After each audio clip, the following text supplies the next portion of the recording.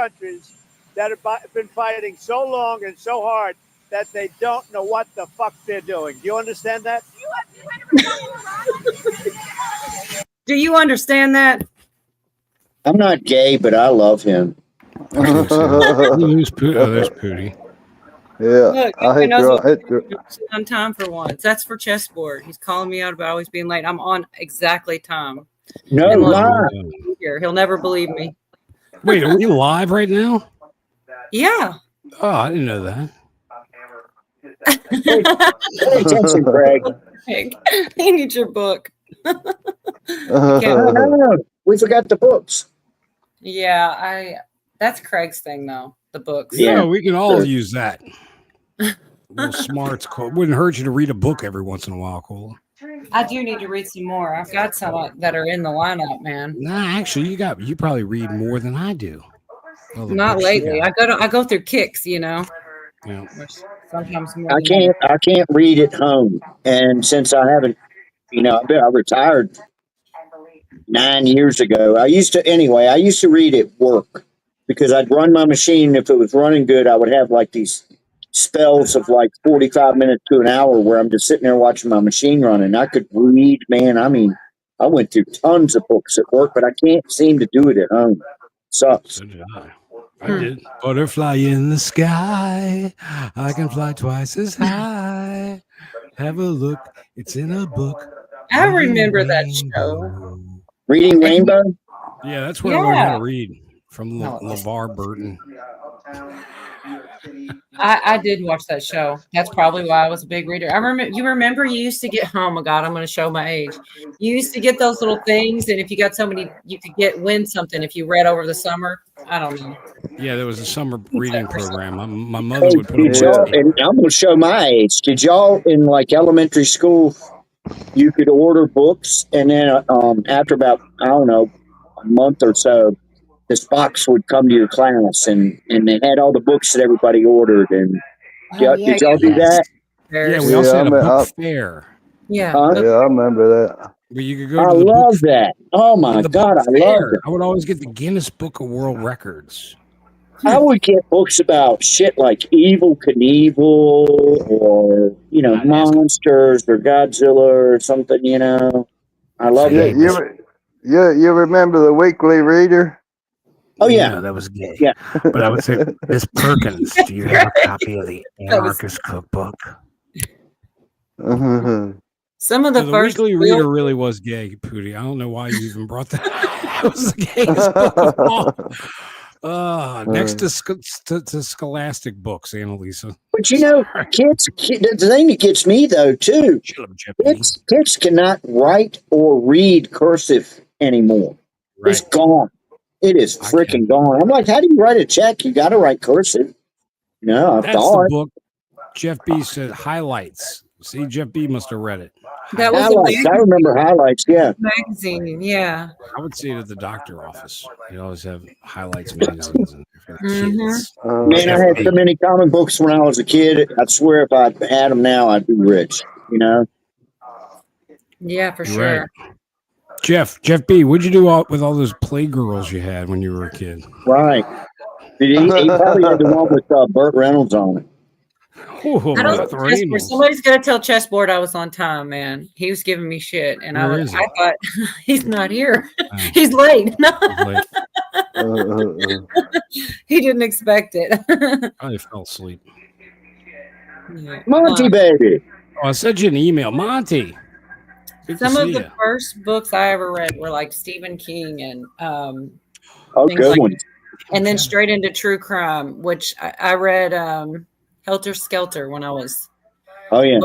I was under 6th grade age. It was a good book though. Turn my camera off so I can make faces. Oh, I took it. Shit, I was going to show you the rock, but I put it back on the porch. My picture looks like Joe Dierte so much. Something about the hair, man. What dress are you wearing tonight, Cole?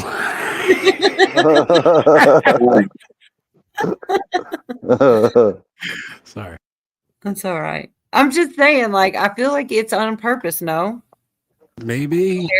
Get an opinion. What do you guys think? Look at that hairdo. That looks good. Wait, what is the picture that Yorga has? That's Ab from Green Acres. That's what I thought it was. Yeah. Mr. Douglas. That's a fantastic pig, Mr. Douglas. Man, he was my favorite. He really was. He could put it on.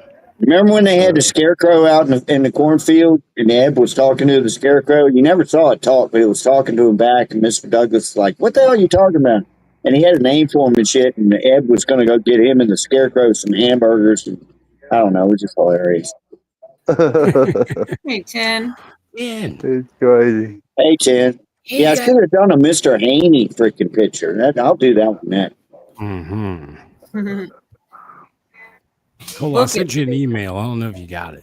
Oh, no. What's that? Or should I send it to your Oh, text? look, chessboard. Yay. Oh, he's here finally? Yeah. Okay. Probably so far behind. He was probably here when I was talking smack. I'm so sensitive. I didn't know that's what he was talking about. I thought he was talking even. He's like, don't take advice from Cola. And I'm like, about the show or something. I thought he was saying my show sucked or something. He's like, no, because you're always late. I was like, oh, well, that's not so bad. It's better. That's not so bad. That's actually true. He can be kind of critical. Billy says you could lie, make up books, and still get the pizza. What if only if you're a bad kid? Petticoat Junction. Oh, yeah. Eb had the Petticoat Junction girls. Yeah, they were hot, but that show sucked. Fucking Uncle Joe. Uncle Joe. Uncle Joe. So I was telling these guys in the back that, gosh, I can't get to the. It's going to take too long. I'm just going to take a break for a minute and come back to it. That, Trump was saying, "Oh, we're the only ones that could have done this. We're the only ones that," but he didn't really explain why. So I was watching this. I don't know the guy's name. He sits in front of the lockers with the signatures, and he does great interviews. And he had a couple guys. Oh, yeah. I know that guy too, but I don't know his name. David. Right. Patrick Bet David. We'll see if you're right. We probably are. PBD. Well, yes, it is. It is. And this guy he's got on is explaining about why we were the only ones that could do it. And it's pretty cool, man. It made sense to me, and I'm kind of dingy sometimes. So here, anyway. Needed because I don't know how much you guys know about these bombers, these planes specifically, but they're insane. So these things cost like $2 billion to build them. They're the most expensive plane in the world, and they're the only ones that could carry these bunker buster bombs. These things weigh like 30,000 pounds, and these are the only planes in the world that can carry them. So there's only 30 of these bombs that exist in the world, and then there's only 20 of these planes that exist in the world. So today it started leaking out that these planes were moving from Missouri, from the Air Force Base Missouri to Guam. And then in that span of time, they went from Guam to Iran. Three to six of those planes dropped about 2 bombs on each of these nuclear bases in Iran. So you needed 2 of them because these bombs only penetrated 60 meters down into the ground, and the average nuclear site was like 80 to 90 meters in the ground. So it was unclear if they were going to be able to do it, but it seems like they hit it. But Brandon, well, this is the question. This is the question, because we talked about this, me and you. Right. Did they fully penetrate all the way down 90 meters that they needed to do, or did they just penetrate 60 meters? Do we have that report yet? Have that been released to us that we know about this? No, I don't see that being confirmed anywhere. Trump said successful mission, but I don't see it being reported anywhere that it's definitely a success, that they definitely took it out. But it's believed that they hit each of them twice, and that's why there are 3 to 6 planes in it, because each plane could carry up to 2 of these bombs. And then, so if there were 3 to 6 planes, 3 sites hit, then 2 bombs could have hit each site. So 2 bombs would be enough. 1 bomb probably not. But I think it's like Trump's. A lot of people say that Trump modeled the art of the deal after the art of war, and the quote from the art of war says, "Let your plans be dark and impenetrable as night, and when you move, fall like a thunderbolt." So that's one thing that I do like about Trump when he does warfare. His plans are smooth and fast, and you don't see them coming. So if we're going to be in war, then I'd like it to happen that way rather than a long, drawn-out Iraq type of way. I just thought it was interesting how they explained it. Trump just said, we're the only ones that could do it. But he didn't really tell us why. And that was a good explanation. Go ahead, Craig. And Jeff's right about that.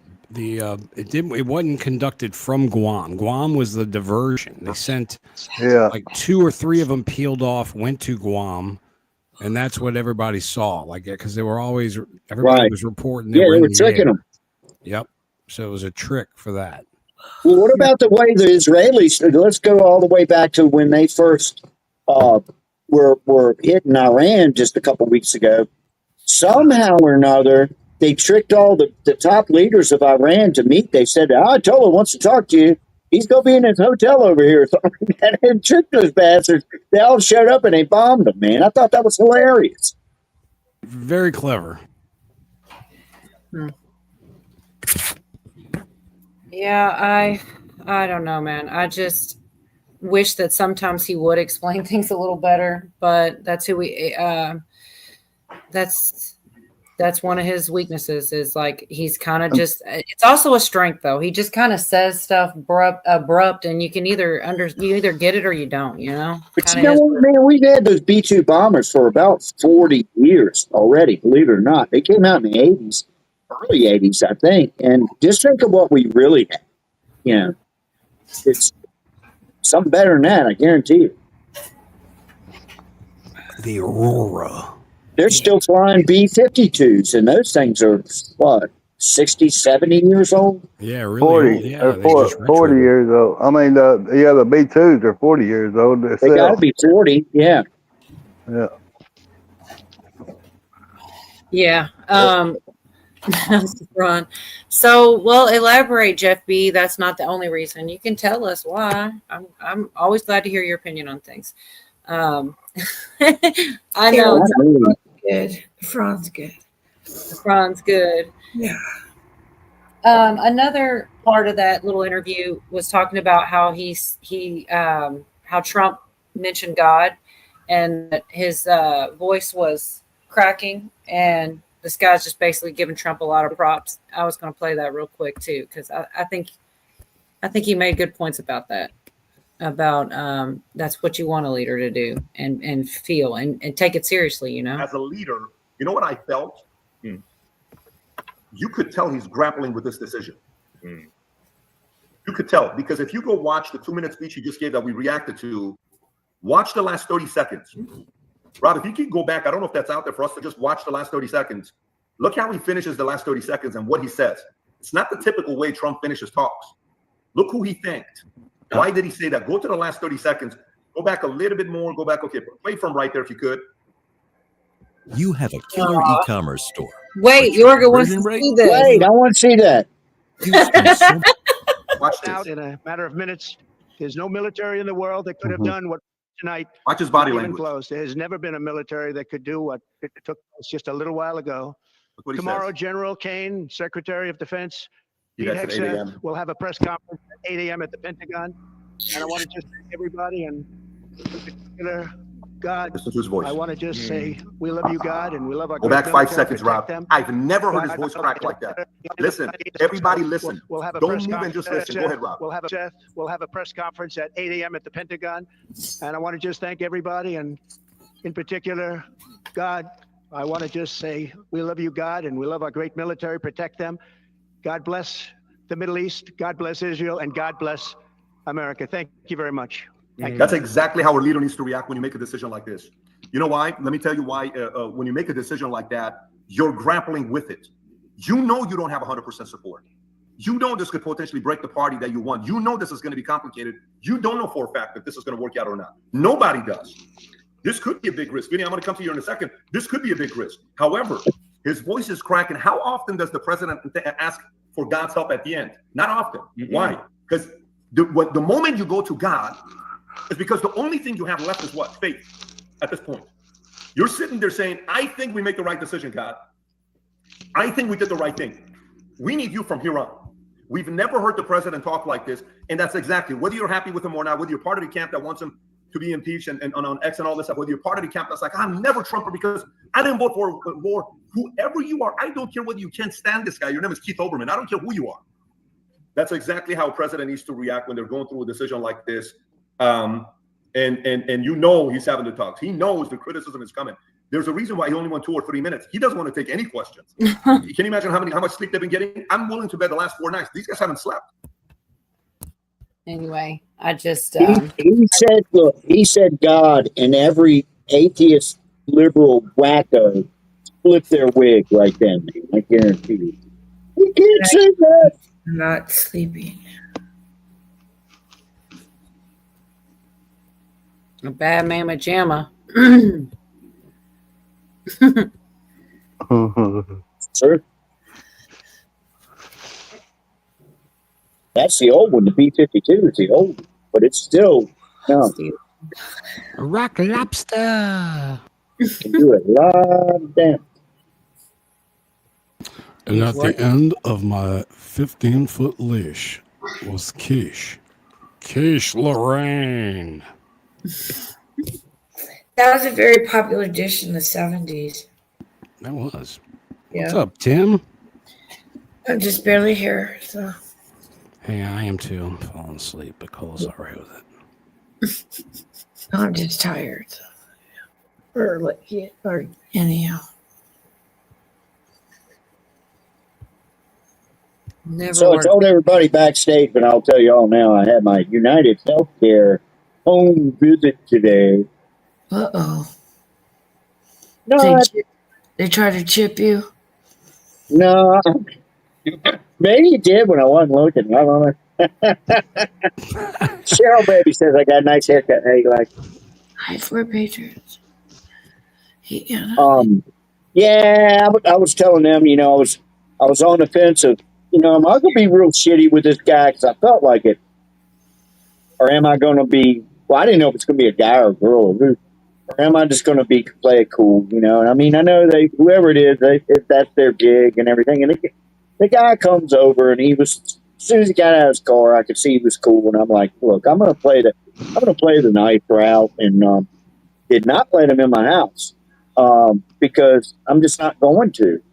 So we sat on the back porch in 100-degree heat. And, he took my oxygen, took my blood pressure, listened to my lungs and everything. I'm good, man. It freaked him out when he said, all right, well, what prescriptions do you take? I said, I don't take anything. He said, you don't take anything? I said, I don't take nothing. I don't take anything. And he was It's amazing. flabbergasted, man. He said, man, you're in really good shape. I said, you're damn right. Hercules.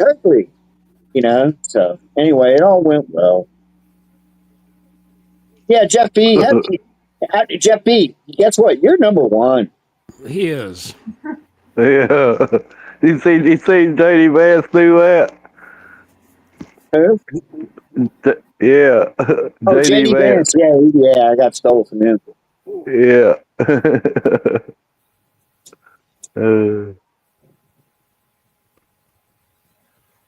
That was awesome. Oh, let me take my cotton balls out. Hold on. Chessboard, you're number one too, pal. Is he talking shit too? Damn it. Yeah, he is. Why's you talking shit? So I sound like I've got a mouthful of cotton balls. I don't. Oh man. I don't. Boy, it's an aggressive chat tonight, Cola. Gee. I know I gotta catch up. You know what? That's what you gotta do when you say these crazy words like schmeck trafficking and stuff. You gotta talk like that. Maybe he's practicing.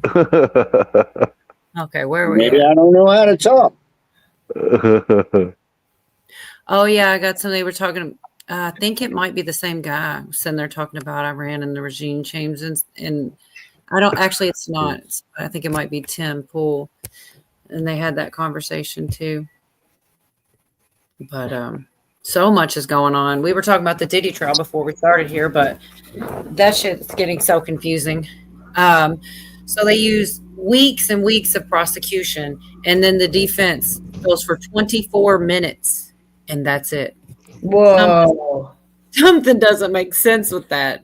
And then go ahead. Oh, sorry. No, I just said Jason. Sorry. No, you're good. They just then they supposedly took some charges off, some of the predicate acts, and I'm not quite sure about anything anymore. What I do know is Thursday and Friday they're supposed to do closing, and then we're waiting on the jury. It could be. See, I still didn't see the. Okay, here we go. Here it is. Dang, I didn't think so. Doctors are drug pushers. Yeah, they are. And trust me, I'm dealing with that shit right now. I'm not happy with people sitting here trying to kill people with oxy. Don't let them do that. It's your end of life, man. Unless you're in that much pain, it ain't fucking worth it going out that way. Okay, I digress. Dang, wait, I got to look back to see who's giving Antichrist vibes. What Vicky said. I think they were talking about that guy who's won the Democratic primary for mayor for New York. I heard he's a socialist. Well, it kills me. Just 24 years ago, these people fly planes into where, and now they're getting ready to elect a guy who's ain't really got a problem with that. He might have been one of the pilots. We want Rico. We want Rico. Where's he from? Who? I don't The new know. mayor. What's up, Bob? Initially. Wild Dragons. Vicky. All right. Yeah, there's so much going on. It's hard to keep up with, man. Who's Bob? He's just a real nice dude. He actually was telling me about martial law a little bit the other night. So he's got a lot of information. He's a smart guy. But right Hey, here, Bob. Nice to meet you, Bob. Bob is Bob. I never met Bob until now. That's why I'm like, who's Bob? Sorry. Hey, what about Bob? Yeah, what about Bob? That was a really good movie, actually. Yeah. Yeah. But yeah, there's a lot of stuff going on, like overlapping and stuff. What about the let me see if I can find it. Give me just a second, I shouldn't have said it. Go I ahead. had a buddy named Bob when that movie come out. I aggravated him to death about that. Now, Bob says he's been in martial law in the Philippines. Are they having martial law in the Philippines right now? I haven't heard. Not now, no. He was using it as a reference when we were talking about it, saying definitely don't go bothering them. Stay out of their way and do what they say, basically, which I guess is, best advice you could get, really, in a situation like that. I hope to not be in one, So what about the Tim Walz told me to do the thing, Hold on, let's see. This is real short. I got a real short about because I'm not good at explaining these things. That's why I like the clips, so I can just show you what I'm talking about better. Accused assassin, a man who they say went to the homes of these Democrats and killed them, reportedly claimed Tim Walz told him to do it. Now, there's a headline. I wonder why they didn't go with it. Sergeant says in a rambling conspiratorial letter addressed to the FBI, alleged assassin Vance Bolter claimed Governor Tim Walz instructed him to kill U.S. Senator Amy Klobuchar so that Walz could run for the U.S. Senate, according to two people familiar with the contents of the letter. The letter is the clearest evidence yet of Bolter's mindset after the targeted violence against Minnesota politicians last week. It is incoherent, 1.5 pages long, confusing, and hard to read, according to two people familiar with the letter's contents. It includes Bolter alleging he had been trained by the U.S. military off the books and that Walz, who is not running for Senate, had asked him to kill Klobuchar and others. When is the Senate race? Klobuchar? Yeah, let me pull it up. Is that going to be 2028? Yes, I believe 2028. So it's weird that they said who's not running because we're 3 years out, and he certainly could if he wanted to. I don't know why they would say that. And it is fascinating that he claims he was trained secretly by the military. Here's a question: for what reason did they decide to write this from the presupposition that he was incoherent and insane, instead of literally just reporting on he wrote a letter that made these claims? It is strange to me when news outlets inject opinions into what is supposed to be a news story and use a weird headline that doesn't really convey the subject of the story. Well, one reason that is that they don't just give you the neutral data is because there's no tone. So like if you heard this guy on video saying, and he was like, I swear, they were telling me to, and then right away he's crazy because you hear his tone. But if you just read the words that came out of his mouth in a published article, you might just believe it's not. Here's a question for you, Ian. If someone said that in a court, would the immediate assumption of the court be that his tone proves him crazy? No. Or they instruct you, would they say, the subject of the claims is what matters, the credibility of the witness is for you to decide? Right. Yeah, they would. So it would be, so this is my point. Have there been circumstances where people have been MK Ultra'd? That's why we have the phrase MK Ultra, because we know that it's happened. Right now, I think the probability that this guy is of sound mind is very low. Yeah. But I don't know why, I would not call it appropriate for a news outlet to write their story doing everything they can to make you come to a conclusion about the mental state of the man before they convey the facts, which is what the news should be doing. They should That's why I like this guy, because he says phrases like MK Ultra and didn't even flinch. I mean, yeah, he says it's probably not likely, but it's weird when people say stuff like that. Secretly trained, like, I don't know. The conspiracy theorist in me just goes crazy on that, you know? What do you guys think? I'm still reading about Bob. The whole chat's just still talking about Bob's. What about Bob? No. What? When did I already put that one up there? I lose my place. What do you call a kid? What do you call a kid in a swimming pool that doesn't have any arms or legs? Bob. Bob. Bob. There's a bunch more. There's a Matt as well, but I don't know how you would say that. No arms and no legs in front of your door. Matt. Matt. Yeah. What's one on a baseball field? I don't know. Base. First base. Oh God. Huh. All right, I think I ended up backwards here again. He's been rated several times. Somebody must. Yeah, I do it all the time. Someone must. That dude that was in New York is running for mayor. He just became a citizen. I totally didn't see that, Jeff B. Did not. Yeah. Sorry. Did you see this? Did y'all hear this? Because I didn't. Nothing surprises me anymore, though. Yeah, I've seen that.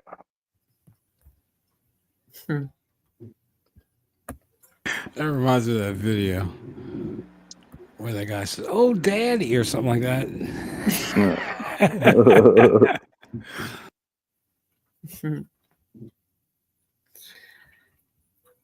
No.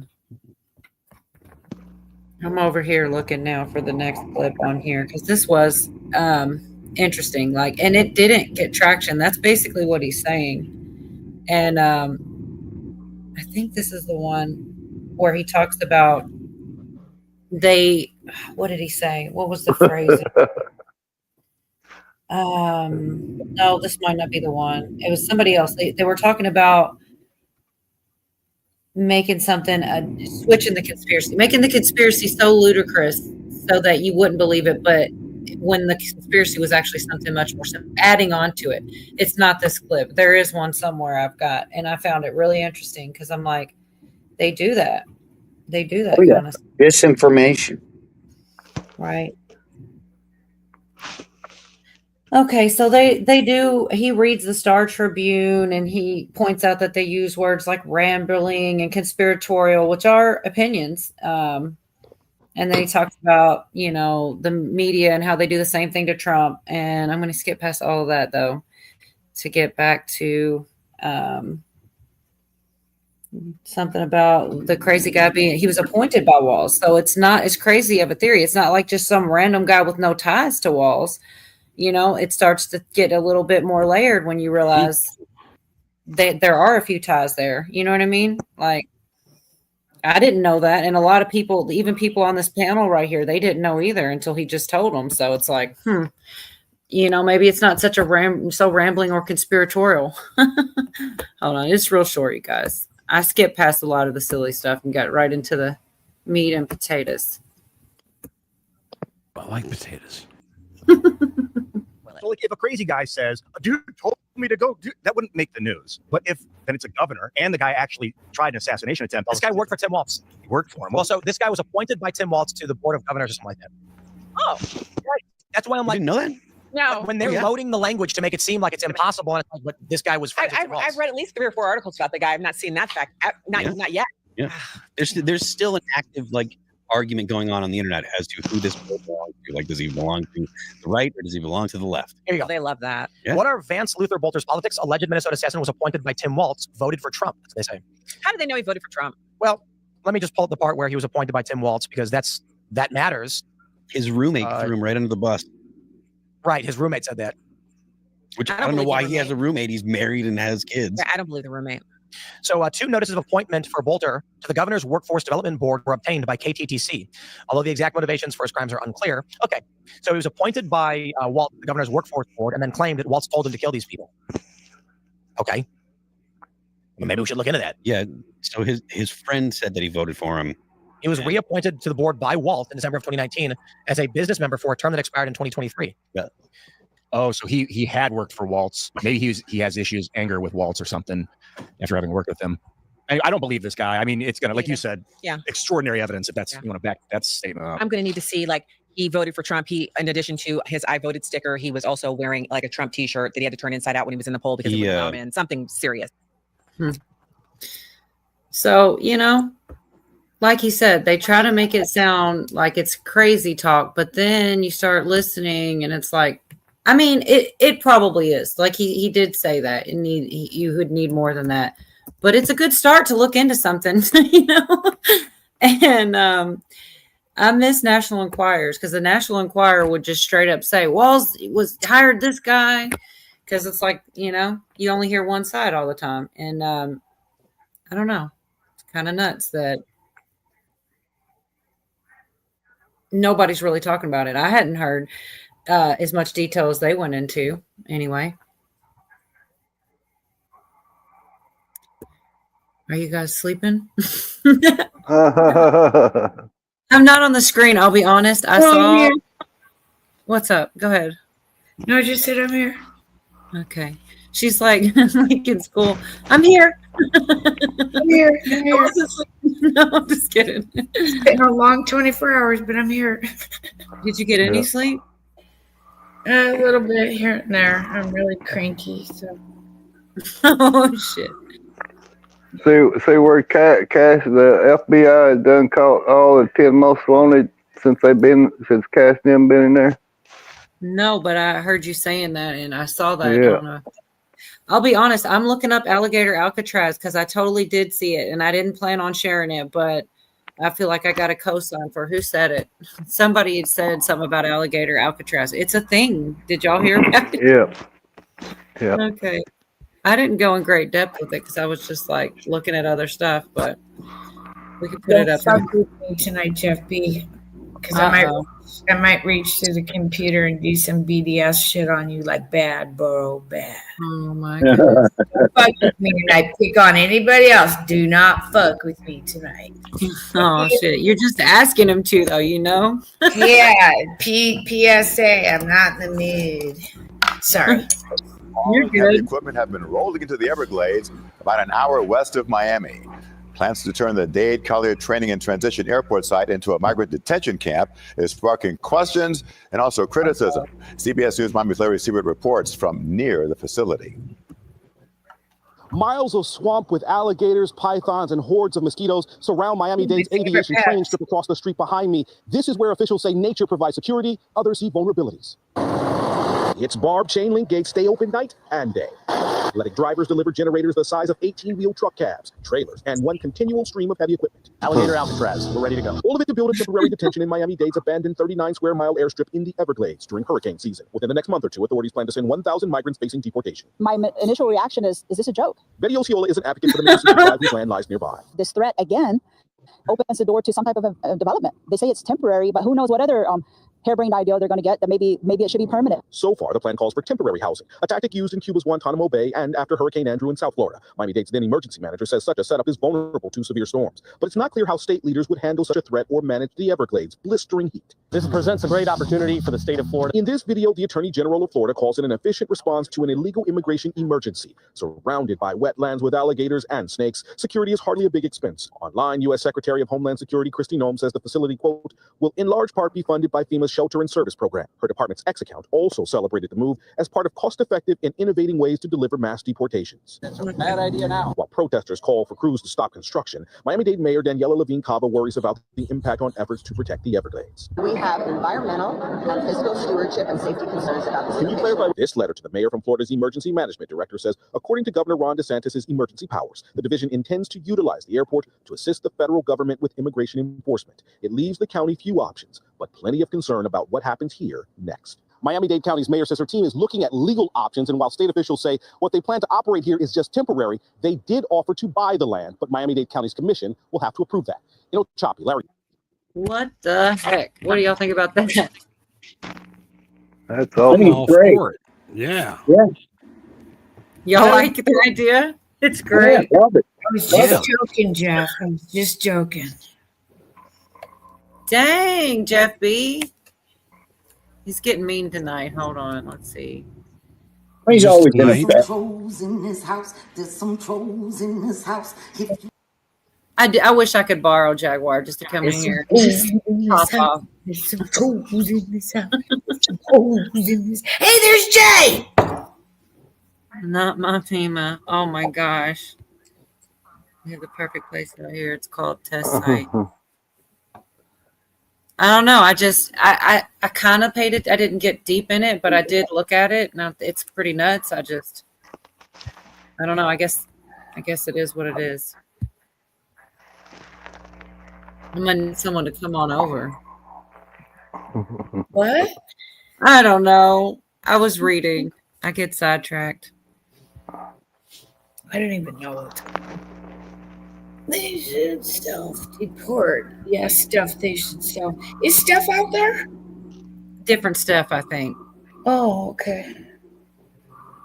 The one that told us about animal Alcatraz or alligator Alcatraz. Oh, okay. Animal Alcatraz. It is an animal Alcatraz. Yeah. All right. Well, there are brown chickens and brown cows, though, Jeff. What does that mean? I don't know. Hold on. Let's see. You're a pain in the ass. You're a pain in my ass. Stop being that. Stop being that. That's what Eduardo says. Did you hear that, Mystic? He goes straight from being like actually telling you really good stuff to being mean. It's like, I like you better when you're just being informative, but then he just has to like cross over, turn into the troll, Jeff B. You know, he's got a horrible, I don't know if he's had a horrible drinking problem where, I mean, he just turned into a monster. I don't know if he's, got a handle on that now or what, but I hope he has. Mel Gibson, I mean. Oh, I was going to say, Jeff B had a drinking problem, and I didn't know. Maybe he does too. I don't know. Oh my gosh, I was doing this. I thought you were talking about Jeff too. Of course, I did too. What grown man sleeps on a bunk bed that you He know? was in the news again. Who was he smacking? Who was who, Mel or Jeff B? Mel Gibson, and I can't remember what for. You sound like Mel Gibson. Gosh, now it's gonna bug me. Oh, that's some funny shit. I thought you were talking about Jeff B. Talk about the I can talk about him if you want me to.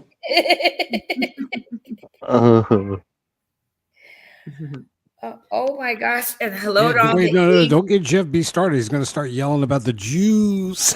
No. And hello to all the lovely 85 people out in chat. Dang, that's a good chat there, girl. Yeah. Oh, Cheryl, give me a hug, girl. Yeah, we'll frawn it together. Oh my God, Billy. My They're frawn. schmeckles. They're schmeckles, I thought. He's talking about Jeff. Oh my gosh. Oh, my frawn kicked in and my back pill. Yeah. Okay. We can make it through. Mom had a fall today, and so I had to help the aide. Oh, great. Yeah, and she had an aide up. Yeah. And Is she okay? yeah, she's okay. It's just, you're paying somebody, almost $40 an hour to be a babysitter so you can be downstairs, sleeping, and you know how that goes. Anyhow, flying schmeckles, like Jason said. I love my Jason. I love JT. You know, he's a really good guy. He's my friend. Okay, let's go back to the news. Well, let's see. They talk more about in that interview there. They go on to talk about the new Kings flyers because I think he had no Kings flyers on him or something. The guy that supposedly said that I guess he's an assassin, right? He did assassinate someone. Who? The guy that said Tim Walz told him to do it. Oh yeah, and where the hell is Virginia?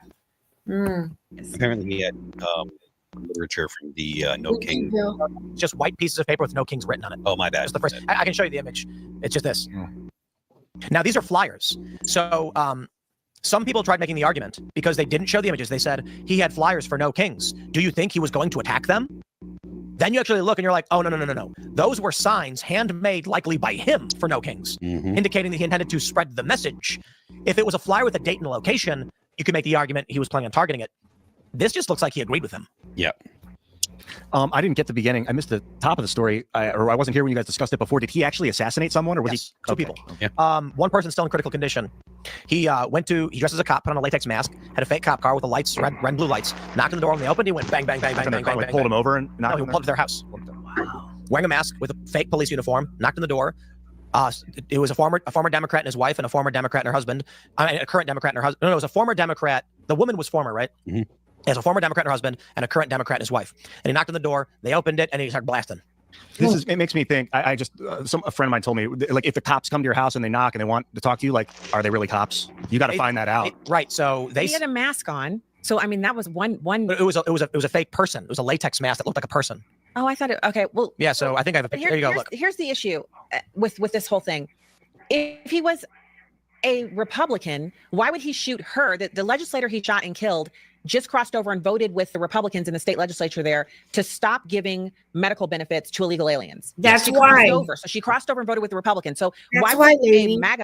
Yeah, they kind of explain it to her, and I had to you have to think, but they explain it right here. I'll go ahead and let just a few more seconds. A Trump supporter, shoot someone who was actually implementing the Trump agenda at the state level.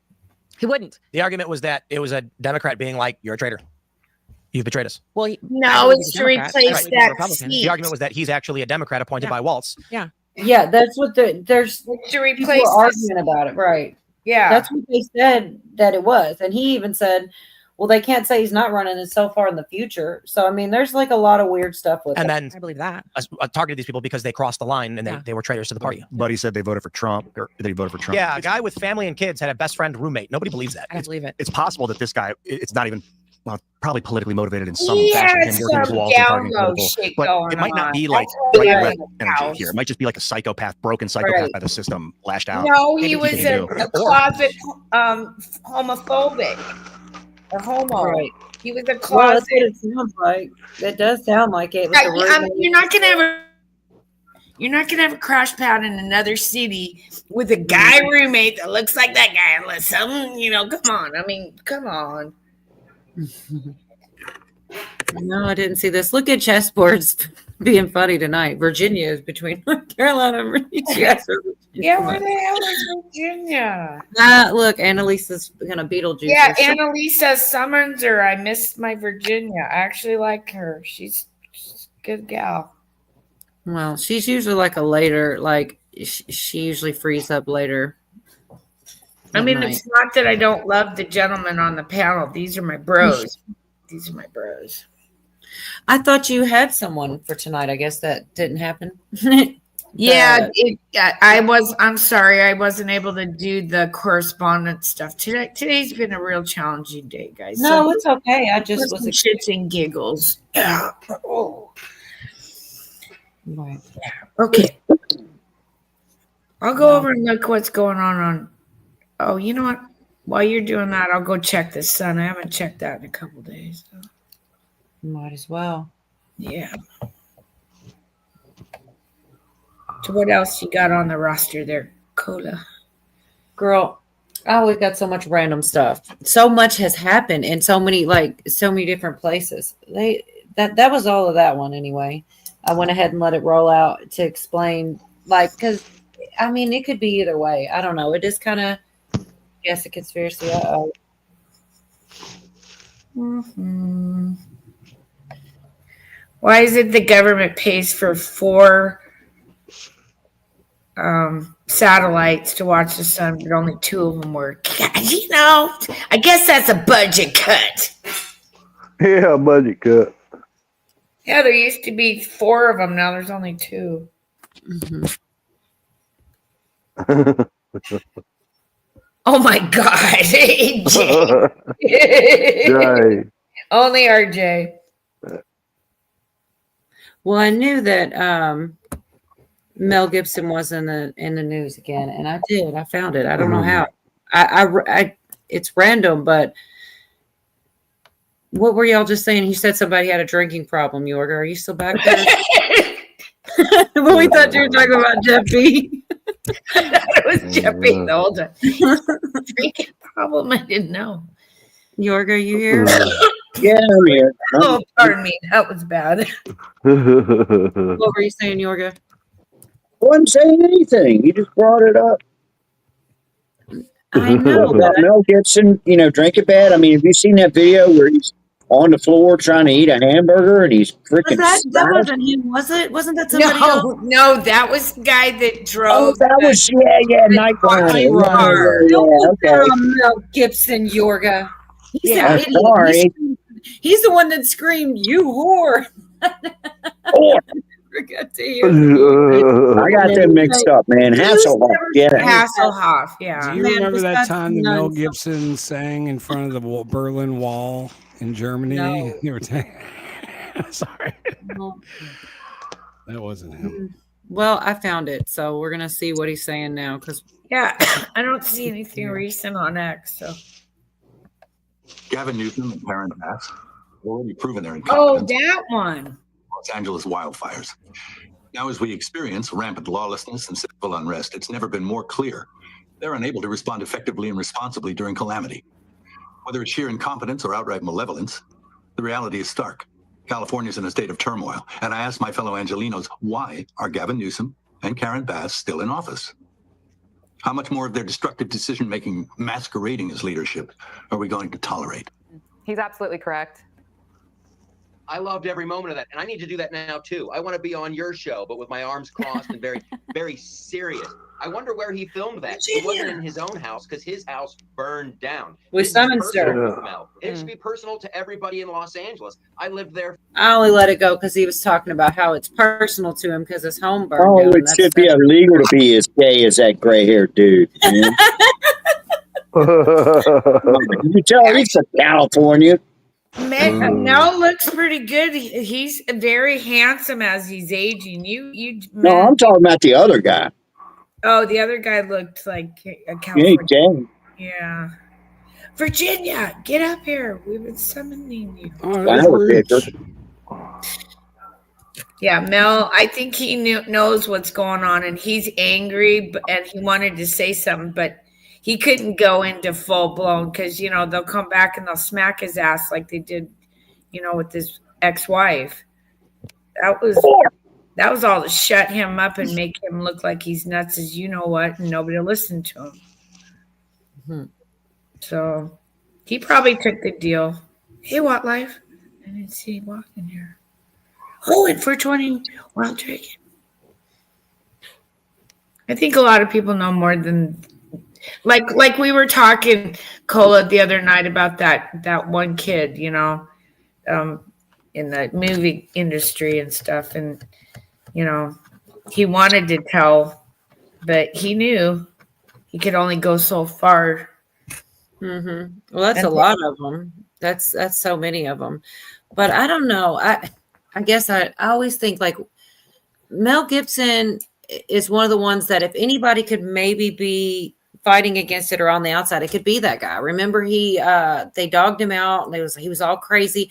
I remember a long time ago they said, I remember this. Tell me if you guys remember this. He wigged out like forever ago, and he said they eat babies or they drink Yes. babies in Hollywood. And everybody, I remember thinking, what's wrong with that guy? He's nuts. Nowadays, I'm like, dude, maybe they do. Maybe They do. So, and then after that, he like didn't do anything. Then he did Passions of the Christ. He did that out of his own. He made that movie himself because they didn't want to do it, and then it did wonderfully. Yep, there you. I don't know if I should put that on the screen, but F it. Yeah, Oh, take that down. I did. Yeah, don't. Yeah, you wanna. You. We call it the Chrome now because it gives you Chrome. Hey, you know, it is no, you what it can't is. even do juicy. Oh, look who it is. What's Just up, the- Jeremy? Oh, Jeremy. Jeremy. What's up, guys? Good to see you. We are literally talking about everything and nothing all at once. Teeter totter between both. So if we say Chrome, it's that one word because we can't even use the juicy with it because Kaijian got like she lost her whole channel again, you guys, over that. She keeps trying to tell everybody about it, and yeah, you gotta jam that one. You just say Chrome, and it flies. Yeah, they did chessboard. I'm so confused by that. I really am confused by it because I've heard every which way and I haven't had a lot of time. They didn't have court today. They talked to the jury a little bit or did something today, but then tomorrow, the next 2 days, they'll basically both sides and then the jury will deliberate. They'll do closing arguments. So probably by Friday, it'll be, by Friday, anytime after that, however long it takes the jury. But something's strange. They also only went for 20. Oh, no problem, Jam. Sorry. The prosecution went for weeks, and then the defense only went for 24 minutes. Something's strange about that. There's something they're doing some something's going on. But They're making a deal. Yeah, Jace thinks he's gonna walk. I don't think he's gonna walk. I think they're gonna get him on something, but it's just not gonna be like put him away for life kind of shit. Yeah. They didn't even It won't do be that. as bad. Stewart, she should have went away for at least 25 years. yeah, Bonnie, I got to dig into that one too. I saw it. I skipped over that. I had so many other things. I'm telling you, I'm not even halfway through some of the crazy stuff. But 1 week, so much happens in a week, man. Oh my God, Pootie. Yeah, Bonnie's bringing up something that kind of freaked me out. That some sort of festival in France, they were out there with syringes and stuff. I think 145 people with syringes. I saw that. Y'all gonna make me dig it up for you. I just don't know exactly where, how long Yeah, that video. It was like 120 people or something, like a group of 12 people went around stabbing people. Yeah. Well, they caught 12 of them. It could have been more. Where was this at? France. Holy shit. They showed films of it, and they all look like migrants. So what are they doing? Setting off the next bio, Who knows? As that Deagle, And said it was all women. It was all women that got stuck. Weird. Well, you need the woman. Well, you don't need the women anymore, actually, because they got machines to make these. I don't fuck that. Remember, Deagle. They said the 2025 half the world population is going to be. Now wait a minute. Bonnie says they did it in L.A. as well. I mean, that sounds kind of coordinated, don't you think? I haven't heard about L.A., but if they did it there too, that's scary. If they're targeting women, it makes you think about them trying to stop reproduction or something. Yeah. That's where my mind goes. Depopulation again. Man. Yeah, but if they're jabbing some 65-year-old, then we can throw that one off the table. So we got to find out. That's what we got to debunk it or figure it out. I don't think no 65-year-old's gonna be at no concert. I don't know. There's a lot of. What concert was it? I don't know if it was a concert or just like supposed to be like a big get together. I know there was at least one band there, but there might have been a few bands set up here, there, and everywhere, and just some kind of thing. you know, and a street music festival or something thank like you. that. Well, just because somebody's 65 years old, you can't say that they're not going to rock the fuck out. They're envy Gen X. We were hard metal, you know. We Come grew up on, come on, man.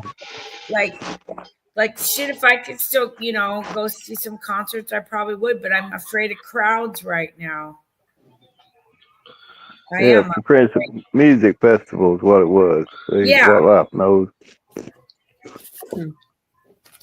Well, it depends on who the bands were there. Like if Buck Cherry was there, yeah, you might see some 65-year-olds. Oh, Buck Cherry. Crazy bitch. Yeah, He's a crazy yeah, bitch. crazy bitch. You know the best. Yeah, Buck Cherry. They're an old band.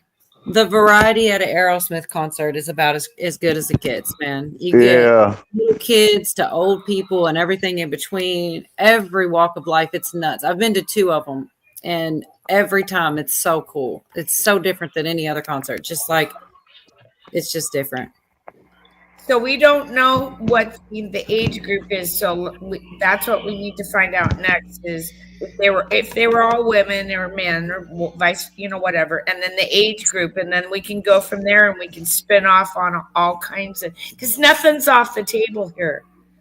The Deagle, remember, 2025, half the world population checks out. Yeah, Lisa, that's what Yorga was saying. It was. Who says that?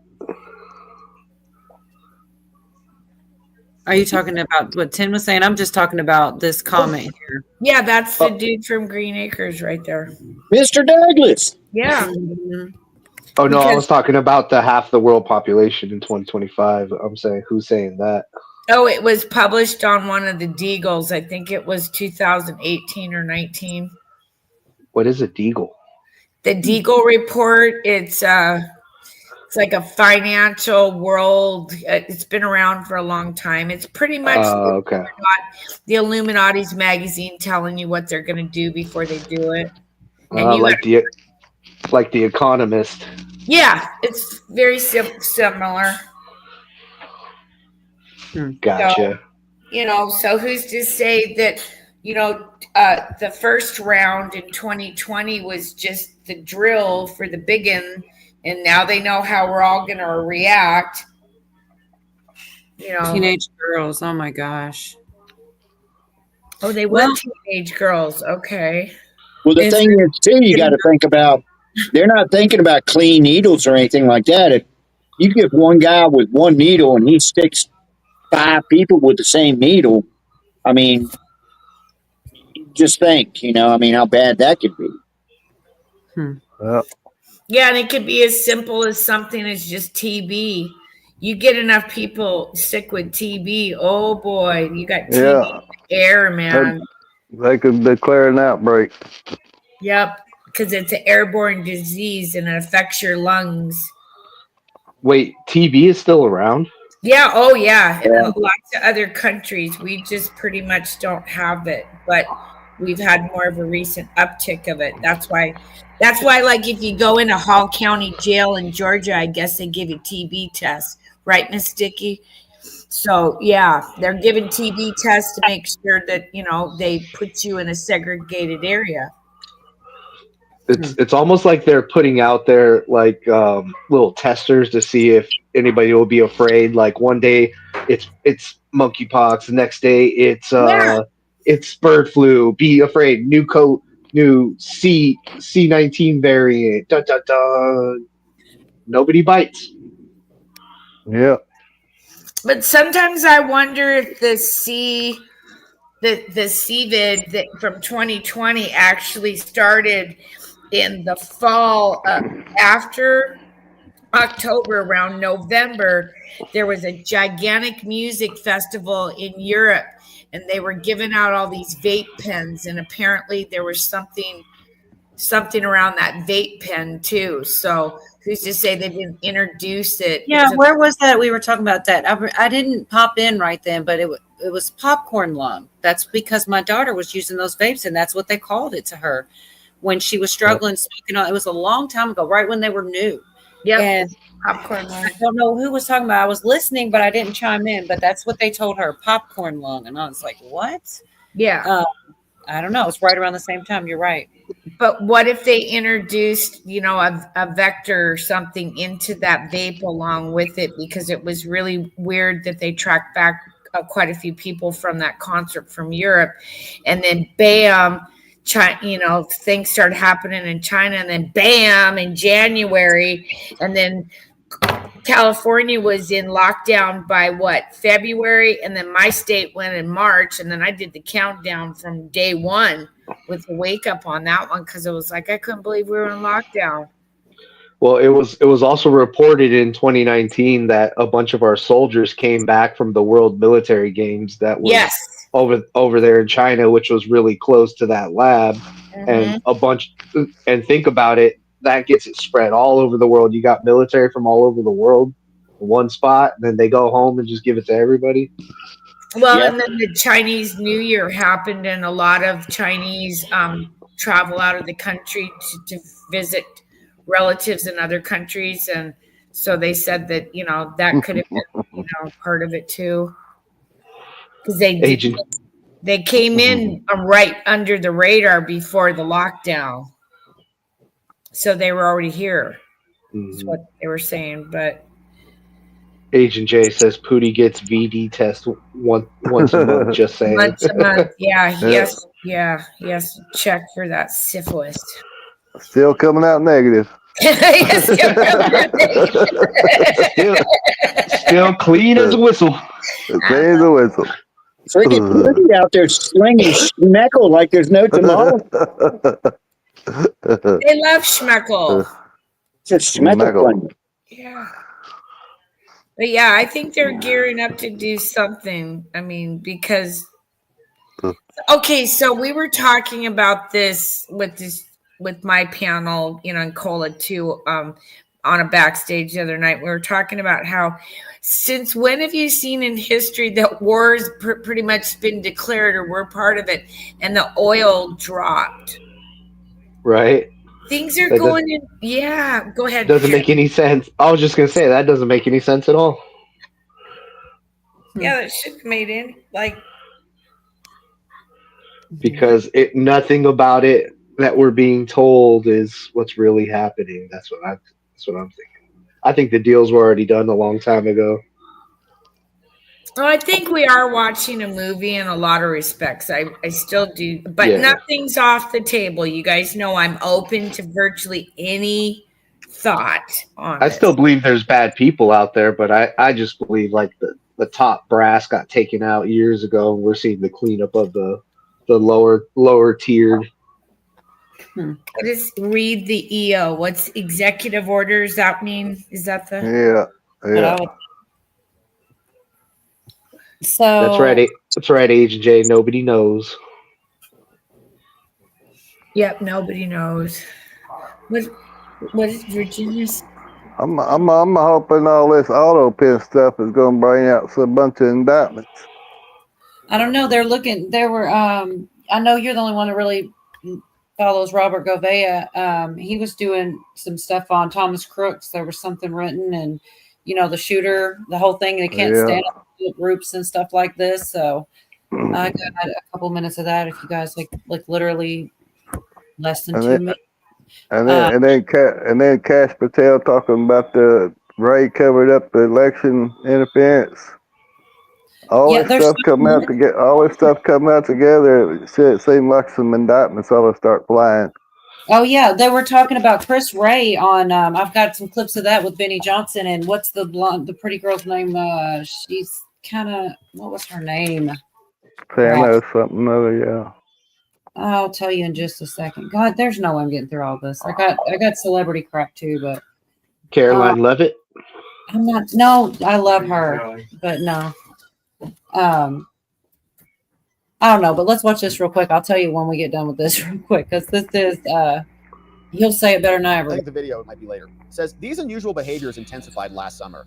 He visited a shooting range, grew out his thin brown hair, searched online for major depressive disorder and depression crisis. Father noticed the shift, mental health problems in the family. So on the afternoon of July 13th, Crooks told his parents he was heading to the range and left home with a rifle. Hours later, he tried to kill Trump. Trump, of course, fight, almost died. Now, nearly a year later, Trump's in his second term, and Crooks, who wounded 2 others and killed a bystander, kept to himself. Now, the New York Times examination of the last years of the young man's life found that he went through a gradual and largely hidden transformation from a meek engineering student critical of political polarization to a focused killer who tried to build bombs. For months, he operated in secret using aliases and encrypted networks, all while showing hints of mental illness. His mind unraveled. This account is the fullest picture yet of Crooks's life, and this reporting from the Times is based on thousands of pages of his school assignments, emails, logs of his internet activity, text messages, government reports, interviews with dozens of people, and more. Crooks followed his dark path with seemingly little notice from those closest to him, stockpiled explosive materials. When his face was plastered all over the place, his classmates couldn't believe it.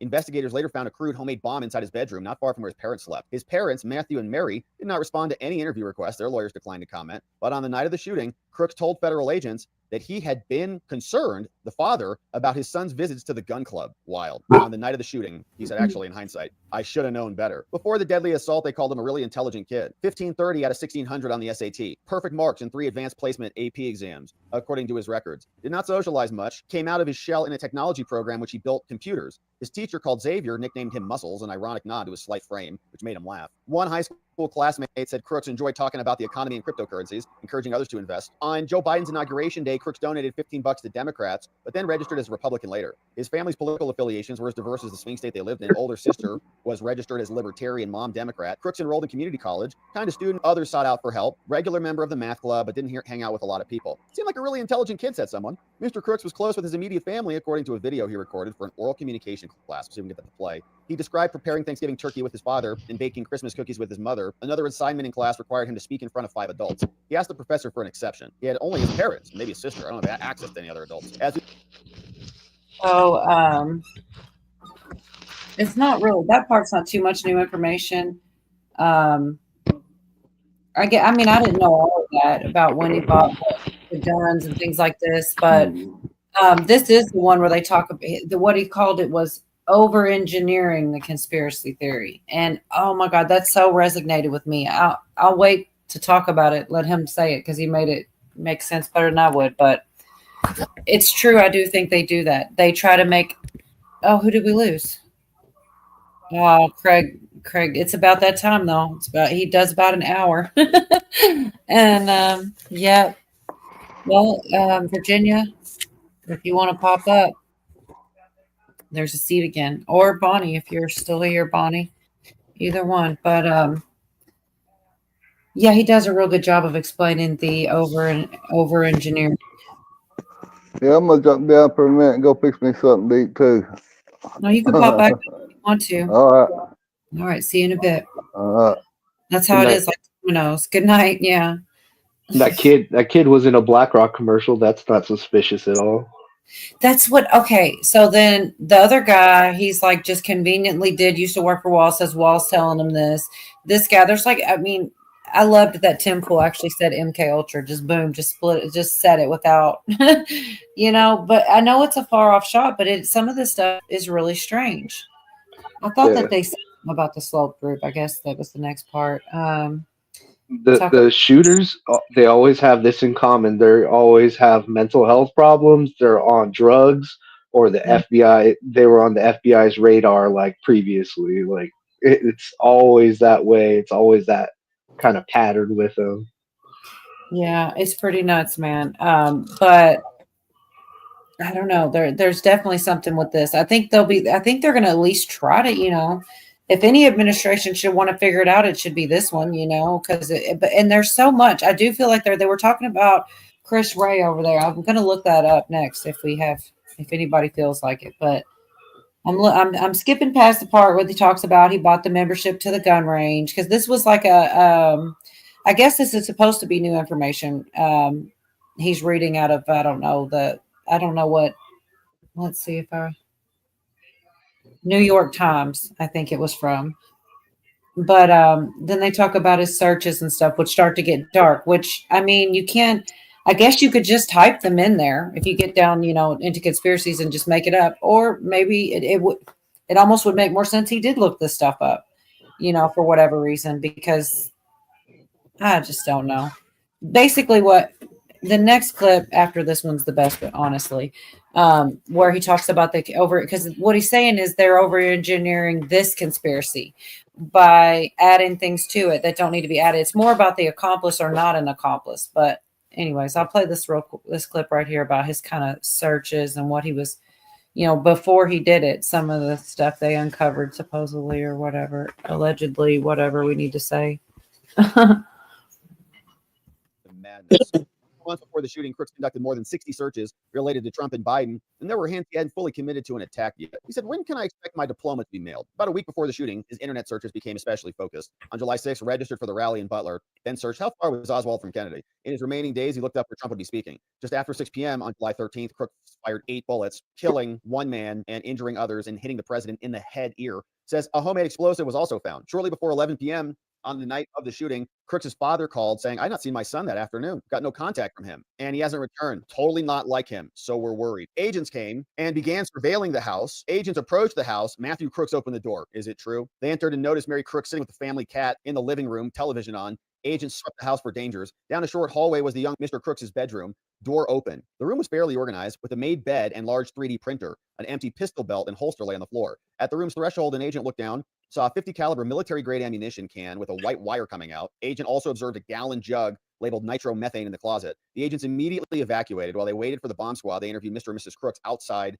late into the night, asking their family about what made their son, quote, tick. The parents were calm and polite. They said Thomas loved building things, like computers, visiting gun ranges. They don't think he had any friends or girlfriends. His father said he didn't know anything about his son, according to his testimony. Of course not. On the subject of politics, Crooks said his son would go back and forth and kind of argue both sides. The father said Thomas would talk about Mr. Trump and Biden, but never really indicated he liked one more than the other. Mary, mama, who had been mostly quiet, spoke up to ask if her son was really dead. "Yeah, ma'am, he's dead." She began to cry. Her husband put his hand out and said, "It's okay. It's not true until we see the body." Yeah. That's what many of us were asking. And then they burned it in like 10 days. The couple has kept a low profile since the shooting. This spring, Mr. Crooks left the job she had held for 27 years as a state rehab therapist for the visually impaired. Crooks has been in social services for decades, first working with spina bifida patients and later managing medical care patients. Another person, the mother of Miss Crooks, was short when asked about her daughter and son-in-law. Says, "I don't have any contact with them whatsoever."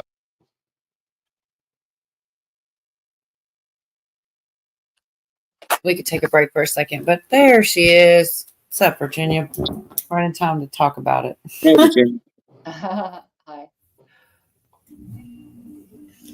You got some smart Alex. What's 912? I feel like Jay's making fun of me with that one. I said 1111. Wildlife's got 1212. Agent Jay's like 912.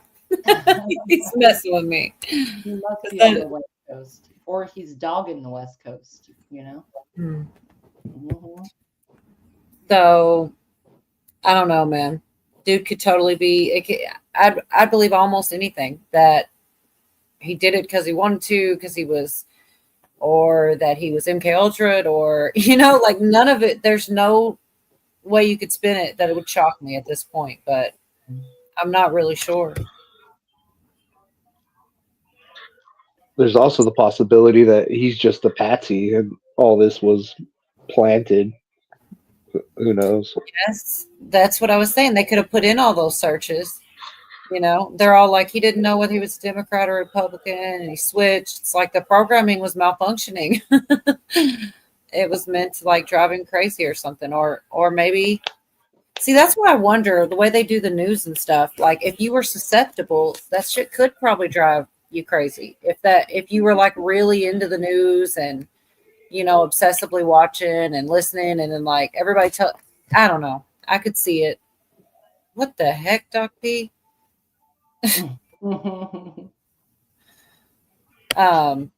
This next part really is one of my favorite parts because he says it in a way, he says it better than I could ever say it, about the over engineering of a conspiracy. Because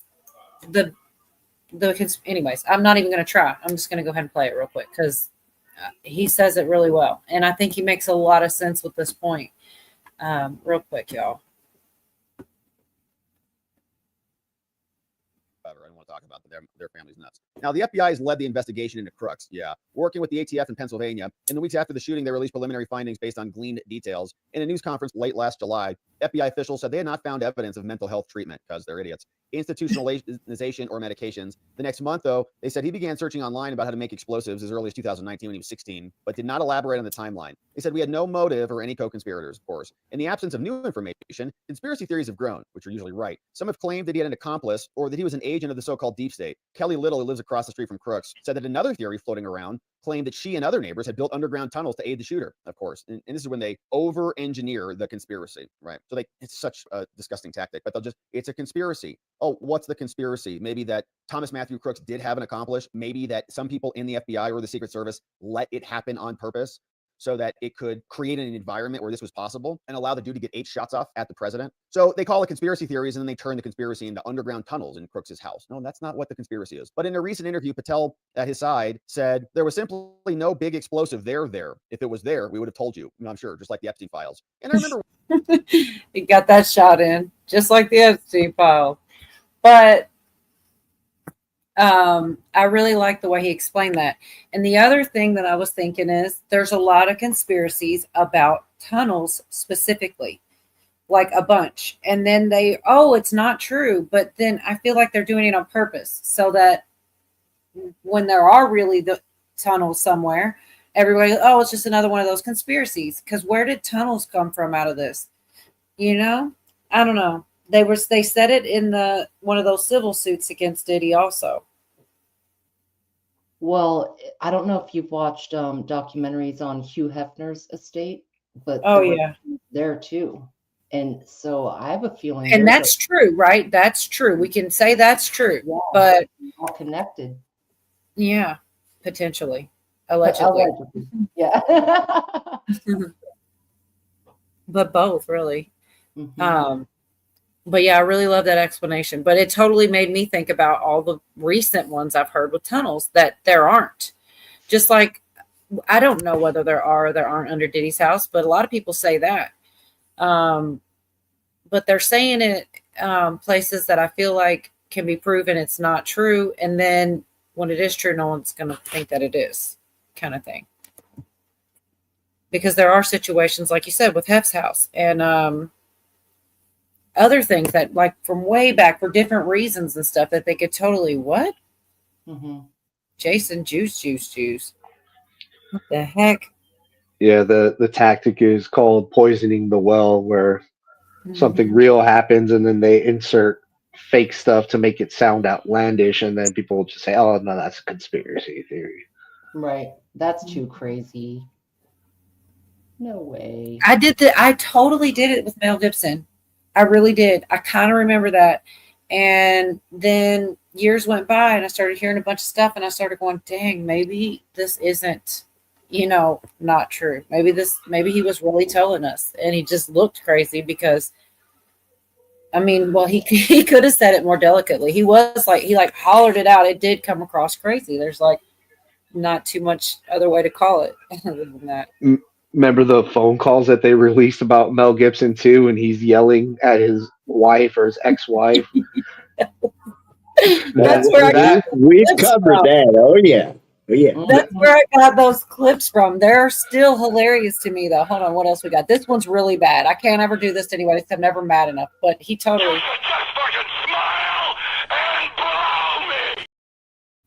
Whoa! Smile and blow me. Nobody ever makes me mad enough to play that I want that on my tombstone. Just smile and blow me. And this is my ultimate favorite. And I'm never this. I did this one earlier, but I'll do it one more time because it is freaking hilarious. Because he's so mad, like. You're a pain in the ass. You're a pain in my ass. Stop being that. Stop being that.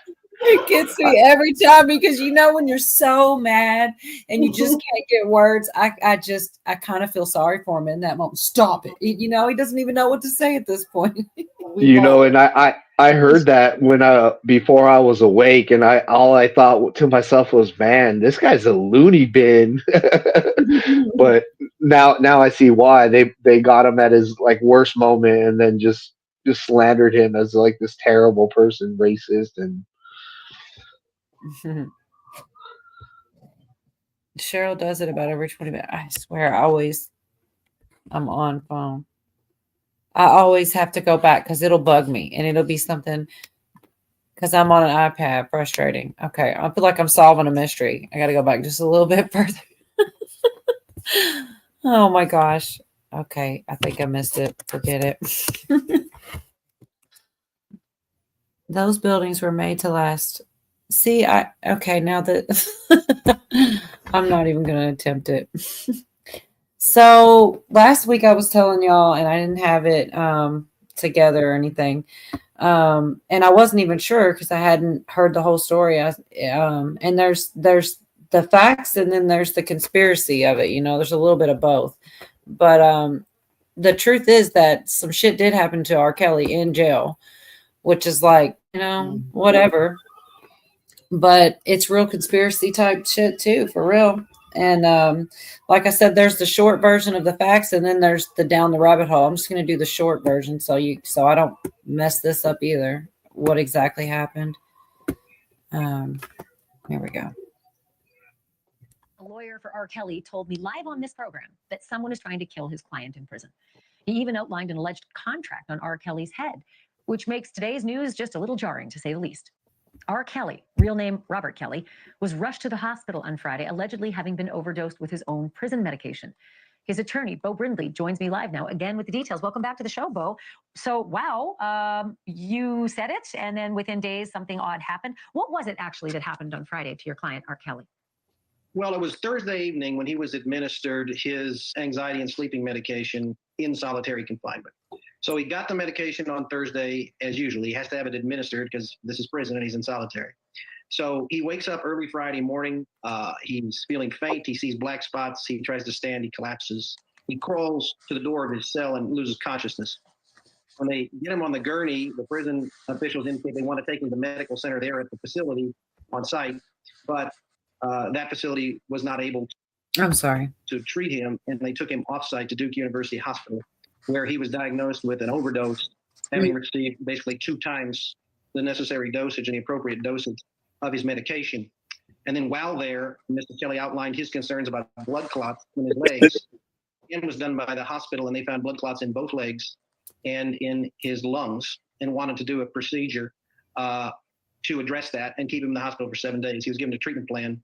Within an hour, officers came in who had custody of Mr. Kelly.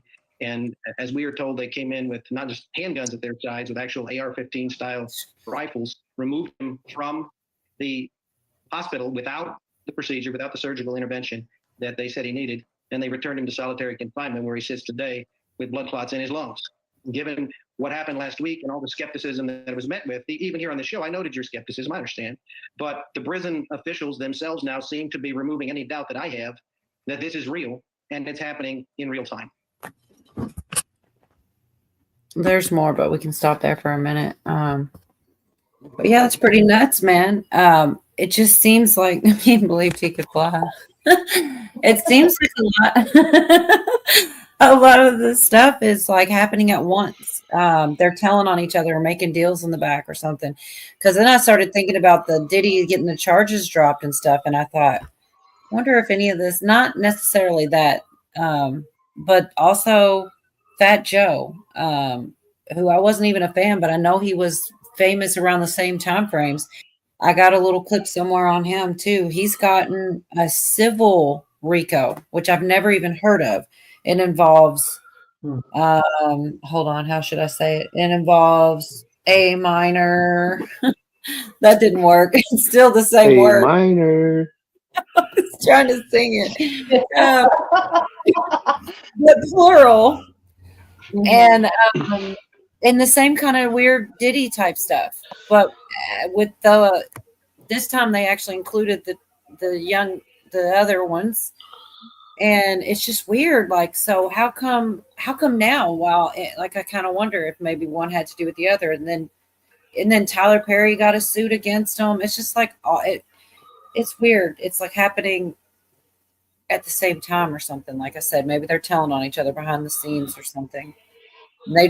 There's more to that R. Kelly stuff. Like I said, he says he's got information on the inside of the prison, on even the DOJ and all kind of stuff. And that's why they were trying to take him out, with intentionally giving him too much whatever he takes. I don't know what he takes. Yeah, and that's weird for the cops to come in and just take him out of the hospital. Like With the guns and everything, yeah. they got their marching orders. Somebody told them to get him out of there before he gets his procedure. Right. And as far as like the arson charge and the kidnapping charge being dropped, he didn't have any. He didn't have the RICO charge dropped. They just took out that portion that was a predicate for the RICO charge. Yeah. They took that out to streamline the case for the jury, but it's still RICO for child trafficking though. So no, it's not child or sex trafficking. Sorry, it should be, but they don't have any Yeah. of that in there. I don't know. Yeah, people are losing their mind. Like, oh, see, he's going to get away with it, and everything's rigged. And I'm like, you didn't have any of the 5 charges dropped against him. They just took out the kidnapping Predicate because act. because it was a theory of theirs. They didn't have enough to prove it, so they took that out to They streamline think it. it's going to be supposedly the best. I mean, there's so many different ways to look at it, but I've definitely had it said that they think it's going to make it easier, and it would. They're hoping it will pay off with the jury that it'll be worth it. It's going to get it, like you said. They use the word streamlined. I don't Yeah. know what to believe, but He's still facing life in prison, so mhm. And they say they needed what I understood when I was getting real deep in it there for a while was that he needed 2 predicate acts for RICO. And they had more than that because arson was one, kidnapping, but they took both of those away. So there must be 2 more then. Or well, the maybe sex trafficking was one. I don't know what the other one is if it requires that should 2. still be there, right? Or did they take that one away too? No, sex trafficking is still there. That's still one of the predicate acts, but I don't know what the other one would be if they took away the arson and the kidnapping. Yeah, I'm not sure. It was definitely not what I was expecting. I don't know. I just didn't think they would. And then the other thing, the 24 minutes, it's almost like I don't know.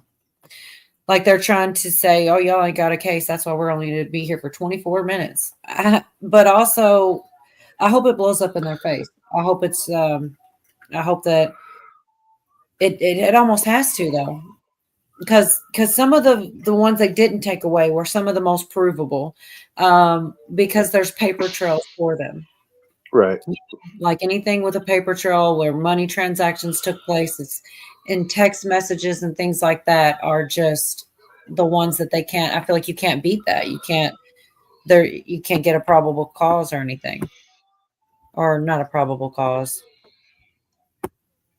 What's it called where they need just a shadow of a doubt? Plausible deniability. No, I know that. I think I'm just mixing up my words. I know what plausible deniability is too, but they tell them beyond, not basically beyond a shadow of a doubt. Beyond a reasonable doubt. Reasonable doubt. Yeah, something like this. Right. You have a text message or you have a paper trail. I feel like you can't do that with that. You know, you've excluded that as an option because this is factual now. It's not like somebody just saying this thing. Right. I'll go ahead and play the last little bit where they talk about why they think that the cops did this. It's only like a minute or 2, but it is a lot to take in all at once. I mean, he freaking collapsed in a cell. Oh. And the skepticism, of course, is because the allegation is that it's the Bureau of Prisons, the federal government, trying to kill your client, which I think a lot of people would meet with healthy skepticism. But I guess my next question would be, given this pattern of facts that you just laid out, do you have doctors and medical professionals at Duke that would be willing to testify that they wanted to treat R. Kelly and that the Bureau of Prisons refused that and took him out at gunpoint? Sources at Duke University Hospital has confirmed for us that Mr. Kelly was there, that Mr. Kelly was forcibly removed, that Mr. Kelly was treated for an overdose, and that there was treatment needed for blood clots. We do have that information. What we are trying to obtain is the medical records that support it. We need the necessary waivers signed by Mr. Kelly, which is not easy as he sits in solitary confinement. But I'm going to see him tomorrow. I'm going to get the executed waivers. I'm going to have those medical records in my hands as soon as possible. But I do have confirmation that what Mr. Kelly's reporting did happen, as extraordinary as it is. And we are fighting very hard to get him back in the hospital and save his life. Well, one last question. It sounds like you're planning to file a motion to vacate his conviction, quote, based on newly discovered evidence this week. Is this the issue that we're talking about as newly discovered evidence this week that you're going to hang the filing on? No, this is a threat to R. Kelly's life that we see happening right now at the hands of Bureau of Prisons officials. What we believe they are trying to prevent is the exposure of the criminal conduct by U.S. attorneys and Bureau of Prisons officers in the investigation of his federal cases in New York and Chicago. And that is what we intend to expose in our filing this week regarding newly discovered evidence that we believe will vacate Robert Kelly's conviction. Well, let's make a date to continue. So, I don't know, man. It just seems like a lot going on. If he was in solitary, how did he get too much? I don't understand. Like, I think he's in solitary now, but I think they gave him too much on purpose, and he didn't know it was too much. But we don't. I mean, it is speculation. They say they can prove it, but we'll see. The conspiracies that go down into, the more speculation stuff is like, well, there's more than one person that said that Jay-Z had wanted to had death threats on him, was jealous of him. They had this beef during their, tour together or something. And just a lot of it goes down a rabbit hole. Somebody was going to go talk about something like this about sacrifices. And Jay-Z blocked him somehow because he has connections. Anyways, we can go down that rabbit hole later if y'all want. I do have some clips of it, and I found it interesting because after that one was just basically the facts. I mean, he did get taken out of the cell. He did overdose on some of those blood clots. Apparently, that lawyer says he can find people that could say they came in with guns or whatever and stop the procedure or whatever.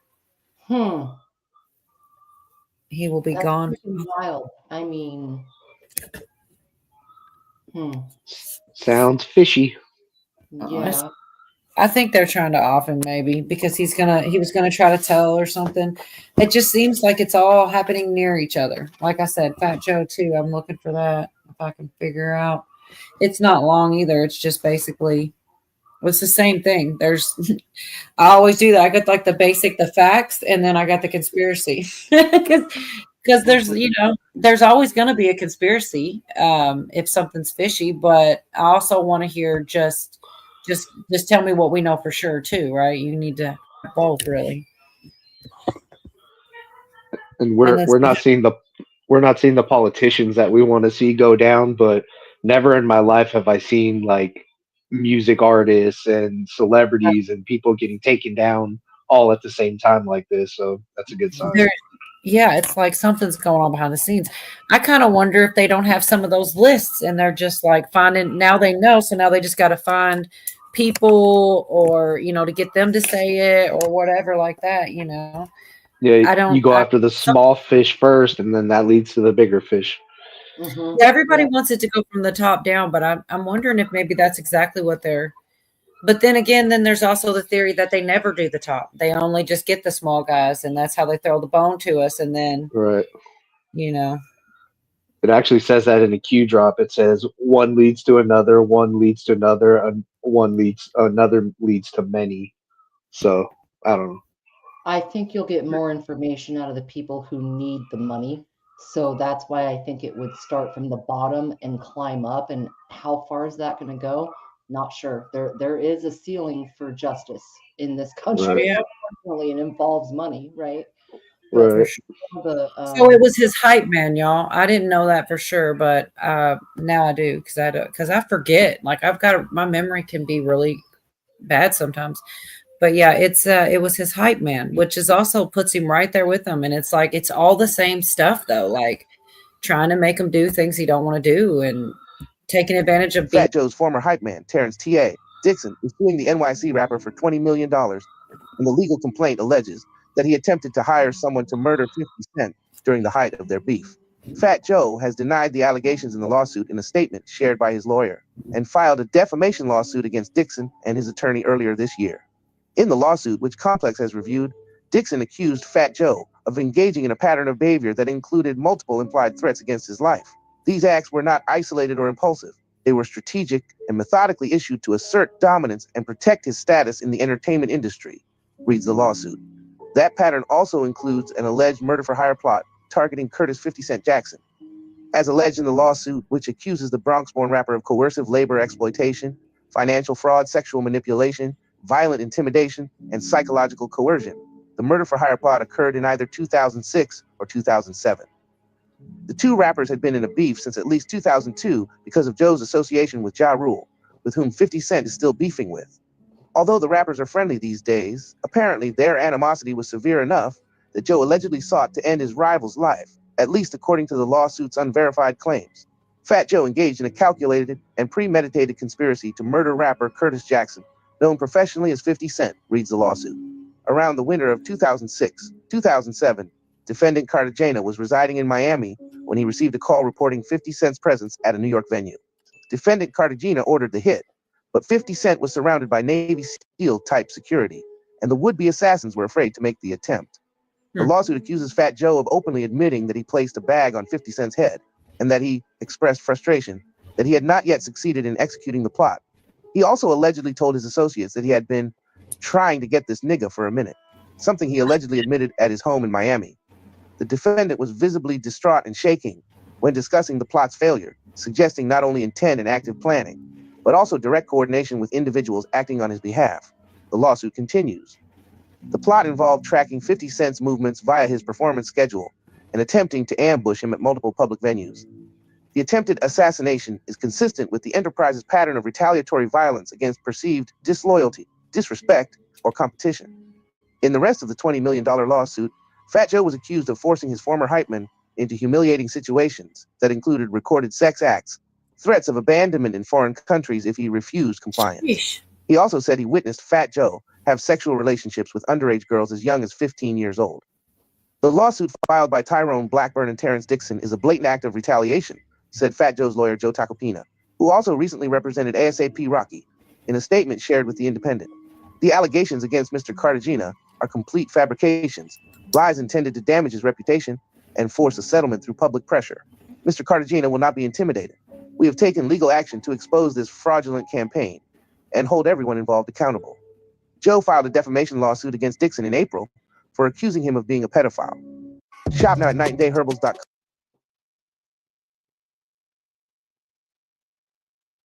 So yeah, I actually had the wrong one. There's two of them. I don't know. I really don't know what was in the difference in the two. They're both pretty short. They explain more about the civil RICO and the other, because I've never even heard of that. You know, take it to the candy stuff. Hey, Virginia, I missed you, girl. Sorry. Just got off the phone. She was dancing through You the were good. But what I take away from that is if you don't like rap music, just wait. They're all going to kill each other. Something. That or go to jail. You can't spell crap without the word rap. Ah, never heard that. Yeah. Virginia, I missed you, girl. How's your week? That's a Rolodex. Clowns in America, social engineering. That's what that is. Well, I mean, I don't know a lot about some of that lore. Like I've heard of these folks and I know certain things, but I don't know a lot of it. But it's still the same playbook no matter what social structure you're in. Whether it's rap groups or, you know, gangs somewhere or what have you. It's still the same structure of hierarchy and power. And I think the lower level ones are absolutely going to sing like canaries because they're broke. And I don't know how far it will climb up. That's the interesting thing, because it could go, shoot, there's many pictures of Mr. O, the big Sotero, like with all these people, you know what I mean? But will it really get that far? Not so sure. We're talking about power and money that it's incomprehensible.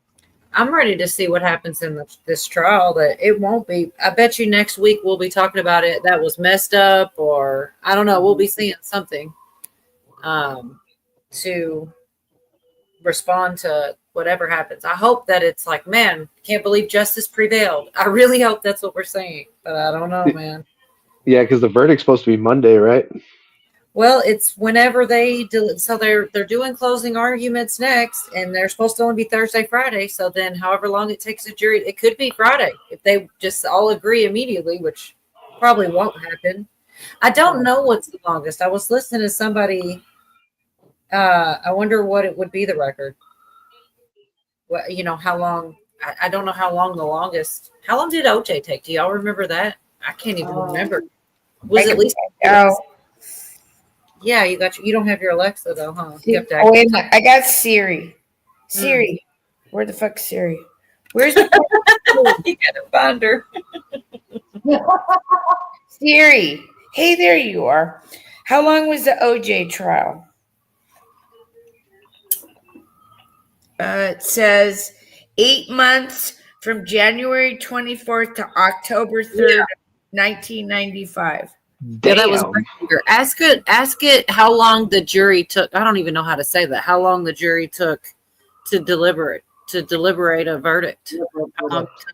Siri, how long did it take to deliberate the OJ trial? Okay, she's not on talk mode, so hang on here. It's not that important. I don't like her. Oh, OJ Simpson's murder trial deliberated for less than 4 hours before reaching a verdict.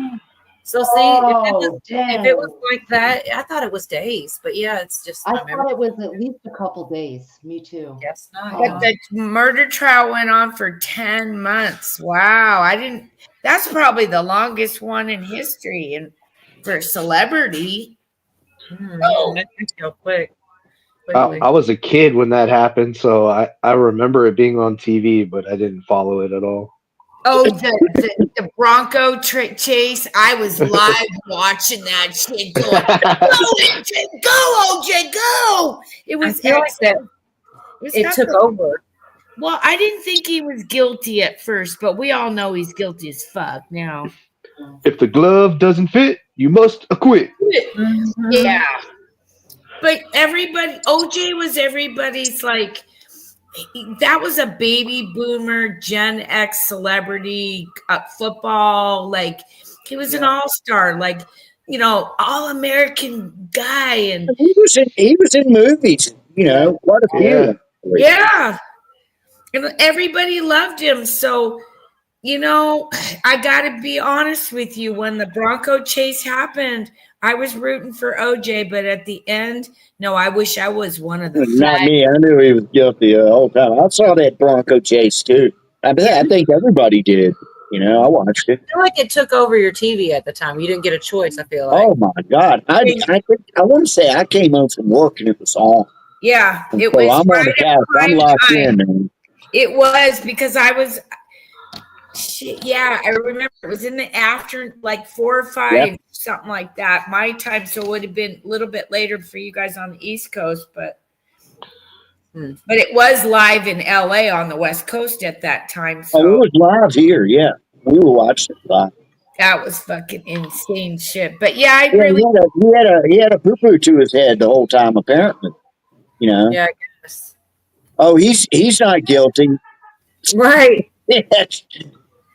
No, I really did think at first, you guys, just because, like, I didn't think that OJ would do that, but we know after the trial and all the shit. No, after that book, man, I can't get over the book, man. What if I did do it or whatever the hell?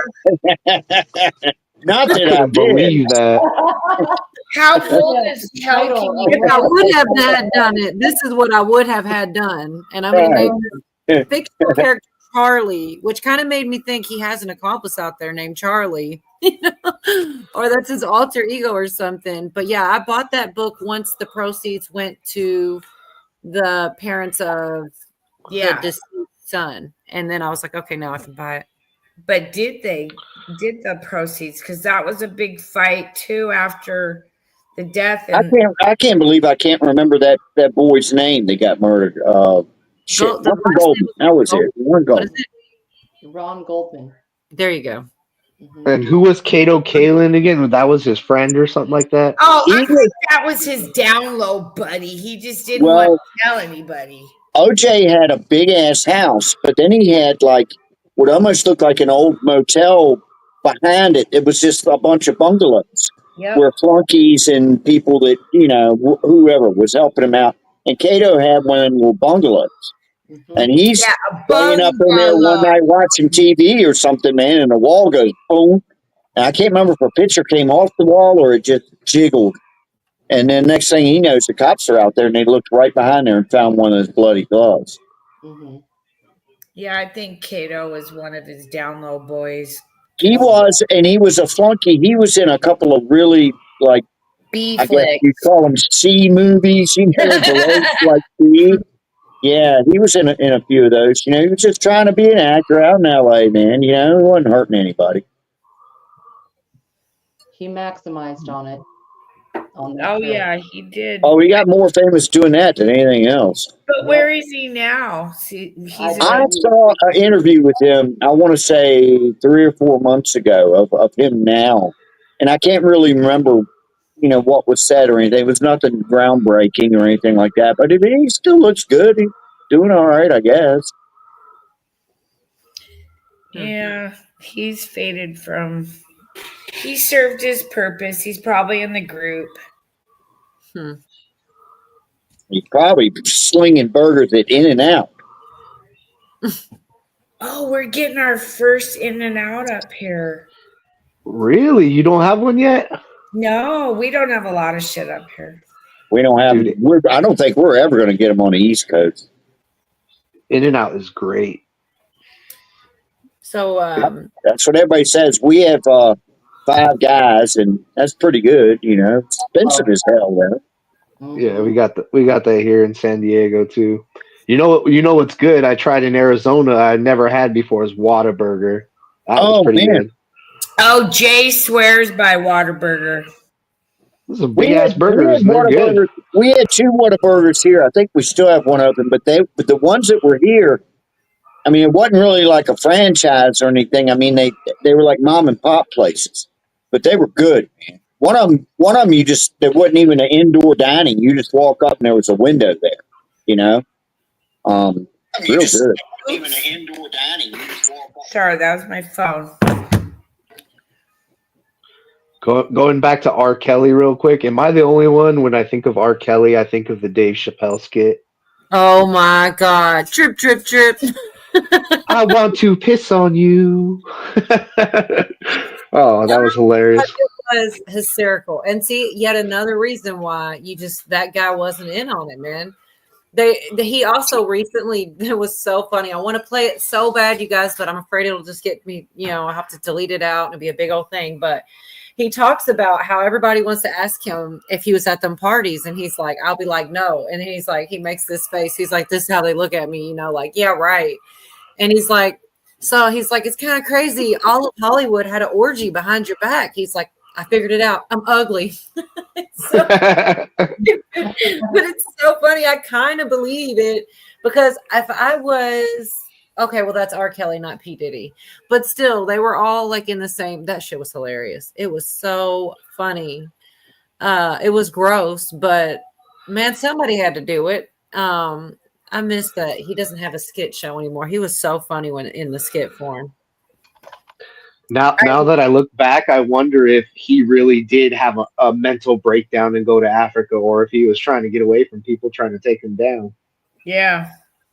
Who knows? But like I go back and forth. There's only a couple of them that he's one. And who were we just talking about? Mel Gibson potentially, because there's so much fight in them, you know, and they're not doing what they're supposed to do anymore, quote unquote. So it makes me think, you know.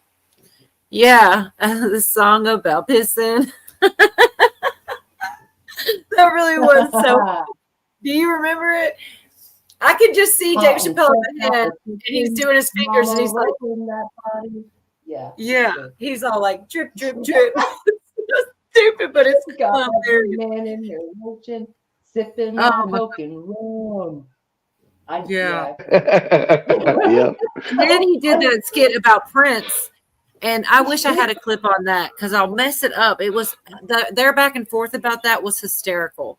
You know, Dave Chappelle did a skit where did y'all see the one where supposedly they played basketball and Prince? Yeah, Charlie Murphy. Charlie Murphy, darkness. Yeah. Yeah, then they made pancakes, and I think Prince said that shit was true. Right? Yes. So what was so funny is it looks like Dave is trolling on Prince. Well, then Prince took the image of Dave dressed up as Prince and put it on one of his front of his albums, and it was like No way. Yes, y'all got to look this up. I knew it would be so much better if you saw it, like Dave talking about it. He actually talks about it and explains it, and you're just dying because he, like he said, it was the ultimate. What's he going to sue him? It's him dressed up as him. He didn't sue him. Like it was just like the ultimate troll.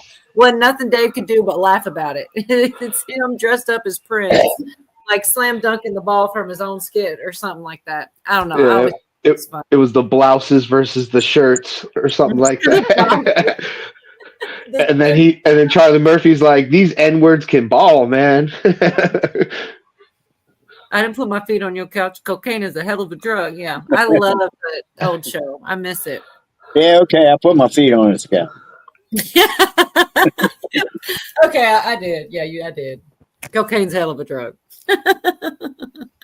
I wish I could play that type of stuff, but that's exactly what gets you in trouble. You know, anything good, really.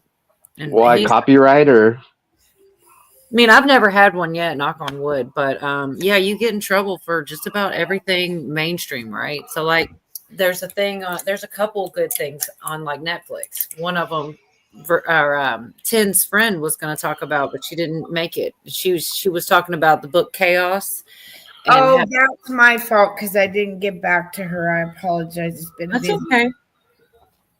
But Weird she had read that book Chaos and there was ties to the MK Ultra and Manson and everything. And now I forgot why the hell I was telling you that. I totally lost my train of thought.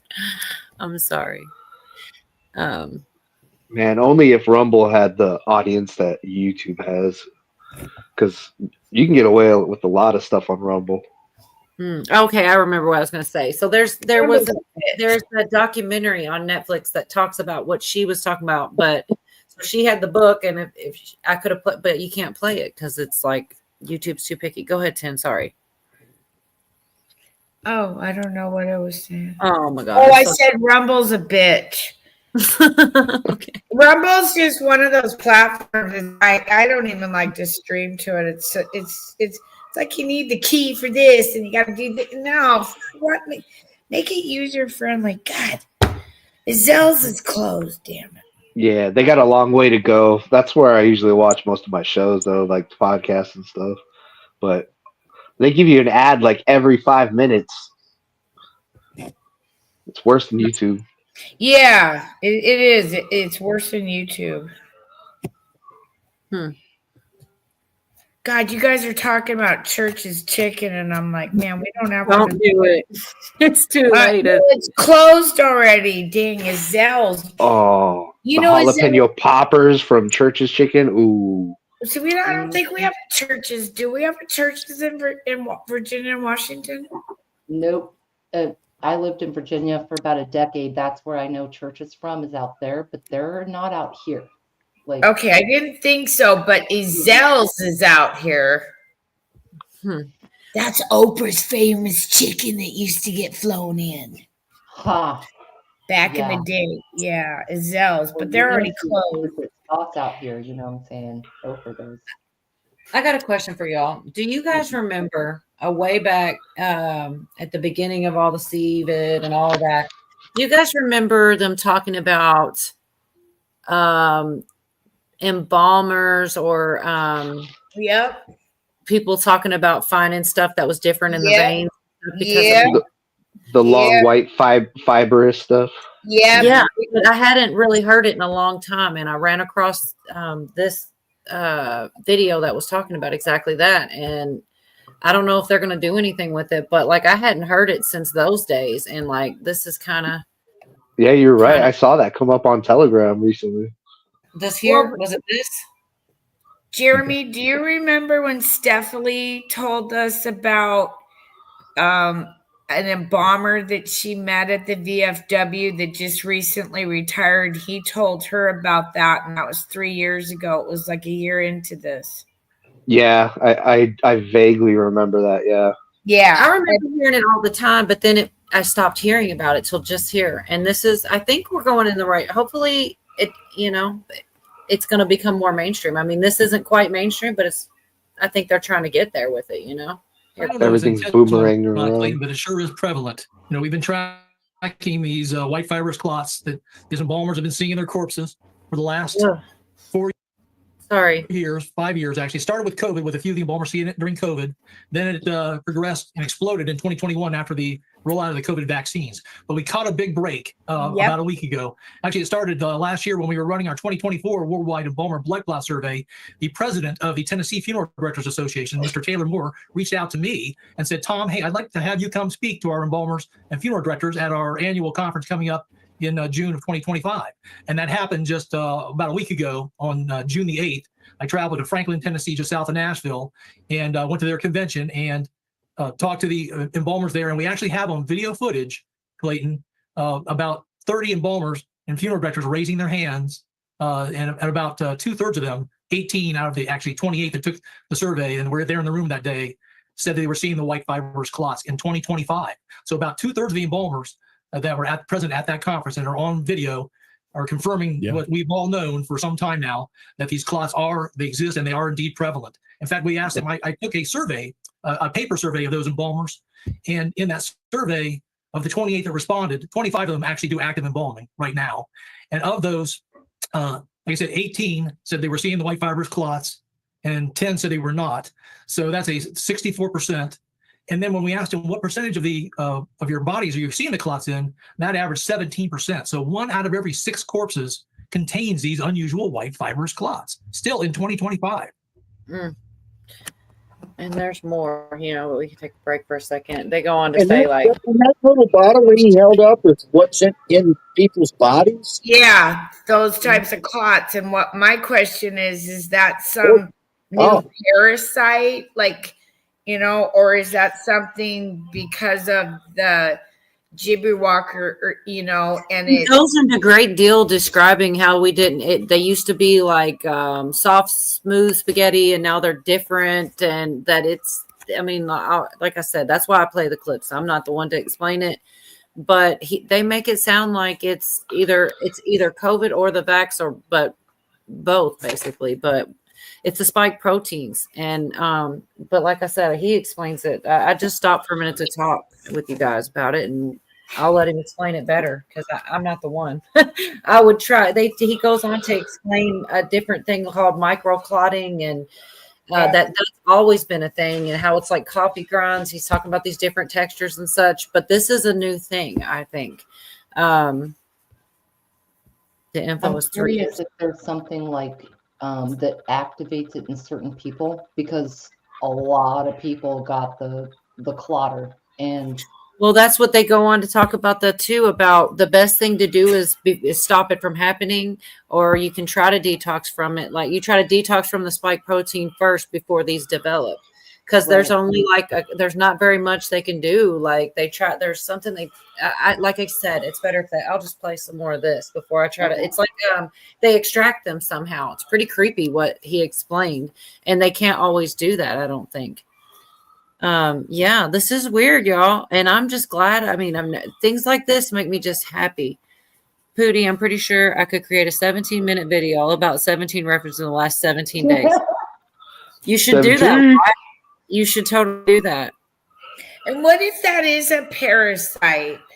That it's just grown bigger or something? And because I wonder about all these cancers, if they originally are parasites. Right. Or a fungus variety, or I'm curious about what triggers it in certain people, because I think what's kind of nefarious to think about, really diabolical, is how popular DNA tests were for the last several years. Ancestry, 21andMe, 21andYou, whatever. There were a handful, right? And I think that with the bio option, narrowing down target genetics You see what I'm saying? Yep. And then it's funny now 23andMe is going bankrupt. Yep. And they're going away. How coincidental is that? For a while, they married, I think, 23andMe and Ancestry. And by the way, Ancestry was an LDS Mormon organization, just like the essential oils like doTERRA and Young Living, all Mormon companies, which I find interesting. Oh, that is interesting.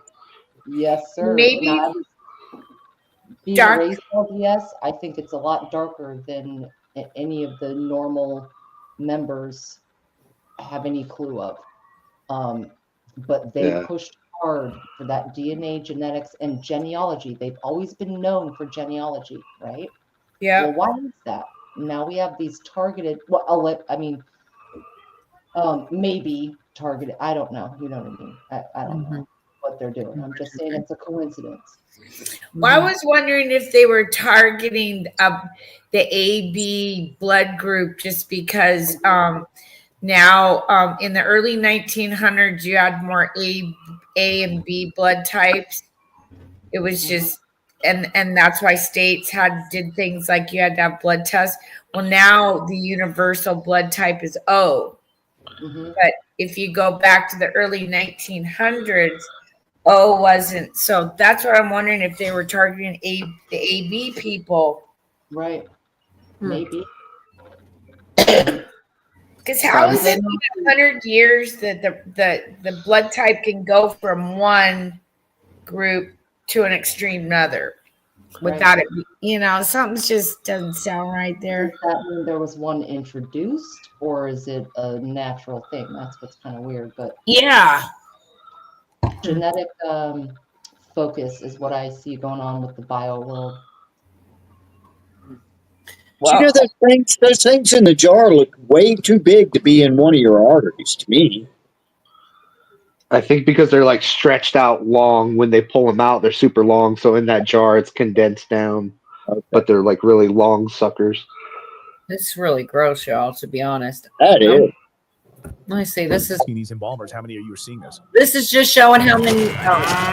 Virgin God, I don't know. I don't know any. Wait, I want to see that. I'm not even sane right now. Okay, so no. This here, they're just showing him having these people that raise their hands. It's showing visual evidence. That's just how many are in the room. And then he asked, well, how many have seen this? And hardly any put their hands down. So I don't know that's not real super relevant. I mean, I guess a little bit. Then he goes on to talk about the microclotting and coffee grinds. But the next little bit, they start talking about you won't see this in the medical books. And it gets even like there's a lot in here. I'm not trying to, play the whole thing, but I would like to show you all some of this right here, probably it's about. Virgin. It's true. I'm not saying you won't see these white. I'm sorry. Go ahead, Tin. I'm not saying today. So whatever I say, just, I don't know anything. I don't know shit. Right, Virginia? We wouldn't say that. I missed it, but let's just watch it real quick. No, I know you were trying to be disrespectful. I just want to apologize because if I insulted you, I didn't mean to. Or I said something that was, stupid. I just want to say sorry. I'm really tired, okay? It's okay. Okay, let's go. Clot syndrome way back in the late 1980s, early 1990s, and that was He was saying you won't see these, I think. Being driven by the drug heparin. It was some people were having an allergic reaction to heparin that was too strong of a strength, so they actually reduced the strength of that heparin, and that helped that problem go away back in the late 80s, early 90s. What's interesting about that is heparin, that was actually white clot syndrome based upon the element sulfur. This, we believe, is based on the element phosphorus, and the two of them just happen to sit side by side on the periodic table. So we believe the phospholipid nanoparticles and the spike protein from either the COVID virus or the COVID vaccine is becoming phosphorylated as well, and it's bonding. It's binding with our body's natural blood clotting protein called fibrinogen. We have a blood clotting protein called fibrinogen. It's in a liquid form in our blood plasma. Whenever there's damage done to the endothelial lining of inside of our blood vessels, our arteries, and our veins, then that triggers a conversion of that fibrinogen into a white solid called fibrin. And it's supposed to look like what's on the left side of the screen there. Nice, smooth spaghetti noodles. They kind of form a net. and they collect your red blood cells and your platelets and form a nice clot. So whenever you have a cut, that clot will form. And then eventually when the wound is healed, then another enzyme we have called plasmin comes along, attaches to that nice smooth spaghetti, breaks the clot down, and then it goes away. You're good to go again. But look on the right of the screen. Look what happens when the fibrinogen is combined with a spike protein, either from the COVID virus or from the COVID vaccine. It becomes all twisted, misfolded, it has all these nasty nodules on it, and then it becomes difficult for that enzyme plasmin to break down the clot. And then what happens is the clot tends to grow and persist and become these nasty, large, white, fibrous clots. Holy shit. No, it's kind of a little bit of a breakdown. There's only a little bit more, but we'll stop for a sec. Yeah. Oh, he got kicked out and came back. That's what I was trying to say and mess it all up about the spaghetti noodles. Like it was kind of like the better he did better than I could have. It sounded really dumb when I said it. It's just weird because Stephanie had told me that she came back from that VFW potluck shit, whatever. And that lady's husband, sorry, I'm really tired, was retired, that doc. What the fuck are we talking about now? And anyhow, he said he started finding that stuff right before he retired. And it really was thinking like tapeworms in the arteries. Yeah. I don't know much about it. I know that I saw it a lot and then I didn't see it anymore. And now I'm like, I wish that because I guess that's the next part where he explains that it doesn't give me a lot of hope, what he responds to about what to do unless somebody. Yeah, morticians, that word. Thank you, Miss. Fuck, I can't even remember a word. That happens all the time. That's not a big deal. We all do that. But yeah. Okay. It just didn't sound. Oh, Pat says maybe it started in the original flu-y ones. Yeah, because remember when in 2008 when they scared us that there was going to be this really bad flu this year and there was a shortage of Jubberwockies then and everybody's running out to get them? Maybe that was the onset of experimenting with this shit. I mean, I don't know, but there's a lot of people. So there it is, Miss Menders too. I didn't even realize that's what you were saying. Yeah, that's true. Virgin's right. They're gastrointestinal. It's not like you're gonna get into But what if it's a new one? Mm-hmm. So what if it's a bioengineered tapeworm to jump from the GI into the bloodstream and attack major arteries? Ooh, nothing. Dun, dun, dun. Sorry, my medical brain. We're gonna make a movie about that. No, but this is not that promising. But if somebody knew did it and then saw this information and did something right away, then maybe they could fix it. But it feels like you're kind of pretty screwed if you don't know this and too much time goes by. I don't know. Can you highlight Forgene's? Oh my God, Forgene, thank you. I'm coming back. About the tapeworms. That's true. Well, not necessarily, but they got to play like a musical instrument or something so they dance out or I'm just kidding. Yeah, flute. You got to run them out with like ivermectin or black walnut. They hate black walnut. I would like to try it, but I'm scared. I'm afraid, I don't know, maybe the smallest amount ever the first time. I just don't know what that would. There's nobody to really. I know a lot of people do it, but you'll know if you got something. Your stomach will feel like shit, and you'll feel yucky, and that's die off, and then you're gonna take. I feel like you would feel shitty either way, though, wouldn't you? And then I don't know. Well, if there's something to get rid of, yeah. But if you don't have it, no, you're not gonna get. You're not gonna have that die off. Because something, you're the host and something's dying off in you. What is it you're talking about? Black walnut? Well, yeah.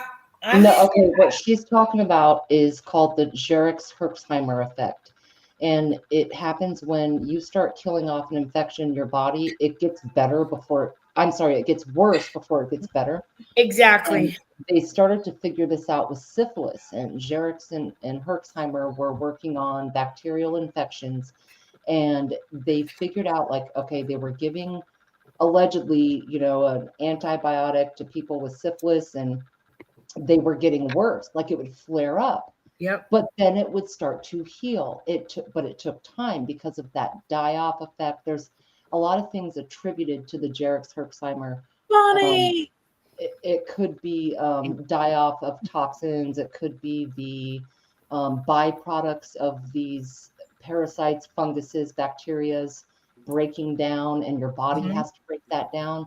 But that is absolutely a true thing, what Tin is saying. Yes. She just explained it way better because I'm too tired. And if you're interested in doing that kind of stuff, I recommend Christopher's brand, because I actually have that stuff because I was going to do that over here. And I also got my oregano oil and black seed and my Fron. And I got a new one for you guys too. It's called Nanohydrosipate. It rebuilds your tooth enamel. It's from Japan, guys. Oh yeah, you were telling me a little bit about that. Yep. This is not the part I was saying about what to do, but it's a little bit more. It's kind of just like the proof that we have. Like I was saying, I heard it, but really don't know. This is all there is, which isn't a lot, but it's more than none, I guess. I don't know. Once again, I'll let this talk for itself, y'all. That image right there. Embalmer Richard Hirschman sent about a dozen of the embalmer's cloths that he pulled out of corpses to a neuroscientist in Japan named Dr. Kevin McCarran. And he looked at the cloths, a thin 5 micrometer slice under a scanning electron microscope at a very high magnification of 5,000 times. And look what he sees there from the embalmer cloth. See how twisted the fibrin is? See how misfolded it is? See all the nodules on there? Now, you tell me, which one does it look like more, Natalie? Does it look more like the smooth spaghetti, or does it look like the nasty fibrin that's in contact with the spike protein from the virus or the vaccine? Yeah. Yeah, that's disturbing. Oh my goodness. Pick your destinations and discover all cruises on a single map at sitesonmap.com. They get me Wait, every so time. basically, the visible I proof, think Clayton she and was Natalie, at scared both to the go on a eye level, cruise right? right You can now. see these things. And here's Me another one. This too. is a nasty one here. This is a 5.5-inch clot. It was taken out of the abdominal aorta, one of the largest blood vessels in the body. Ugh. Holy So shit. we have visual proof at the eye level. We 5 by 8. also have proof at the microscopic level that the So here's the proof I was saying. This is what they say they've got. spike protein from either the virus or the vaccine is doing tremendous damage to the vascular system in a significant number of people, right? If it's in 16, 17% of the dead, 1 out of 6 corpses, 17. well, it brings into question, well, what percentage of the living are walking around right now with these white fibrous clots forming inside them? Well, that was going to be my next question. And how do Okay, can I ask something real quick? Yes. Like he just read my mind, because I'm thinking, all right, well, they're finding it in freaking corpses. What if I made up with that shit right now? Is there any way they could test me to see? I mean, I don't think. Oh, but I they don't tell know. you to detox, basically. That's the next part. They talk about what to do if, let's go ahead and just do it, and then I'll be done with this video altogether, Yeah. That's okay. You can do My bad. baths. I think about that too. I've definitely had COVID several times, but this is just, all of this is first off allegedly, whatever. But I think it comes more from that than the natural, but I could be wrong. Yeah, they probably are chessboard. It's all allegedly. Nobody's a doctor. It's a conspiracy theory. Hi. It sounded like Yorga was asking if there's a way to test to see if. I don't think that they talk about. I don't know how they could, because I don't think anything like that would pick up even. You know what? They talk about what they do if they know there must be Yorga, because they talk about how they get it out. So how would they get it out? I mean, I don't know. I don't know jack shit about embalming. They're going to dig into you. They describe they're going to suck all the blood out, and then they put in embalming fluid or whatever. So it would have to be in what they've sucked out of there, I reckon. know, I guess, but I'm saying they've done it to the living. It's in this clip somewhere where they explain how they do it. They I don't know the words, but they get it out of your veins somehow, if it's possible. Here, anyways, let them tell you. Or got this spike protein, they're walking around with this somewhere, and or they've gotten multiple. They've gotten booster shots. They got all this crap floating around in their body. And how do they get it out of there? I mean, is there a way to get it out of there that we know of? Not once these white fibrous clots form, we don't think there's any way to dissolve them or get them out. I've been in contact with a cath lab whistleblower from Jacksonville, Florida. He's an endovascular specialist and cardiologist who's been admitted to me he's been removing these same white fibrous clots for the last 4 years. And what he does, he works in what's called a catheterization lab, a cath lab for short. And he goes into the person's body, a living person, with flexible catheters that either scrape the clot out, they suck it out with a vacuum, or he actually can lasso the clot and pull it out that way as well. So they try clot bucking drugs like tissue plasminogen activator, TPA, and they work great against traditional grape jelly clots or what's called chicken fat clots, but don't seem to have any effect at all on these white fibrous clots. So the trick is to not have them form in the first place with the spike protein, which we think is causing the problem mainly. So the best way to do that is to, Dr. Peter McCullough, for example, recommends drugs, or actually natural supplements like nattokinase, bromelain, curcumin, to help detox the body from the spike protein so the clots don't form in the first place. Well, Thomas, I know you've been on this story for more than 5 years now. I think we had you first on. I feel like it's been 5 years since you've been on this story, trying to get people to pay attention to this. And it seems like you've broken through finally. It's taken a lot of hard work and dedication. I know you and others like Dr. Ruby, Mike Adams have been calling attention to this over the years. And what are you hoping for next? What are you hoping for from the Trump administration? Definitely, since the Trump administration's in there, Robert F. Kennedy Jr., Dr. Jay Bhattacharya, Dr. Marty Makary, those people, I'm hoping that they will now basically relieve me of my job so I don't have to do this. So I don't know. I didn't hear him say it. Maybe it was in that. Did he say anything about getting them out? Because I'm probably. Yeah, they can go into a cath lab. So it is. So they're saying that curcumin, bromelain. Yeah, I thought he said cumin, but I don't know. Well, that cumin, I think curcumin. Curcumin, yeah. Is that the same thing? I don't know. Curcumin, I don't know if it's the same thing. I can't remember. But now I'm thinking, well, if this thing's in the bloodstream, the best thing to clean that bitch out would be diatomaceous earth, because it's really good working on parasites, because it's fossilized seashells, and it's like little razor blades that go through and clean out your bloodstream. Diatomaceous earth. Well, I'm glad they're talking about this again, because it seems like this kind of got lost in the ether. Well, I mean, it's still not very mainstream. I mean, that's a kind of I guess it's a little bit. Where did he say he went? Somewhere in, was it Tennessee? I don't know. I wish it was on the news channels, the bigger news channels that some people only watch those, Right. And know what place. Did you hear that? Use bromelain, just eat the pineapple. That's what bromelain basically comes from, the natural form of it. Oh, fun fact. Yeah, it's from pineapple. Did you guys hear that Robert F. Kennedy said today that they're stopping the funding for Gavi, so we're going in the right direction. For what? Gavi. It's that that agency. That deals with the jibber jabberoos. Okay. Worldwide. For a minute, I thought you said agave. Sorry. No, Gavi. Yeah, the one that Bill Gates funds. Oh, good. Let's get rid of that. He's nothing but a big old wart up here in Washington. He's always been like Mr. Baller. He's got living on Mercer Island. You know where he's at, Virginia. You know what I mean. Oh yeah, 100%. I don't even think he's a real genius. I think he's just a face, like kind of how like Mark Zuckerberg and these people. They're just faces. He's a face because his mother and father were all part of the, never mind. I don't want to talk about that. Yeah. Hopefully it's not on your chessboard. We'll see. You'll notice if it's out of here tomorrow or not, or if my thing comes. That's how you can tell. And by the way, they did not take out the chick saying that what was her Jeffrey? Supposedly that was her dead man switch. Yeah. They didn't take that out or make me take it out. It kind of made me feel like maybe it wasn't true. Maybe it was AI. They're like, yeah, whatever. Go ahead. Because if she had really said that, wouldn't they want to shut it down? You know? I don't know. That's what I was thinking when I heard it. I'm like, this sounds natural, but AI is getting really good, so who knows? I know people do stuff like that, you know, but also how would you know? You know what I mean? And the things that were being said were not that absurd. There's only 2 or 3 people she named. And they were all people that wouldn't shock me. You know what I mean? It wasn't like, I don't know. All right, going back to this fibrous stuff that's in bloodstream.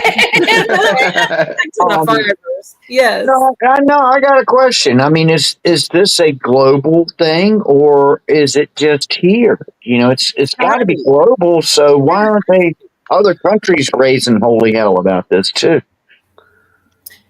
I don't know Their governments anybody. are probably shutting them down. Yeah, that's true. Yeah, because we really don't hear a lot about what's going on in France so much anymore, or what's going on in Kenya anymore. Like, we just start hearing stuff from other countries, even South America. We used to always hear shit about Venezuela and what's that other big Brazil. It's always something in Brazil. We don't hear shit. You notice too, you only find Americans on YouTube in groups that you go to because you're American.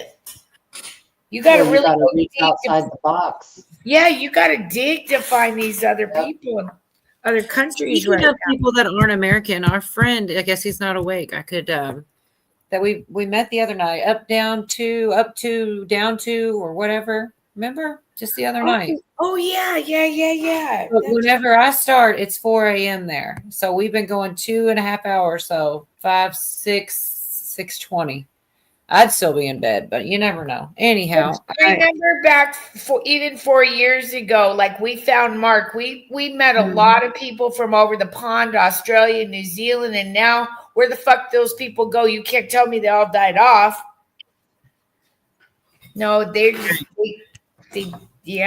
doing something. They don't want us to talk to people in other countries. Oh, and by the way, Africa's fucking huge. It is huge. Oh, you know what? Okay, Jeremy, earlier when I was saying who was on Julie Kelly, that's who I was talking about. Oh, okay. Her name to save my life. She was on with what's his name? Benny Johnson. What's her name? What's his name? But that's my little dose of hopium. I don't know if other people just don't want to hear it or they just roll their eyes and don't believe it. But I hold on to the things that some of these people are saying. And what I always keep hearing from different people is that it's difficult. The deep state is deep and the swamp is hard to, even when they're trying to do things, they're trying to be thwarted in all directions. And that only makes sense, but I don't know. I guess I try to give out more grace, but here is a clip of her saying how hard it is to get the records and what they got, how things are, what they're dealing with. This is where they also talked about Chris Ray being one of the people they'd go, if they were going to do any kind of arrest or go for somebody, they ended up mentioning his name. But it's difficult to get these documents. It's not like we have talked about, it's not like Chris Ray or Merrick Garland or Lisa Monaco just left all of these records on nice little piles on Pam Bondi's desk or Kash Patel's desk, right? They have to really dig in, find the right people, understand where these are archived or housed, and then get them, send them over to Senator Grassley and others who are requesting them, and then release. So it is a very involved process with people still at the DOJ and FBI who don't want to help them, right? They want to be part of the cover-up. So I see that the president today is asking for a special prosecutor to look into 2020 election fraud. We'll see how that unfolds. I think that the DOJ and FBI are doing a really good job so far, but if this is sort of the tip of the iceberg, even for China, let alone all of the other malfeasance that we know happened before and on election day in 2020, this is an almost insurmountable task to expose all of it. It seems like, though, the special prosecutor would, at the very least, put a very large chilling effect on potential voter fraud. I mean, if you know that you're going to take it seriously and people are going to go to jail, and you just have to put a couple people in handcuffs, right, and march them out and make them the face of this, then it really does limit the operation, right? It sends a message. It absolutely does, and I'm wondering if this is what Chuck Grassley, the FBI and DOJ are working towards, and that could be some sort of perjury charge against Christopher Wray, because as you know, when you've played his testimony in September of 2020, where he downplayed any Chinese interference, because of course, Benny, he was emphasizing again, the Russians, right? The Ruskies are working with Donald Trump. Anyways, like I said, there she is. Okay. She just probably couldn't help it. Bounced out. No bootlicker. Trying my phone again now. StreamYard is, and I pulled up their contact. I'll take care of it tomorrow, but they're really messing with me.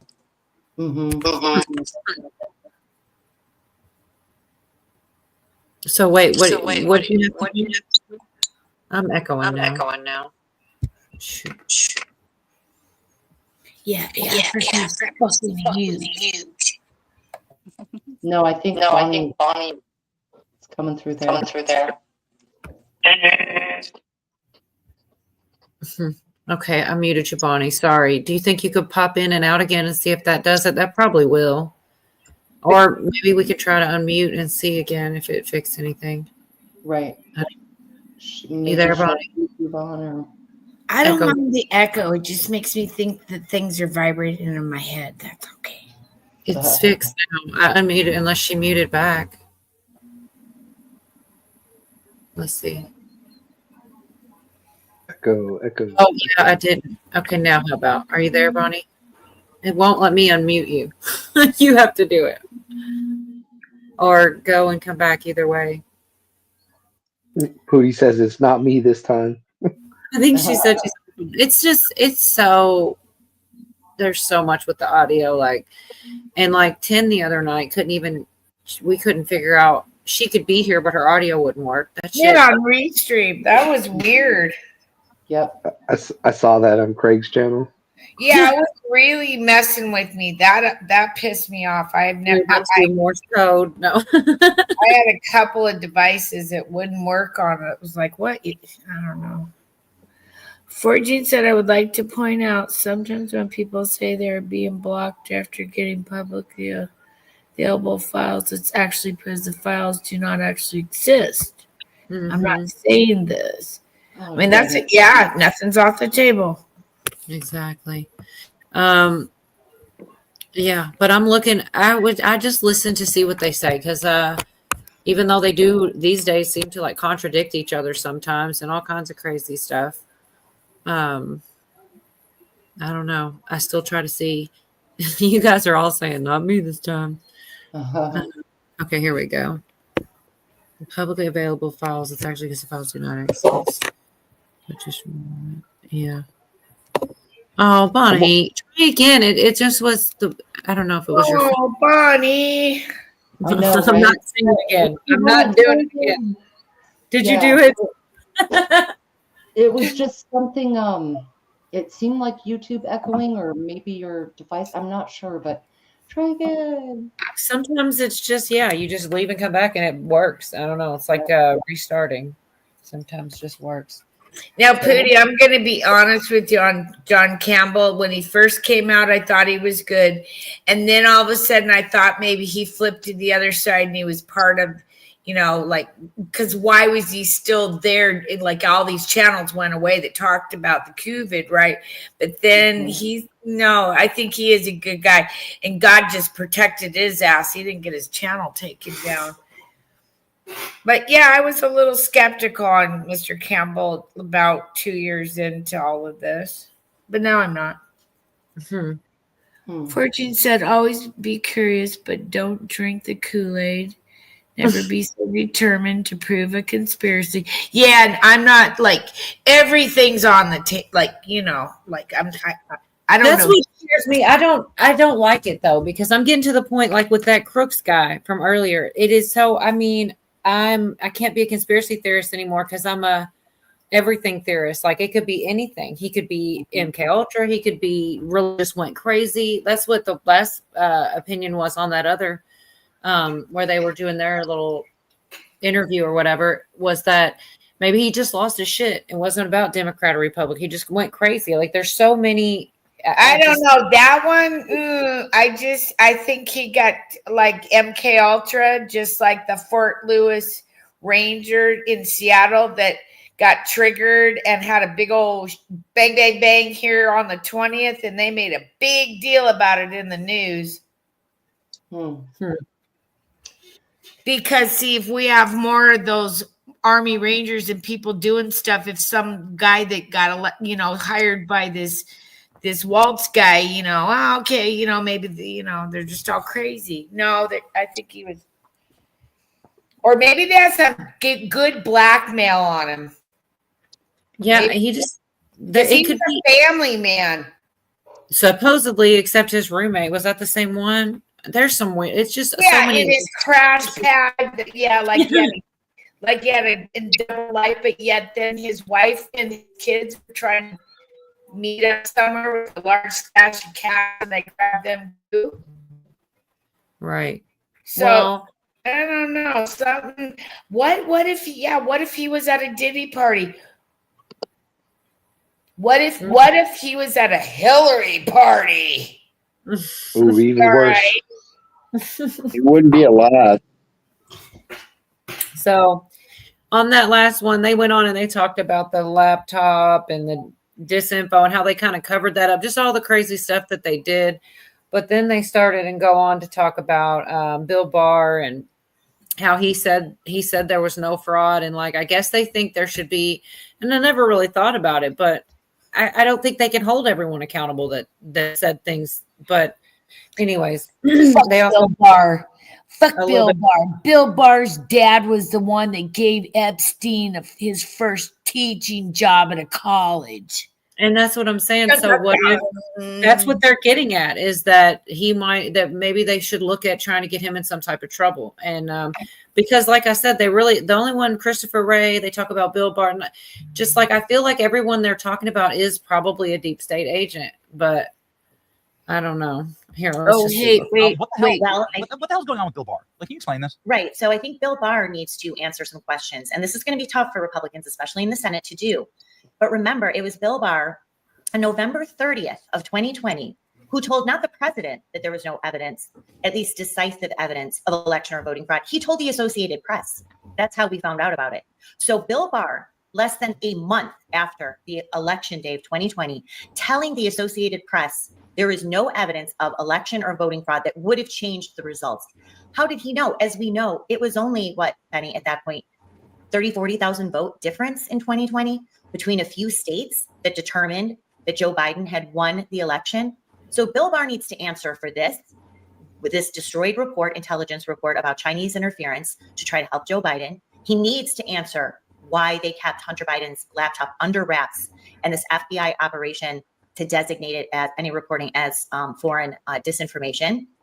And I will add the Whitmer Fednapping hoax that I know from my reporting and covering both federal trials, that this went up to the top echelon of the FBI and the DOJ.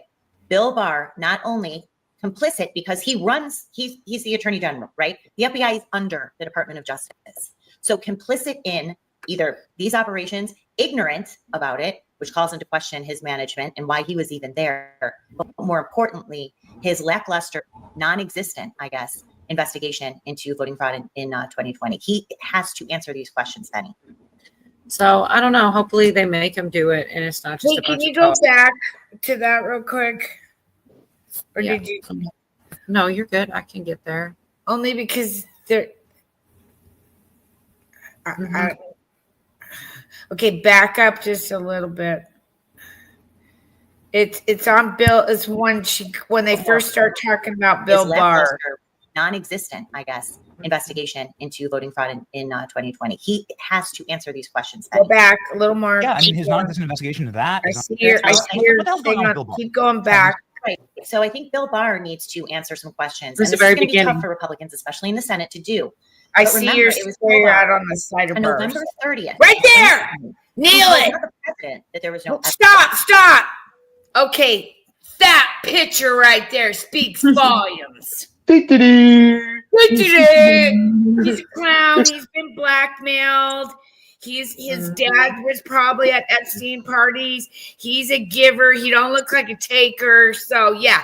Okay, look at that face. Yeah, just saying. I think he looks like a taker. Yes. Oh, you do? I think he I looks do. like a giver with those those eyes. Like I'm gonna I mess just see you him in down, some boy. nice lingerie. Yeah. Oh, and FYI, Georgia County or Georgia is under a storm, and somebody said there's lots of trees down, so be careful. Huh.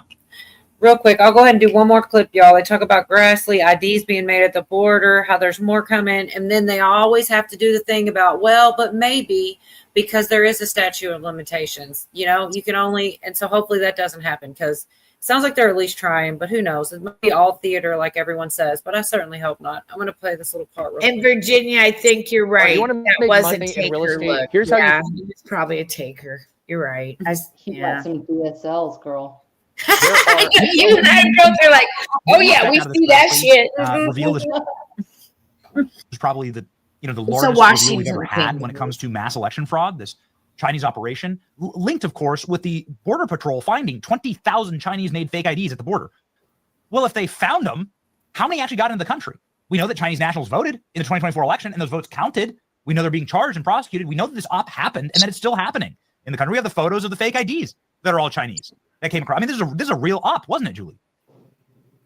It appears to be that way. Now, there are other reasons why people get fake IDs from China.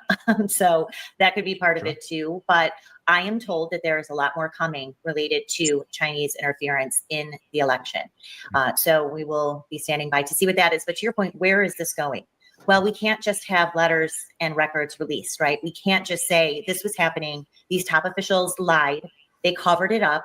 They tried to divert attention away from election interference to, the Whitmer Fednapping hoax or, this Russian disinformation campaign we were told about, the Biden family crime racket. So there has to be accountability. So I don't think that Senator Grassley and his staff, or certainly the FBI, Cash and Dan, are just releasing this to say, hey, we got the information. But look, statute of limitations is quickly winding down, right? So if you have a 5-year statute of limitations on a perjury count against Christopher Wray or any of his associates, or conspiracy charges, which is sort of what these emails about the J6 Choir and other emails we have, right, Benny? You and I have talked about all the correspondence between the Biden White House and the DOJ, the National Archives, to concoct the classified documents case. We have all of those records. So again, this is the huge. She damn near said we have it all. I'm just saying. Agenda on the desk of Kash Patel and Dan Bongino and Pam Bondi and her team.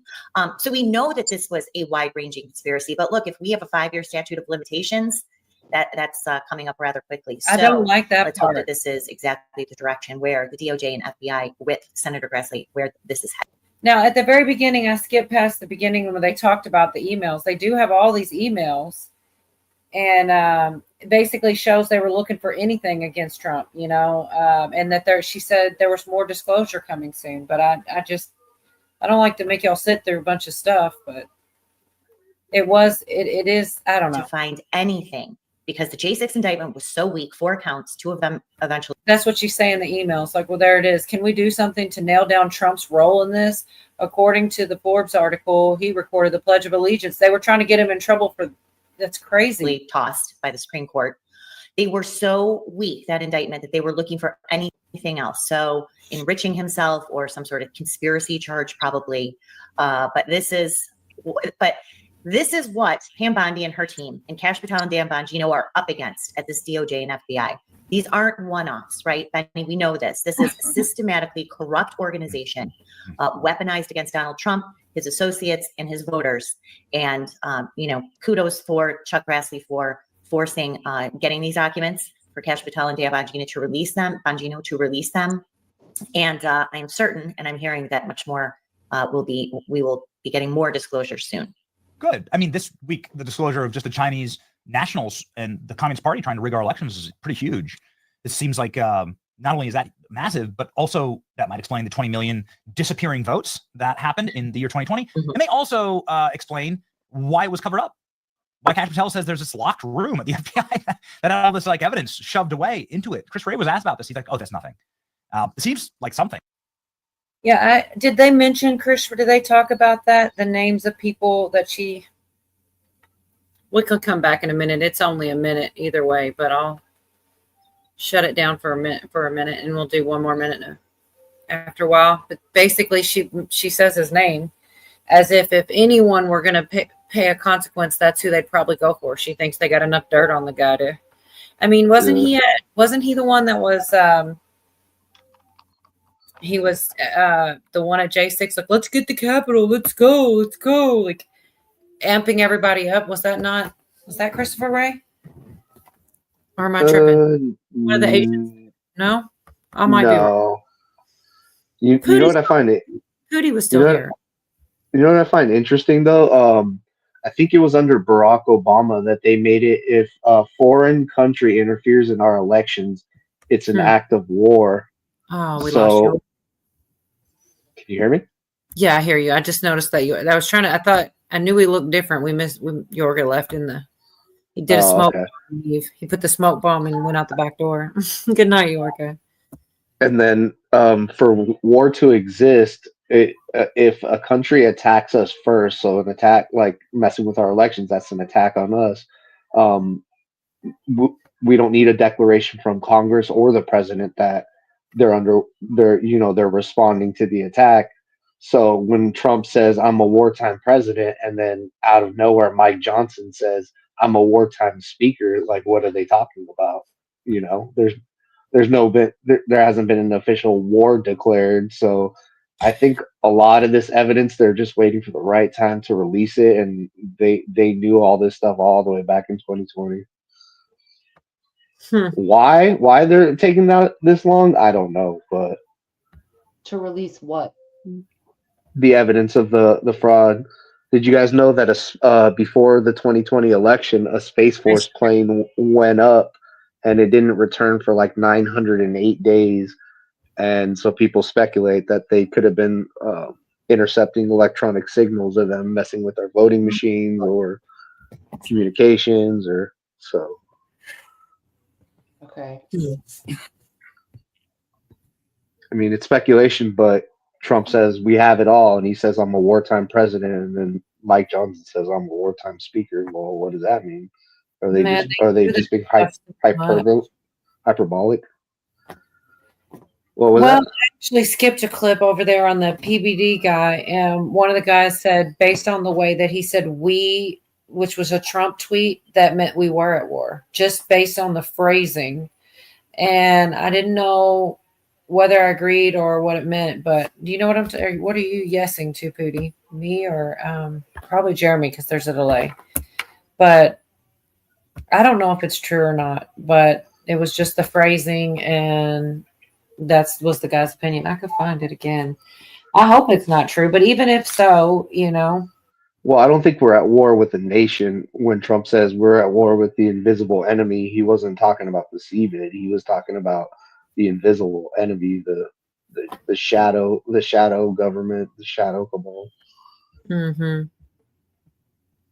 Comes down to bankers almost every time. I mean, we're in a different type of warfare. I don't think we'll see trenches per se. Now, of course, it's possible, but looking at World War I, World War II, even Korea, Vietnam, I'm not sure we'll see those exact situations outside of martial law happening. But the type of warfare we're in, the enemy just has to attack our grids, our food supply, our water, you know what I mean? Like nukes aren't even necessary. And with that biofungus that those Chinese nationals tried to bring in that could have affected our agricultural crops really bad. And now we got to worry about the needle ant because it's stinging people and making them go into anaphylactic shock. Like, who's to say that wasn't brought over from China? Georgia's invaded with them right now. They're called needle ants. Good night, Jerry. They're coming to a city near you, like bed bugs. It's really hard to prove that. Like if somebody threw a huge bomb, right? It's pretty clear where that came from eventually. But continuing to poison us, or doing something very invasive species. Yes, that causes a warp speed action on the security of our food or whatever, then people will beg for the AI monitoring, because with heat signatures, they can find pretty much anything, whether it's biological or nuclear or any other whatever. Okay. But it really comes down to the big brother thing. But as far as the type of warfare we're going to see, I think it could be way more insidious. You know, it takes 5 idiots to take down an entire power grid if they locate the right transformer. Well, Virginia's got a point there that you know, and I was beginning to think that maybe they've been doing it for a while, Virginia, because remember when that invasive green crab hit our shores and now it's eating all of it, and it's just like, you know, they said, oh, it got hooked off a boat from the Hornet. Bullshit. You guys brought it here so that these things would eat all of you know, this it's a food source. I mean, not everybody eats crab, okay, but yeah. So big thing up here in Washington, right? Virginia? I mean, seafood period's big up here. Absolutely. Am I sharing? I'm not sure if I did it or not. This is what he said, something that Trump said about this is about 6 days old, but you know, it's not that it did happen. And it's like, this is how he's handling things. And like, I don't know, some people are for it, some are against it, but if it's acting, then that would make the most sense. Cause this is anyways, I'll just let it play. It's an easy target, is what he said. We know exactly where he is. It's an easy target. We're not going to kill him, take him out, kill, at least not for now, but we don't want any missile shot at civilians or American soldiers. Our patience is wearing thin. Thank you for your patience. Attention to this matter. It's like a memo. It was a veiled threat. What's crazy is with all this stuff. You know, he was saying, I'm not going to do it yet, ... Yeah, and it's being reported that they haven't seen him for like a week. Oh, Lord have mercy. It's like a memo. But what's crazy is with all this stuff, for some of you guys that are gamblers, you know, betting odds, Iran's leader Khamenei is ousted this year just skyrocketed, according to media. Check this out. Rob, if you pull up that story here. You can bet on anything nowadays. Oh, no, there's definitely this going on. President Trump posted on social. This is something I want to talk about, but I'd rather him explain it better. Like, if you guys think this is what's going to happen, I mean, everybody kind of does or hopes for it. So we know exactly where he is. Supreme Leader, not an easy target. We say we're not going to take him out. Not for now, but now we're just going to go. And demanded unconditional surrender. Polymarket reported traders project Khamenei will be removed from power this year. Over 60% chance of it happening. That is insane. With odds jumping from 22 to 60% since Israel's strikes on Iran began. Look at this, just in the last, and it was declining. January, February, March, April, May, declining, and boom, skyrockets. Polymarket social media stated, breaking, things are not looking good for Supreme Leader of Iran as Trump demands an unconditional surrender. And later, odds Iran Supreme Leader out this year just skyrocketed, citing Trump post, calling Ayatollah Ali Khamenei an easy target. The platform defines removal as if Khamenei resigns, is detained, or otherwise loses his position or is prevented from fulfilling his duties as Supreme Leader of Iran by December 31st of 2021. So this is not about just getting killed. Resigns, step away. There was even rumors that Khamenei was, leaving the country. A lot of his leaders were leaving the country. Even there was a story yesterday that Ahmadinejad was killed. We immediately got a message from his camp saying, please make sure you tell the people we're not killed. I'm still around. He was alive. That was a false alert. But what do you think about this Polymarket Khamenei? What do you think is likely that the regime's going to change here before 2026? I'm surprised it's only 61%. Really? Like, oh yeah, the Iranian people, as soon as he's out, I do believe they're going to rise up. You have young women protesting in the streets in Iran, taking their hijabs off. I mean, these young Iranian people are heroes, and they are just ready for their moment. And I think their moment's going to get here sooner than anyone else believed. But their country's fucking huge. Iran is huge too. Population. I find it really odd that in 2020 they told Trump that they had to retaliate, like that video that was playing, like, we're not going to hit your base, we're going to strike next to it, just don't move. And then they did it again after these strikes. They told them when it was going to happen and that they were going to do it. So it's like, why would you tell somebody your plans if it was real? So I think Trump has some kind of deal with this guy. And they came out and said recently that there's going to be some new announcements for the Abraham Accords. What if it's Iran? What if Iran? That would stop the destabilization, because what countries like Israel and Iran, it's the what is it, the tension strategy, like with South Korea, North Korea, India, Pakistan. If you have these countries that are always battling it out, you have that tension, that need for war or military supplies and stuff. So it's a strategy that the deep state uses. They build up a nation as the bad guy and one as the good guy. And so what if Trump brings Iran into the Abraham Accords and brings peace over there? That'd be pretty huge. Well, Jeremy, Trump just said this, and I was that they don't know what the fuck they're doing. Do you understand that? Master troll. My show with that. I swear that's the first thing I played. I started the show with that because it's hilarious. Like I have never heard him say that before, especially. So you know he's pissed. But that's honest, because that's basically what Or we is it are. acting? Well, true. Here, let me drop that down. Somebody made a remix of that and turned it into a song. It's pretty hilarious. I posted it on Telegram. Oh, dude, I want to play it so bad. I mean, it's bad. I'm kind of glad that's why I'm not going to do it. But 50 Cent, this is totally off the subject, but he did a parody of Family Matters and put all the characters from the Diddy trial in it. Because I do want to do that. Oh, no way. Yeah, it's freaking hilarious. It's hilarious, but it's also sad. They made Justin Bieber's Steve Urkel. I might get it, which is kind of mean, but I mean, it's funny. Like, it's crazy. Did I do that?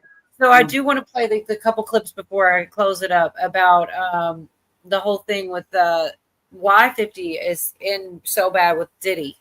It's just like a little bit of a rabbit hole. But yeah, I wish I could play it because I know a lot of people probably it's not coming across their feeds, but it's kind of hysterical. Like the dude is the ultimate troll. You can't, and I see why now after some of the stuff I didn't even realize. Apparently, one of these chicks at the trial was his baby mama. Well, she says she wasn't, so they both have their own story. But I'll play a couple clips of that in a little bit because it's totally worth seeing. I know a lot of random stuff about crazy conspiracies and stuff and just like things like that. I had no idea. I'm gonna look up that Family Matters video when I'm done here. Oh, it's funny, dude. It really is. He uses the same song, but he changes the words up a little, so it is pretty funny, no doubt. But like, I'm trying to remember whatever come next. This was a good little couple clips, and I definitely didn't want to. Would rather them word that question of like what you guys think about it because I think they said it better, and she's right. There is a lot of that going out. This has something to do. They're talking about there's a clip from something in Israel, and they're talking about the people want democracy, which I do believe. I just don't know if they're going to do it or not. Anyways, let's see. Somebody new in chat. I can't be both places, so I'll come back and read it.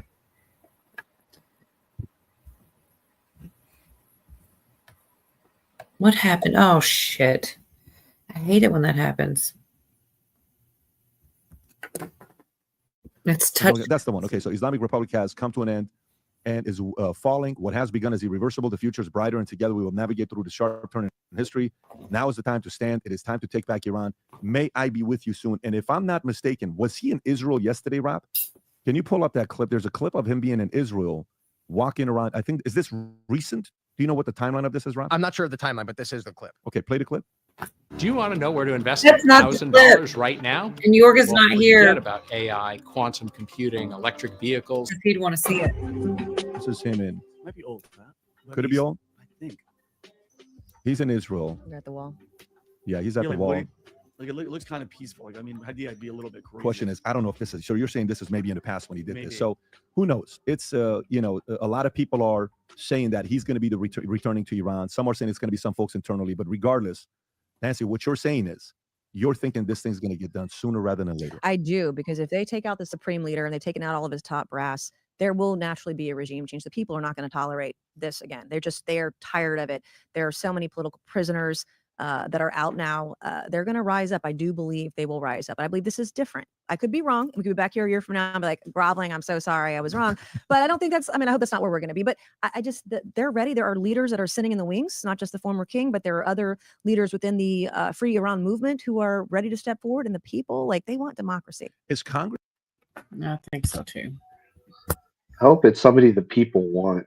And I got side eye about that, whatever, that guy that you were showing the clip about, because he has a house like minutes away from Langley. So I kind of have side eye on him. Which guy? That king guy that they were showing at the Wailing Wall. The one that everybody's trying to say, oh yeah, he's going to be the next leader. He's going to be the next leader. I kind of have side eye on him because, yeah. Yeah. Oh my But gosh. if the people want regime change, then I hope they get it. Yeah, for It's all sure. about what the people want. Never gonna change over there. I don't know. Well, there's only about a minute left, so I might as well just play it. Y'all aren't full of words anyway. I'm here. I just don't want to take over talking because I do that accidentally, right, Virginia? We all know. Yeah, I can too. I'll just start babbling away. No, I think finished like the idea. It's only another minute. Like, Yeah, well, there's more than a minute, but there's only a minute that matters, I feel like. okay, yeah. They're aligned on the same page on this issue. Would you say most of Congress and Senate, even left and right, are they mostly aligned on this issue or no? I would say no. On the left or on the right? I just I think it's going to be a mixed bag on both sides. But even on the conservative Yes, well, side? because we're all coming from 20 years plus of forever wars. We were Right. lied to, weapons of mass destruction. Taking Saddam out was the worst thing we could have done. We've all seen that, and we're paying billions of dollars to the Taliban now because of George W. Bush and Afghanistan and how all that went down. Nobody wants to see that again. But the Iranian people, it's a different country with different people, different values, and they are modern.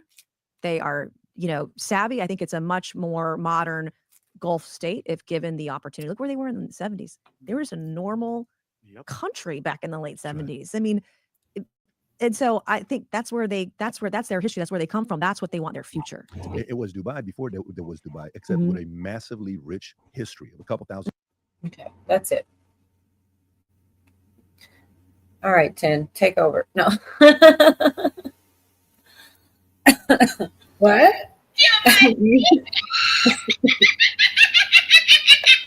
What the heck? Was that the Witch of the West? What the heck? I don't know, but Bonnie needs a plunger. She has What? a full fledged.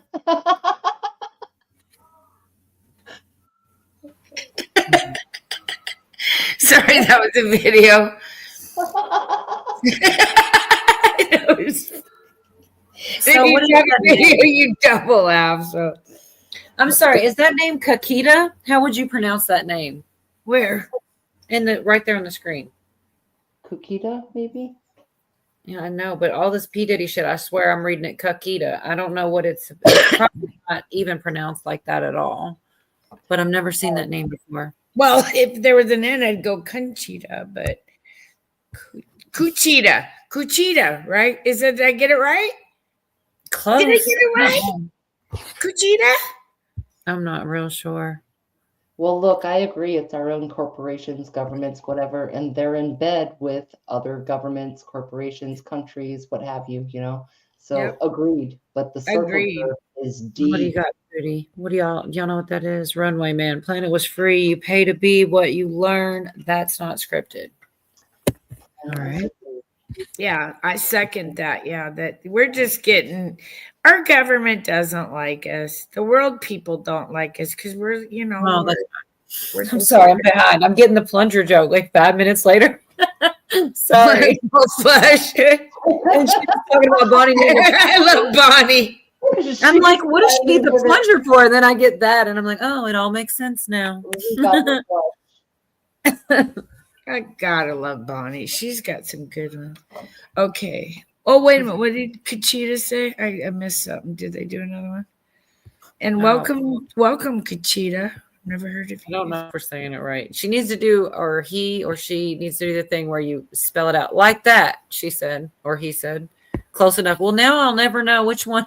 Well, yeah, was it Conchita or Cuchita? Kakita is what I said. Don't call me. See you next Tuesday, and we'll all be good. Okay. Oh my God, I want to remember, but I'm going to mess it up. Where's Billy when you need him? Damn it! That movie, Somebody Marry Barry or something like this, and these two like really like a guy and a girl that are both miserable to be around, but they like of course fall in love, and they're like I'm gonna mess it up so bad. They both made a mixture of the word see you next Tuesday and TWAT. And it was like twant, I think, or oh, there we are then. That's here we are then. Funny. Yeah. There we are then. Yeah, I just learned there we are then. Remember, we shared that like a month ago. I learned that off Tiki Talk. No, look at what Pootie said. So can we, does anybody know how to do that, to pull that, what Pootie has there? Are you going to get me in trouble, Pootie? I'm probably already got myself in trouble tonight. He said there's a clip, the clip he put in the chat is of a guy filming a war, head exploding emoji. What did you think, Brian? How is it getting out? Because they're supposed to be arresting anybody in Israel or Iran that's doing any, well, especially Israel. Well, so after Trump flipped out and said, "What the f," dropped the f bomb and everything, didn't they say we have?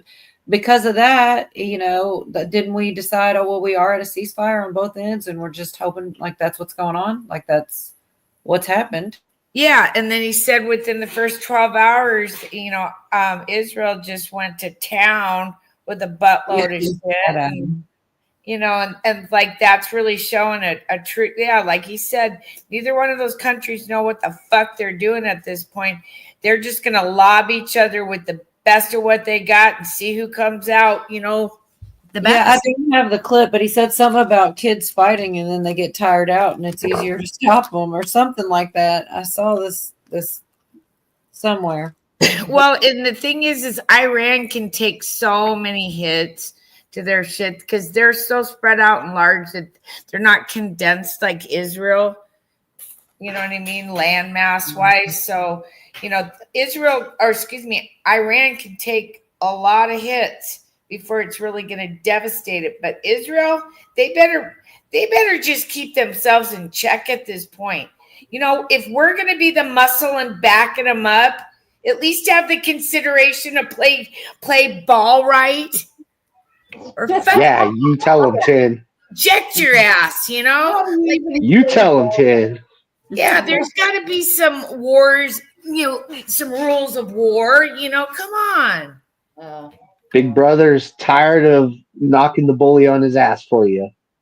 Pretty damn much, and on our dime when we've got such effed up situations in this own country with people that can't even afford to live and have a shelter. Thank you, Obama and the bankers, 2008. Shit. Yeah, that done fucked it up for this. That's why this Gen Y and Z are pissed at us. They're like, well, you let that shit happen on your watch. Look at, we were doing our fucking thing, nose to the grind like we were taught. You got somebody elected him in. Don't blame us. Are we suffering?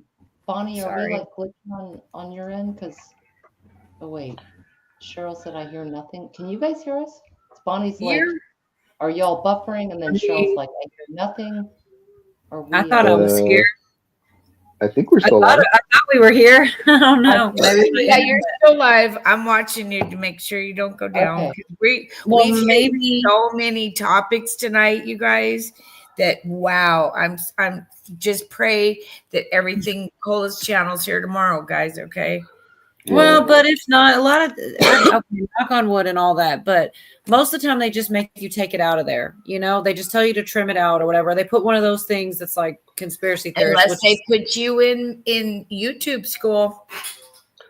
Oh my gosh, I don't know nothing. Yeah, Don't we still have to do YouTube school on the original channel, or we can't go live on there. It's been sitting there. I'm protesting. Okay. Good for you. Fuck, That's why we've it's been good. protesting with YouTube since October when we got that strike. That's why it's good to have Telegram as a backup, because then you can share. You can market your channel on there so people can find you. Because a lot of the same people that watch this show are on our Telegram chats too. Well, I think they all know we're on Tube by now. We've been riding Tube. Yeah, but it's just that I just mean in general, like for anybody. Oh. But yeah, Israel, getting a little pissy too. You don't want to know what the fuck you're doing. Cola 2 coming soon, Doc P says. Oh no. I'd change the name to something else because Cola is really hard to find. I didn't even think about it because basically my name only changed when Dangerous Freedom was like, you can't come up here with all that. I had my whole name on the internet. I didn't know anything. I didn't even know what it was. He warned you, yeah. I changed it to like half my name, a nickname, whatever. And I never thought of it as like a channel name. It's my name. So then when I had a channel, it was just already the channel's name. So if I did restart, I would name it something else. I don't know, something that sounded like a channel and not just a name. You know what I'm saying? That was God talking to you through Dangerous, trying to warn you back then because he didn't want anything to happen so that you could be here today and we can talk about all these controversial topics, right? Everything happens for a reason. No, really, because I'm just out here with. I didn't even think about it. I've seen him do that to more than one person, and now I have to do it too. Cheryl's one of the people I say that to. I'm like, maybe you should just change it to, not your whole name.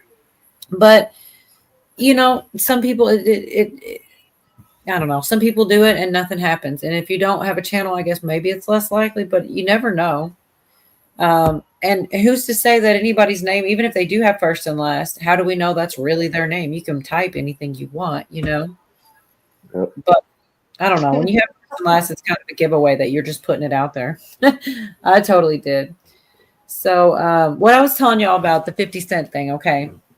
So one of the last people to testify against Diddy was a chick. She used Jane Doe, but the internet thinks it's 50 Cent's baby mama. And he is part of the reason why, actually. I mean, is that the one? Oh, man. Yeah. Well, what I've got here is the clip. This actually played in court. This is the voicemail. This is the voicemail that Diddy sent to Jane after a really long, one of the things parties they do or whatever. And he's calling her his crack pipe because it was so great and she's so addicted or whatever. So this actually did play in court. It's verified, all that. And people are speculating that the woman he's sending this to is 50 Cent's baby mama. And that's why he hates him so much. And I'm like, dude, that makes so much sense because man, does 50 hate P. Diddy so bad, Anyway, here's speakers. Hey, baby, we had a great time. Stay in the light. It's all good. Get your rest. You are the crack pipe. That's my new name for you, crack pipe. Or should I call you CP? But yeah. He wasn't whispering. He wasn't drunk. He was calm, almost like he thought it was romantic. This voicemail wasn't from 2006. It wasn't dug up from the bad boy vault. It was played in court in 2025. And prosecutors believe the woman on the receiving end was Jane Doe, the anonymous accuser now testifying against Diddy in his federal sex trafficking case. But social media and insiders say the quiet part out loud, Jane Doe, she's allegedly Daphne Joy, model, entrepreneur, former girlfriend of Diddy, and the mother of 50 Cent's son. This is what proved it all for the fans. Date, and they spent 5 days in a hotel room. Said they had dinner on the balcony. They went all the way, and she let him know that she had a child with someone that he knew. This person did not get along with Diddy, but he said that he didn't mind. Because we all know 50 Cent's relationship with Diddy. So when you put 2 and 2 together, it all makes sense. And that bombshell wasn't even the worst part. The court audio continued. Well, I want you to stay in the light. You know what I'm saying? We had a very, very good time together. Like so much fun. So much fun. Now go rest up. Get in your bag. You know what I'm saying? Got your contract. Find a nice little spot. Put your mind at ease. And yeah, I had a great time. Contract. That one word shifted the entire mood. Suddenly, it wasn't just a nickname or freaky flirtation. It was a business arrangement. a financial setup, a transaction cloaked in affection. And she was too. Like it was, and that chick, he's still paying her rent. That came out in court right now. I guess maybe somehow he had to, or it could go against him, or, you know, might give him another charge or something. But he's still paying it right now. And she still testified against him. Like, I mean, Is she an actress? Daphne Joy or whatever. She's something. She's, Because she looks like that Asian chick that that came out in a lot of '90s movies. Like she was one of the bad guys in that movie True Lies. Remember with Arnold Schwarzenegger, and she looks like her. I don't know if it's her, but she looks like that chick. So this is only 1 minute. It's real short, but this is how come people. One of the reasons why they think it's 50's baby mama is this is what 50 did. He said it's kind of funny, but it's also, but I mean, because if you're him, right? Anyway. But 50 Cent, he didn't hesitate, because the second this courtroom chaos hit the headlines, he went nuclear. He opened Instagram, uploaded a selfie of Daphne Joy, paired it with a courtroom sketch, and then dropped the most sarcastic caption of the year. Hey, does anyone know who Jane Doe is? I'm trying to research this. That post was deleted within hours, but not before screenshots went viral across TMZ, X, and every hip-hop blog in existence. The implication was clear. 50 wasn't just trolling. He was calling her out on the biggest stage during a federal trial, using her own image. And then came the second post. 50 Cent and his son, Sire, giving the camera a legendary side eye. Caption said, WTF. But 50 didn't stop at memes. He called up his AI team and dropped one of the most savage parodies. I was telling y'all. I'm just going to stop it there anyway, but that's what I was telling y'all about the Family Matters thing. That's what they play it and everything. And I really, really want to play it, but I also don't. I just know if anything's going to get me in trouble, it'll be that. I might just put it in the chat so y'all can fast forward to that part because it's pretty funny. I mean, 50 Cent is the world's best troll. He really is. So is he not with her anymore, 50 Cent? No. And yeah, somebody said something about didn't he used to be with Chelsea Handler, and he totally did, yeah. For reals? Yeah. Oh, I didn't know that. I remember her talking about it and stuff. She thinks she I don't know. Chelsea, I don't even like. She's just that girl. I don't know. She's just nasty. Yeah, it said Freak Offs Matters instead of Family Matters. Cassie Side Chick Ventura, Young Miami, Freak Offs Matters. It's hilarious. It's terrible because it's not really funny. But and then Cassie walks up holding a bottle of baby oil. The version, and then it said instead of saying Daphne Joy, it says 50 Cent baby mama. Then they put Kid and Cudi and put a car on fire behind them. J-Lo 50, but still bad, and then 50 Cent with a with the milk carton of Jay-Z and call the police because he did that too. He put the milk carton. He put Jay-Z's face on it because like Jay-Z was not speaking at all when all this went down with Diddy. And they were like so close, you know, so he was calling it out for what it was. Anybody seen Jay-Z? It was pretty funny. I mean, it's trying to he's trying to distance himself. Mm-hmm. Oops. Or what if the sorry, that's my mom. Let me turn that down. What if the movie's already played out and 50 knows, you know, like everything's already played out, and so he can go out and do these digs and not worry about, you know, getting taken out because it's already been done. I mean, if it is a movie, because what if this is a fucking movie, you guys? The shit that's been going on. It would explain a lot. He's totally making a movie called Did He Do It? And he's got Netflix has already bought the rights and all this. And supposedly he's leaking all kind of stuff. And that's why he just staying on. I can't get rid of 50 Cent. And I love it because he's cracking me up. Like he really is. He tried to speak to Trump saying, you know, he tried to put together clips where Diddy was talking smack about Trump and adding the president because he was so afraid he would pardon him. Like he's a trip. So real quick before I got one more clip that's 2 minutes long on the same subject matter and then I'm done. But before I play it, so in court's testimony, Jane Doe was talking about how she was really jealous of Young Miami. because Diddy would take Young Miami in public and have she was on camera with them, and it was a real public relationship, and she was just kept in hotel rooms doing, freaky stuff. And so all that came out. So I'm just telling you that because they're going to talk about some stuff 50 Cent did. And if you didn't, they may say that in the clip. And if so, I'm sorry for saying it twice, but it's just kind of hysterical. He's a master troll at this shit. First surfaced that Diddy and Daphne were closer than friends, 50 Cent pulled a quiet power move. He cast Young Miami in his own show. That's right, BMF, the Black Mafia family drama he executive produces. Most people thought it was just a collab, but now we're seeing it for what it was, a hit job. Because think about it, Diddy's girl in a show produced by 50 Cent, while Diddy was allegedly sneaking around with 50's baby mama behind the scenes. And if you think 50 was just doing this out of jealousy, think again. Because around this time, Daphne was still living in the Diddy-funded mansion, still getting monthly deposits, still locked into her love contract. And 50 knew Diddy was sleeping with the mother of his child. And instead of losing his mind, he turned it into a streaming check. But the pettiest post of all was saved for Father's Day. 50 didn't post a cute photo. He didn't post a throwback with his son. He posted this: "Happy Father's Day, little bitch. I'll have full custody soon, little bitch. You'll be back on OnlyFans in no time, little bitch." And it was messy, because just months before this, 50 had filed for full custody of their son, Sire, allegedly because of Daphne's involvement in the Diddy lawsuit and her name being connected to the sex trafficking investigation. But Daphne... Anyways, it goes on, and she comes back out and tries to say that 50 R-worded her. But it's like, man. And then, I might as well play it. Did I already stop it? Because I don't believe her on that, but who knows? It's just weird timing that she does that. But also, she denies that she's Diddy's. She denies she's Jane Doe, and she's supposedly suing him. But I don't know if I believe this chick, but He wasn't staying silent. In fact, her next move would flip the tables again. By now, the entire internet had basically rebranded her. Jane Doe is Daphne Joy. The courtroom sketches, the leaked testimony, the freak-off receipts, all signs pointed to 50 Cent's baby mama. And for a moment, it felt like she was drowning in it. But then came her clapback, and it wasn't subtle. She posted on Instagram, addressing not just 50, but the entire world. It read like a personal manifesto, a digital scream.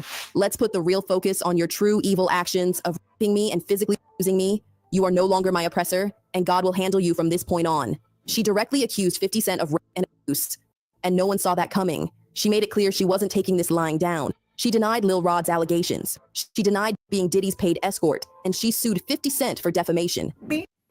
So I don't know if she sued him. I guess I don't know if he paid. Like, did she win? Yeah, I don't know. They didn't really say that.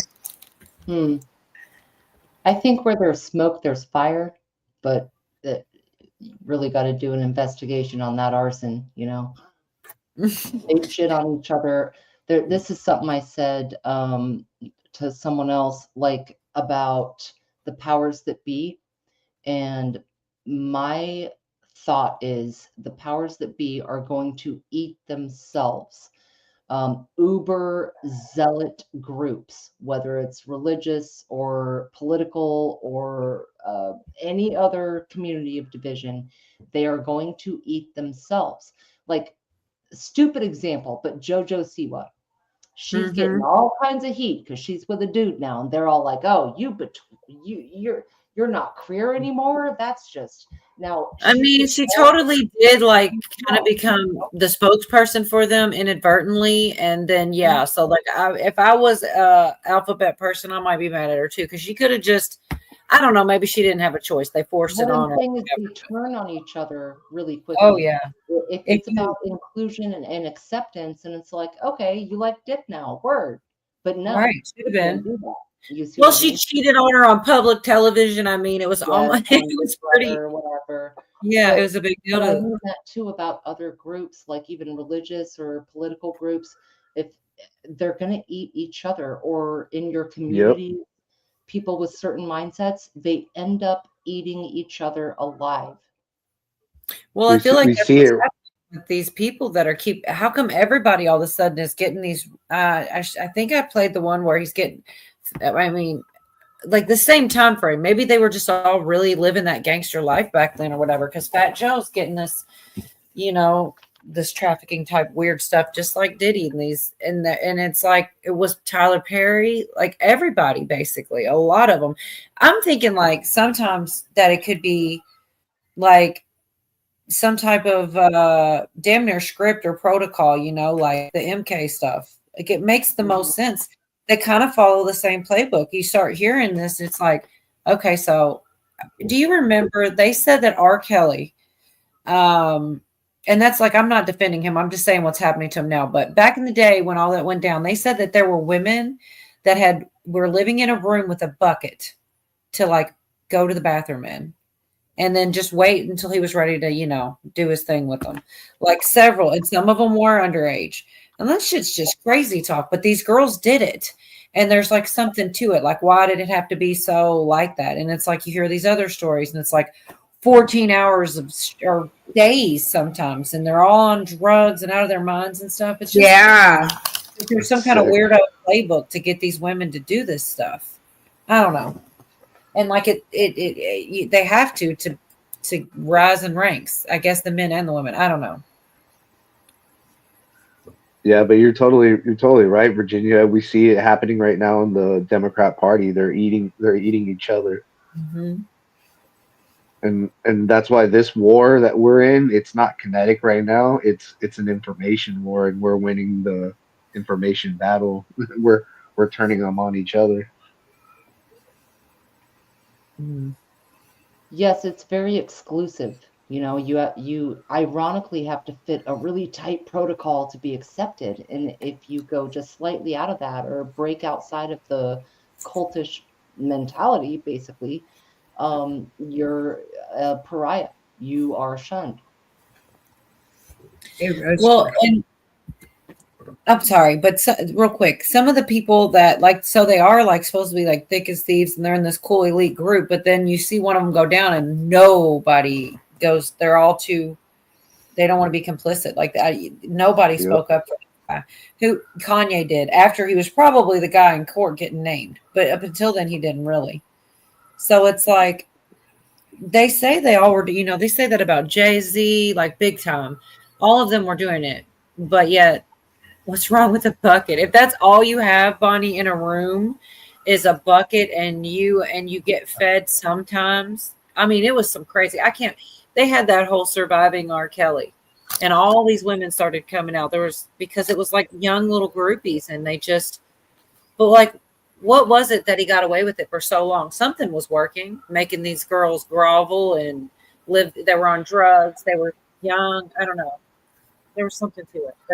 And then it's like becoming exposed after the fact. Like, I'm sure it's still happening, but maybe not as bad now. Maybe it was just bad at the time. What do you guys think? They're still doing all these weirdo things like this and just not getting caught at the top of. I mean, that was one of the jokes made. Freaking, of all people, Kevin Hart made that joke at some BET or some kind of award show. He's like, everybody just go home after. Don't go to any after parties. It gets slippery. He was making freak off jokes. And it's like, because a lot of the things that like they had these parties as after parties to big events that the stars are already out during. Yep. But only certain ones are getting in trouble and lying about, everybody else is lying or leaving the country. But yeah, so Kevin Hart said that, like, everybody go home, and someone ran up on him and asked him, and he's like, you're asking the wrong person the wrong question, trying to act like he didn't have affiliation with Diddy. And I feel like I'm wrong sometimes. I think everybody's seen this. I feel like a lot of people have seen this, but maybe not everybody. But this is old footage, and it's freaking Kevin Hart. And as the host. We want to thank you. Come here. Don't sit on the bed at night. No homo. No, just don't get close to the bed. Don't get close to the bed. But it's just like, we want to thank you for hosting the thing, man. It's been a pleasure. You didn't have to do it. You did. No. I definitely didn't have to do it. I definitely didn't have to. At the time, it was just seen as a regular celebrity celebration. But footage from that night has recently resurfaced, and in today's context, it's deeply uncomfortable. In one clip, Kevin is seen in a small bathroom surrounded by several women in bikinis. The lighting is low, candles are burning, and the atmosphere feels chaotic. At one point, one of the women's hair catches on fire. Kevin and others laugh. It's treated as a joke, no real Yeah, concern. they laugh. To stop the danger, just laughter, music, and more filming. Just see what you.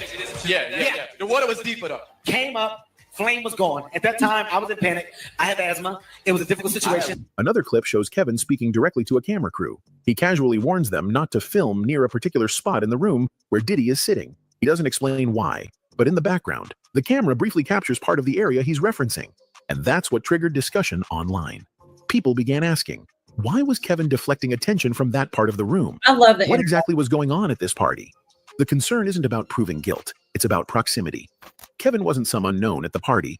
He was actively involved. He wasn't forced to be there. He organized, entertained, and guided the energy of the night. He laughed when things got dangerous. He seemed fully comfortable. And that becomes relevant because of what we now know. But yeah, they actually, this is, I think right here is the clip of him, paparazzi running up on him, and he says what, oh, wrong person, wrong question, which I'm like, not from what I guess he doesn't realize that this is out here probably, that it's on the internet, or maybe a lot of people haven't seen it. It's not so mainstream. Hey, Kay, when you hosted for Diddy, did you catch any baby oil? When I hosted for Diddy? Yeah. Nah? You asked the wrong person the wrong question. That evasiveness only fueled the... Nobody believed that though. Like that, nobody believed him. It's like I didn't. Anybody that saw that footage didn't believe it. No.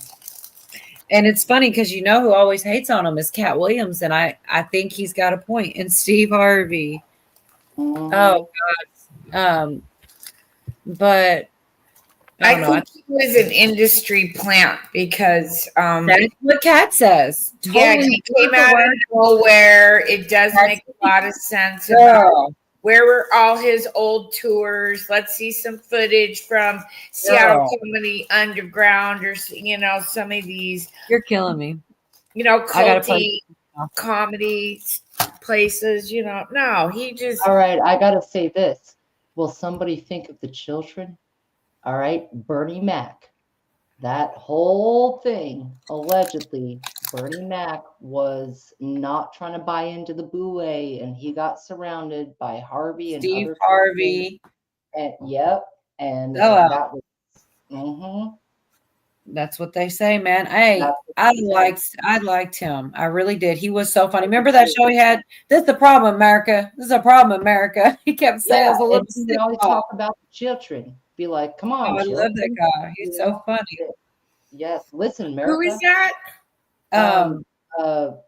Bernie Mac. Yes. Oh, okay. Sorry, sir. Oh, yeah. What movie is it where he's like, "That's a nice fish, big fucking eyes." What is that? Bad Santos? Big His fucking adult eyes. daughter talking, and it was really creepy because it almost was like if she was coming out saying, "Hey, don't worry, he just died naturally." Kind of. I was like, I didn't understand that interview at that time, but it was kind of prior to all of this and waking up. You remember when you took the red pill? Fuck yeah! And we never went back. So yeah, we never went back. Bless his heart, man. Bernie was a good one. What you were saying, 10, I swear, I think this is the right clip where, because Cat Williams says all those things in different words. Like, I want to play. Hopefully this is it. I think it is. He's hating on him for sure. And I love it because footage of him with Diddy like that proves it. Like, he's not lying. And he does totally call him a plant. Because he probably really is. So he made a lot of good points. And he goes all the way in on Tiffany Haddish next. But yeah, she was good. That was his wife. No one in Hollywood has a memory of going to a sold-out Kevin Hart show, there being a Thank line you. where you never getting a standing ovation at any Boom. comedy club. In his view, Kevin's career didn't follow the traditional path.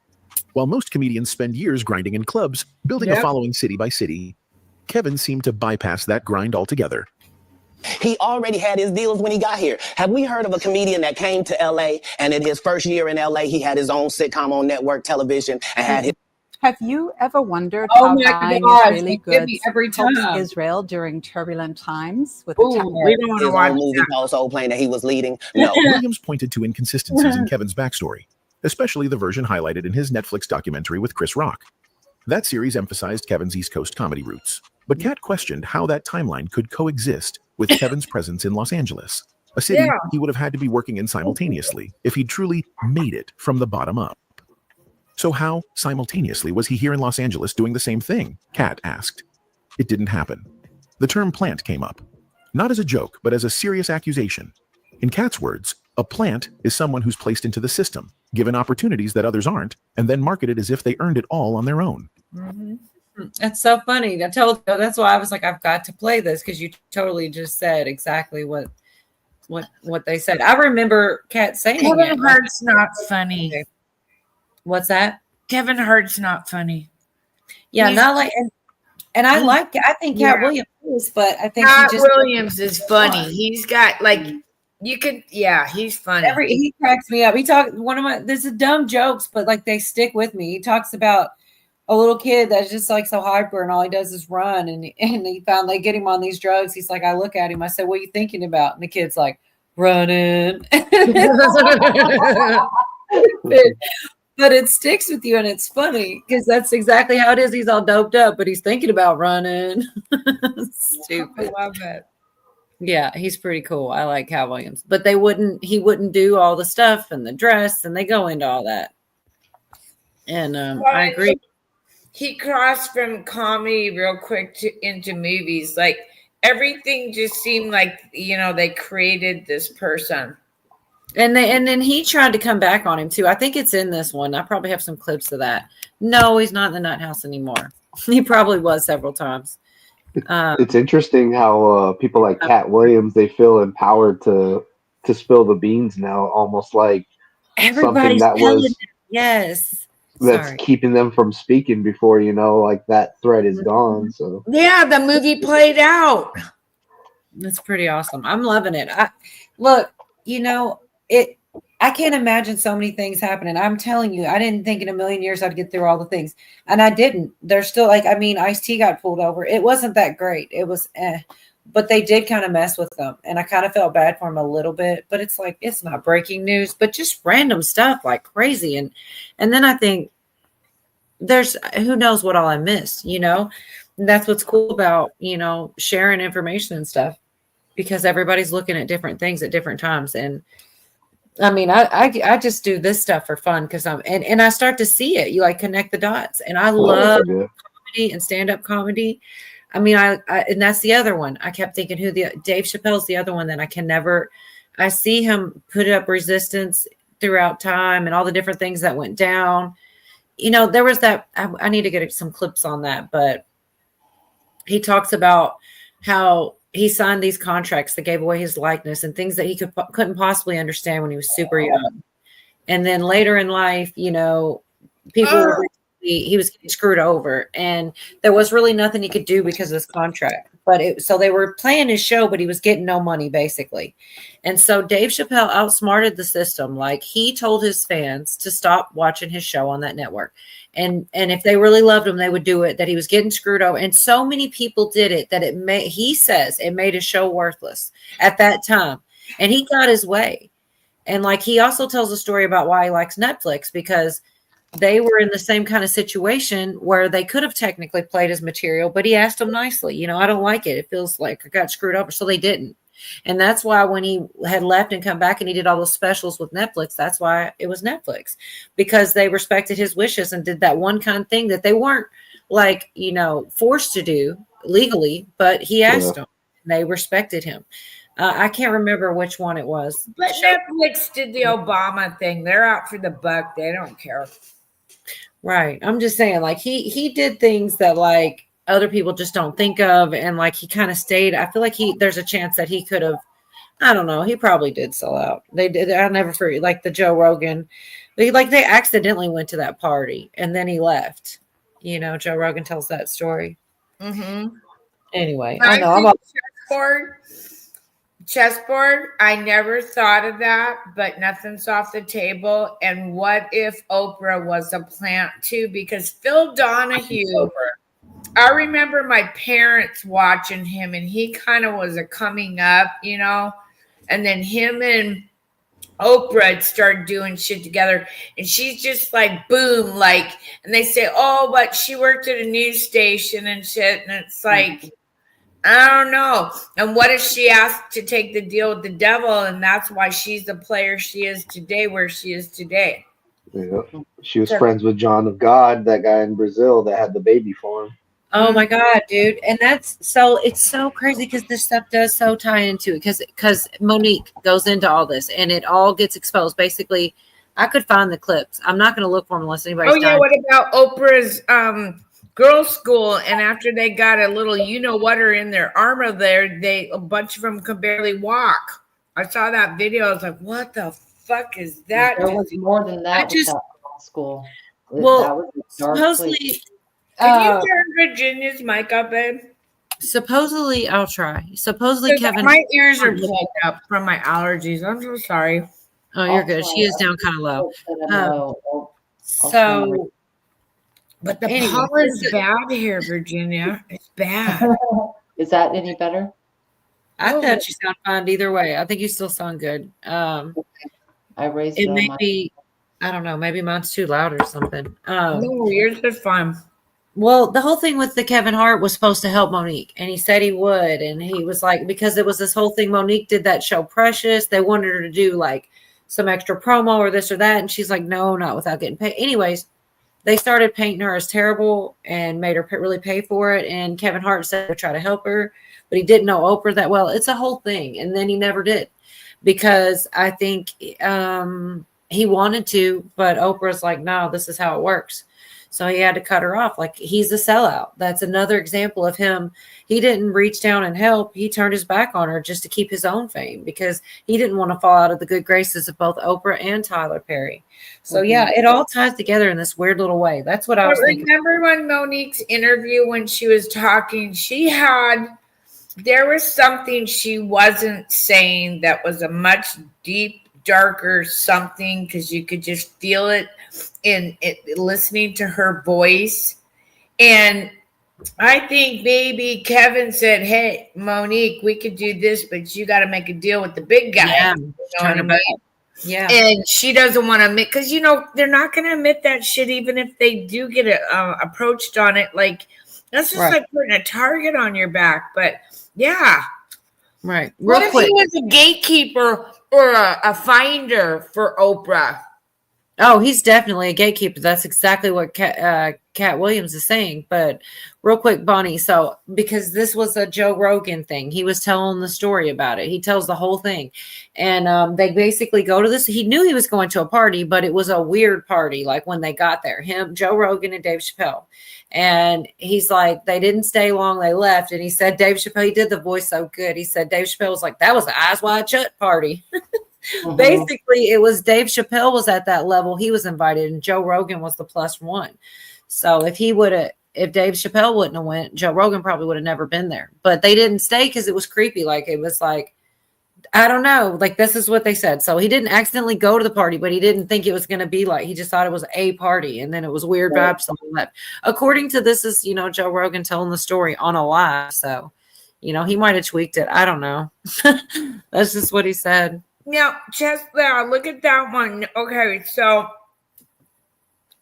I don't know. I'm just not. I mean, okay, maybe she was. But how the hell is she getting even on a talk show back then, guys? I thought she did like local news or something in Chicago. Who, Monique?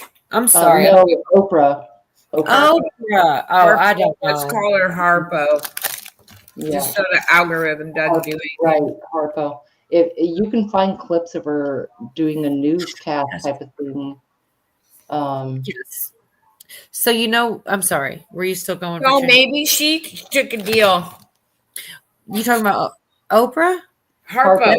Oh. So let me get it out before I lose it again, y'all. So one of the craziest clips is Dave Chappelle and Oprah. It is so, to me, it just says it all. He's sitting there explaining to her about the dresses and how they switch the scripts. And she just is so flipping uncomfortable. And she does the positioning. She takes her index finger and touches her temple and her thumb and puts it on her chin. And if you look, there's plenty of videos that break it down. Like, these are certain symbols and gestures to be like, she's looking right at the camera too, like, I don't agree with what he's saying, because she knows he's not supposed to be saying it. And it's like you watch Dave Chappelle realize she's in on it live. Like, that's what it feels like, because he's like making jokes. He's like, what is this, Brokeback Mountain? Ooh. Audience starts laughing, and Oprah's like, oh shit, what did you say, Dave? Oh my God, I want to get it. I think I remember that.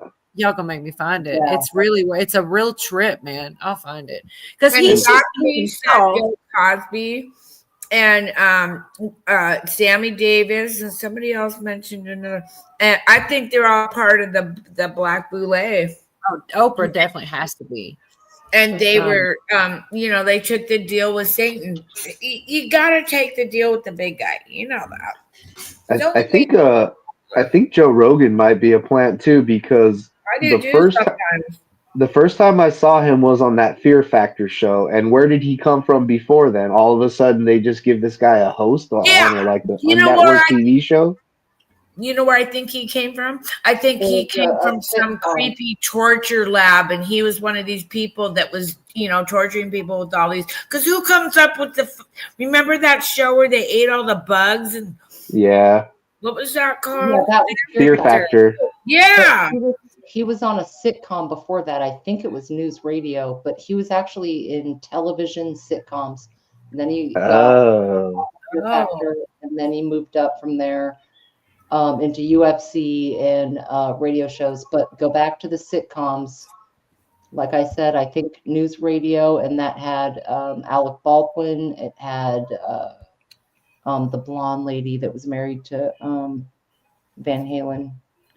But Didn't that show have Andy Dick too? Yes, it did. Yeah, I remember that show, News Radio. It was actually pretty funny, and these were all unknown names at that time, But that's well, they took the deal. They had to take the deal. No, the blonde Doc P, not Bertinelli. Okay, yeah, so not Van Halen. She was married to maybe Tommy Lee, his first wife, the blonde. Oh, Pamela Anderson. No, not Pamela Anderson. Okay, getting close. But we're getting there. We're getting warmer. You know that. Ain't that celebrity bimbo that was married to a rock star? Shit, she was in Melrose Place. This blonde. Who? Shannon Doherty? No, but it's in that but show. We're getting there. What was the girl that was Kelly on 90210? What was her real name? Not her, I guess. I don't know what you're talking about. Jenny? Jenny was the blonde's name. I don't know. I'm over here looking at this Oprah interview, looking for the part where she touches her temple. Who was that actress, the blonde one? She was married, and then she married John Bon Jovi's guitar player. Was it Heather Locklear? Yeah, Heather Locklear. Yeah. Word. I was thinking Heather, but I didn't have the Locklear part. Yeah. I haven't heard that name in probably 20 years. That was a mental it, right? Yeah. Yeah. I wonder what happened to her. Mm-hmm. Yeah. I'm too afraid to play this. I'm trying to find myself on YouTube and then drop this link. So if anybody wants to watch the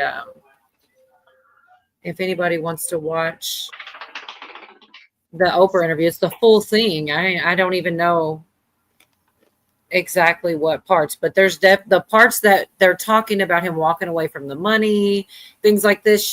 You can just see it. You don't even got to look hard. And she puts her fingers on it. I do like, excuse me. I like it when you have a breakdown video of it, but I don't know where one is offhand. I saw it years ago, but now I can't get the damn thing to copy. I'll have to do it on my phone, I guess.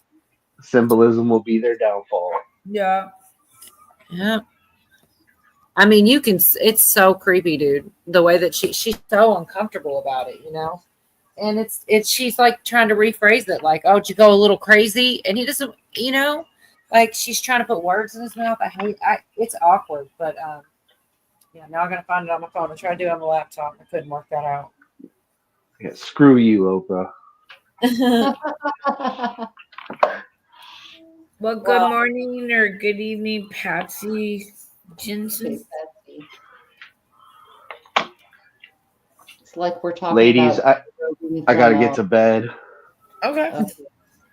Have a good Yeah. night. Thanks for hanging. Oh, sorry to cut you off, Virginia. Yeah, thank you. It was fun.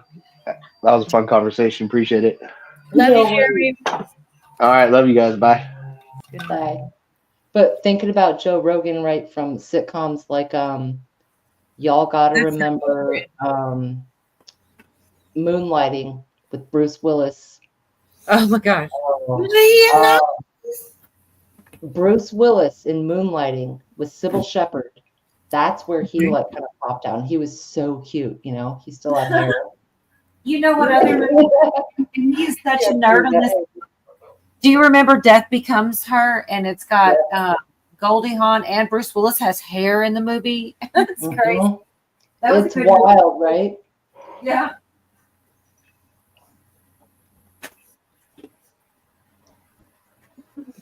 Wow. Have y'all ever seen that clip of Montel Williams with Kamala? Oh yeah, an escort at one of those award shows, and his wife was with him. Like, what the That fuck? was like his girl at that show, and he was all like, "You'll know this name," and this is like 20 years ago at least. And he's like, "One day you'll know this girl, Kamala. Her name's Kamala." It was wild. Montel Williams. I Shit, did you know, see it a while ago. He got all weird and started doing like holistic commercials and shit, and disappeared. So he was probably Boulay too, for sure. So this is like just a real quick minute on the one we were watching where basically how Kevin's response to Kat saying that, oh, he just got here too quick. He tries to say he worked hard. And I think he even talks bad about Cat Williams too, saying that he missed stuff and that's what happened to him. Or maybe that's after the Tiffany Haddish thing, because they did go back and forth a bit.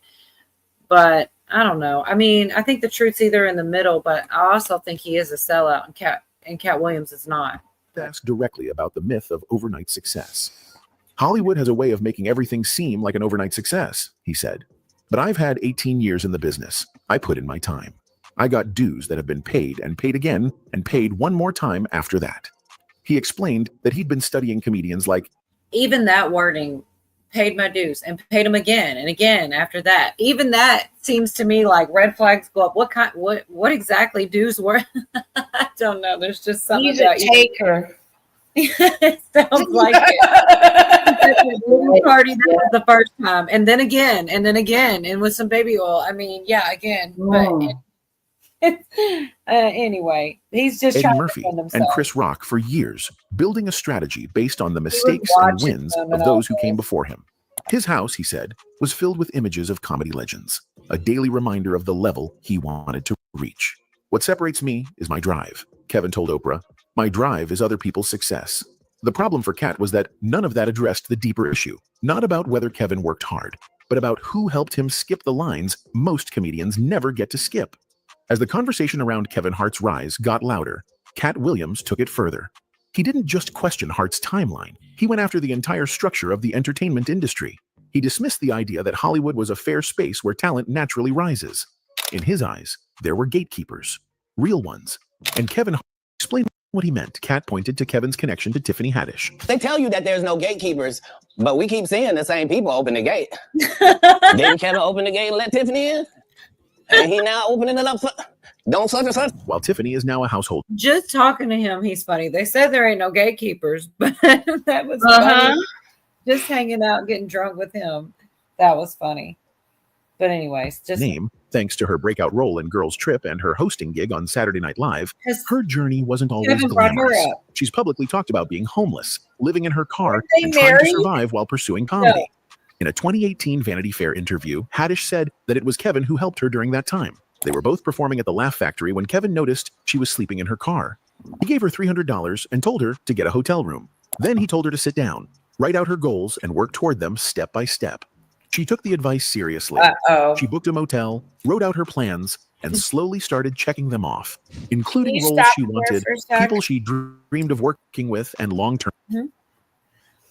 Okay, he just said that she was told to go home and write down what goals. Her goals, yeah, like that's all it took. Like no one's ever done that before. So like a wish list. So Basically, that when and who she wanted to act with, and all that. She says she did that. so she would be all ready to, to go and to the man, the bad man, Right. She got to make her contract, I guess. It's Yeah. Even when they're not saying shit, sometimes it does sound like it. Like when he said, I paid, and then I paid again, and I paid again. Yeah, that's what I'm saying. And then with that, yeah, it's like you go home and you write your own contract. You write down all your wishes and desires, everything. Well, he totally did bring her in. There's only like 30 more seconds. Here, watch this after these 30 seconds. But just listen, that's what they're saying, basically. Well, not that. Goals. But Cat Williams wasn't impressed with the fairy tale version of her rise. In an appearance on V103's Frank and Wanda in the Morning, he questioned whether Tiffany Haddish had really earned her title as a top comedian. Haddish has been doing comedy since she was 16, he said. You can't tell me your favorite Tiffany Haddish joke. Why? Because she hasn't done a tour yet. Oh my gosh, good enough. That's where I was going to stop pretty much anyways. Well, that's a good point because I don't know who the fuck Tiffany Haddish is, and I didn't until any of this, came up. Girls Trip, that's it basically. But that's what he's saying. Because Kevin Hart put her under his wing and basically got her in, and that's what paid his dues, and she probably.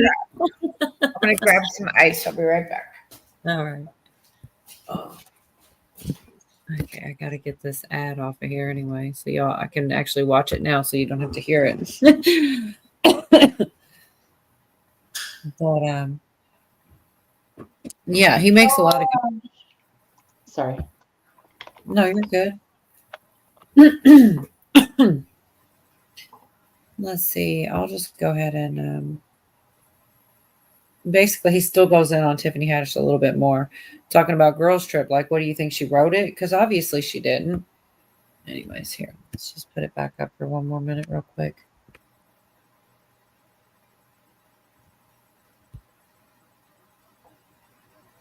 Without giving her time to grow into the role she was handed. Trip. Did you think she wrote Girls Trip goofball?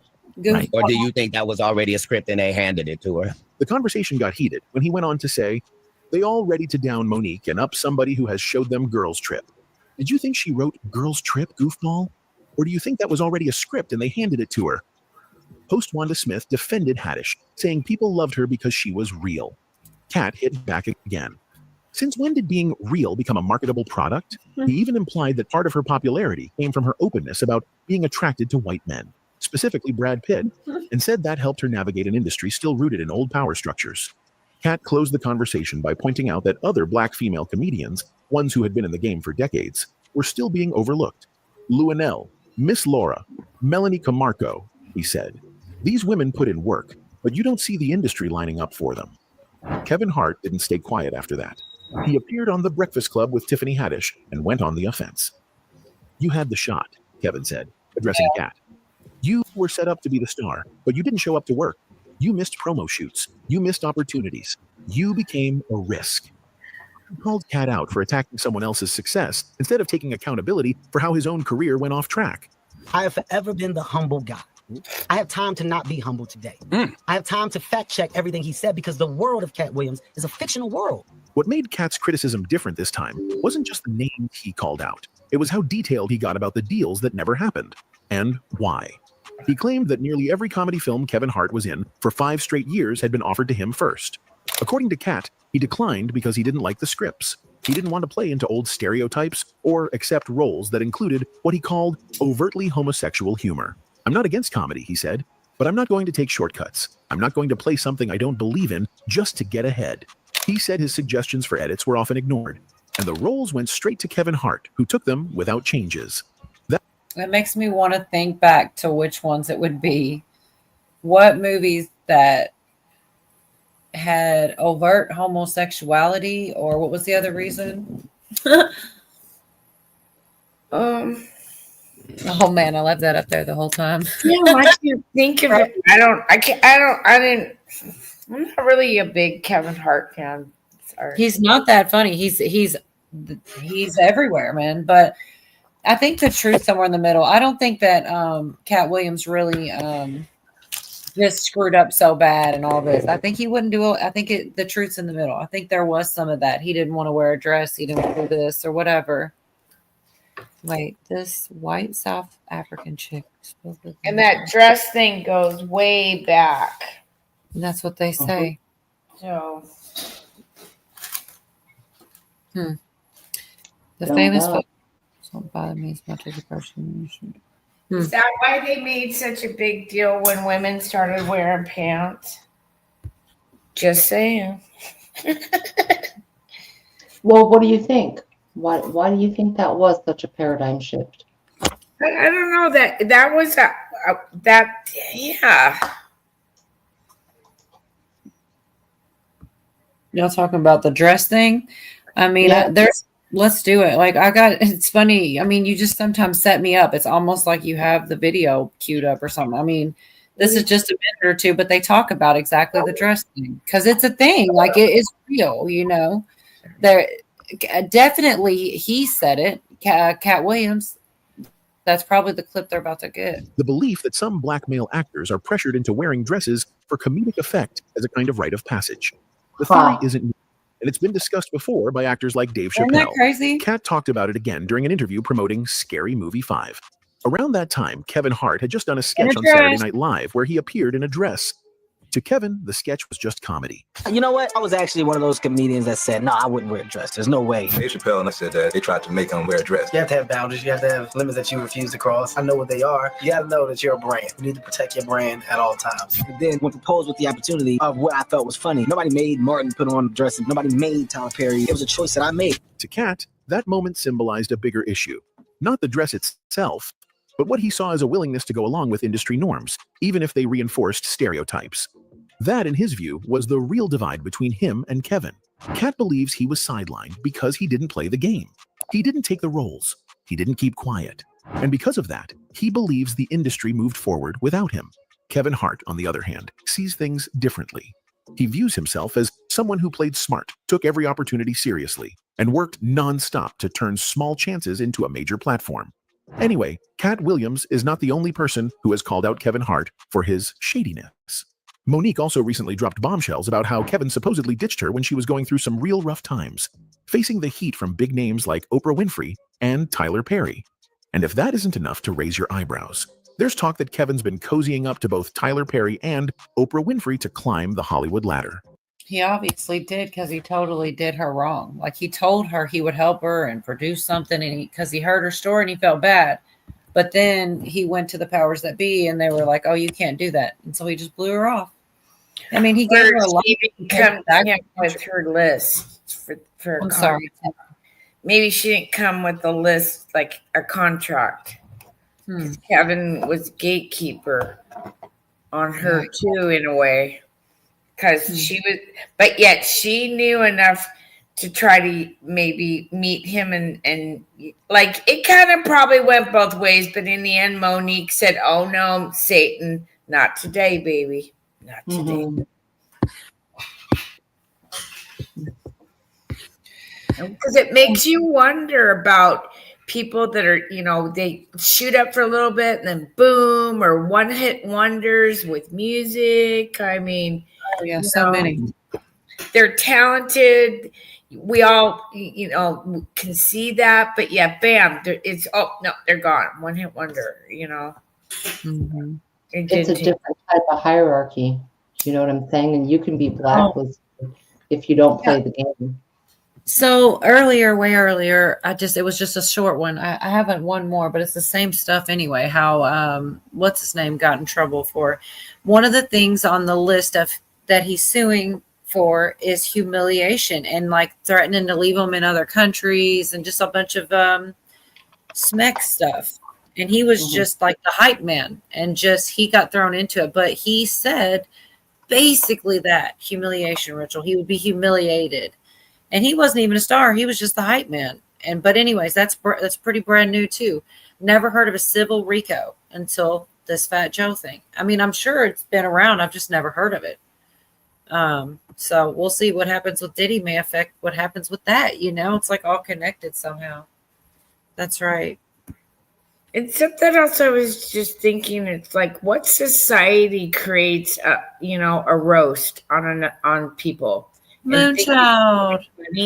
So Kaiser. They're probably both gone now. Sorry, go ahead. I'll be so far behind. It's like they needed that. They needed to bring those aspects of things in, like roast, that just celebrity roast or political roasting. Like the fuck does that? Well, that's part of the deal with the Satan guy. You got to go through that ritual shit. You want to link Moonchild? You got time to jump up? But I'll tell you, if I had a cult, I'm not going to sit there and embarrass you to get you into the cult. I mean, it's kind of a fucked up one. Yeah, well, join a cult. You got to do some stupid shit and then be publicly embarrassed. Oh, yeah, I'm on board. It's to prove like your loyalty or you won't, your ride or die kind of thing, which is crazy. But that's the thing is like all these people are from a certain time frame. Like they were all thugs and gangsters, right? That was how they were supposed to be. And now I feel like it's less true. They're more just like actors. They pretend to be thugs and gangsters. Like back in the day, people got shot and stuff that rapped, I mean, I guess they still do, but it seems different. You know what I mean? It seems more fake now than it was. You mean the East Coast, West Coast gang thing? That was a big rappers. Yeah, but I think that was created by the industry. Now, if you've got like the Banditos against, another big gang, biker gang, that's war shit. But East Coast, West Coast rappers, that was all created to create the hype into rap. But yeah, people lost their lives. I'm not saying they did. It was all part of the game. It's all and look into the connection with for-profit prisons.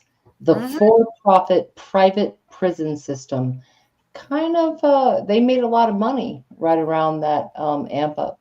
And I think it's a combo, like some people do that as a humiliation ritual to move up. But there's an old aspect where the only person in a court who could talk shit to the king was the jester. Correct. And so you have these comedians, they're the only people allowed to kind of like dress funny and tell the truth. And no one takes them seriously in a way. They do, but they don't. And they're the only ones who never get burnt for it. You see what I'm saying? That's another thing Dave Chappelle did that made me think he wasn't. You remember when he kept getting in trouble for the LGBTQRX, I hate it, not knowing all them letters. So I would like to say them right, but they kept going. My daughter for years told me, you're saying something backwards. Anyways, the alphabet people, as he calls them.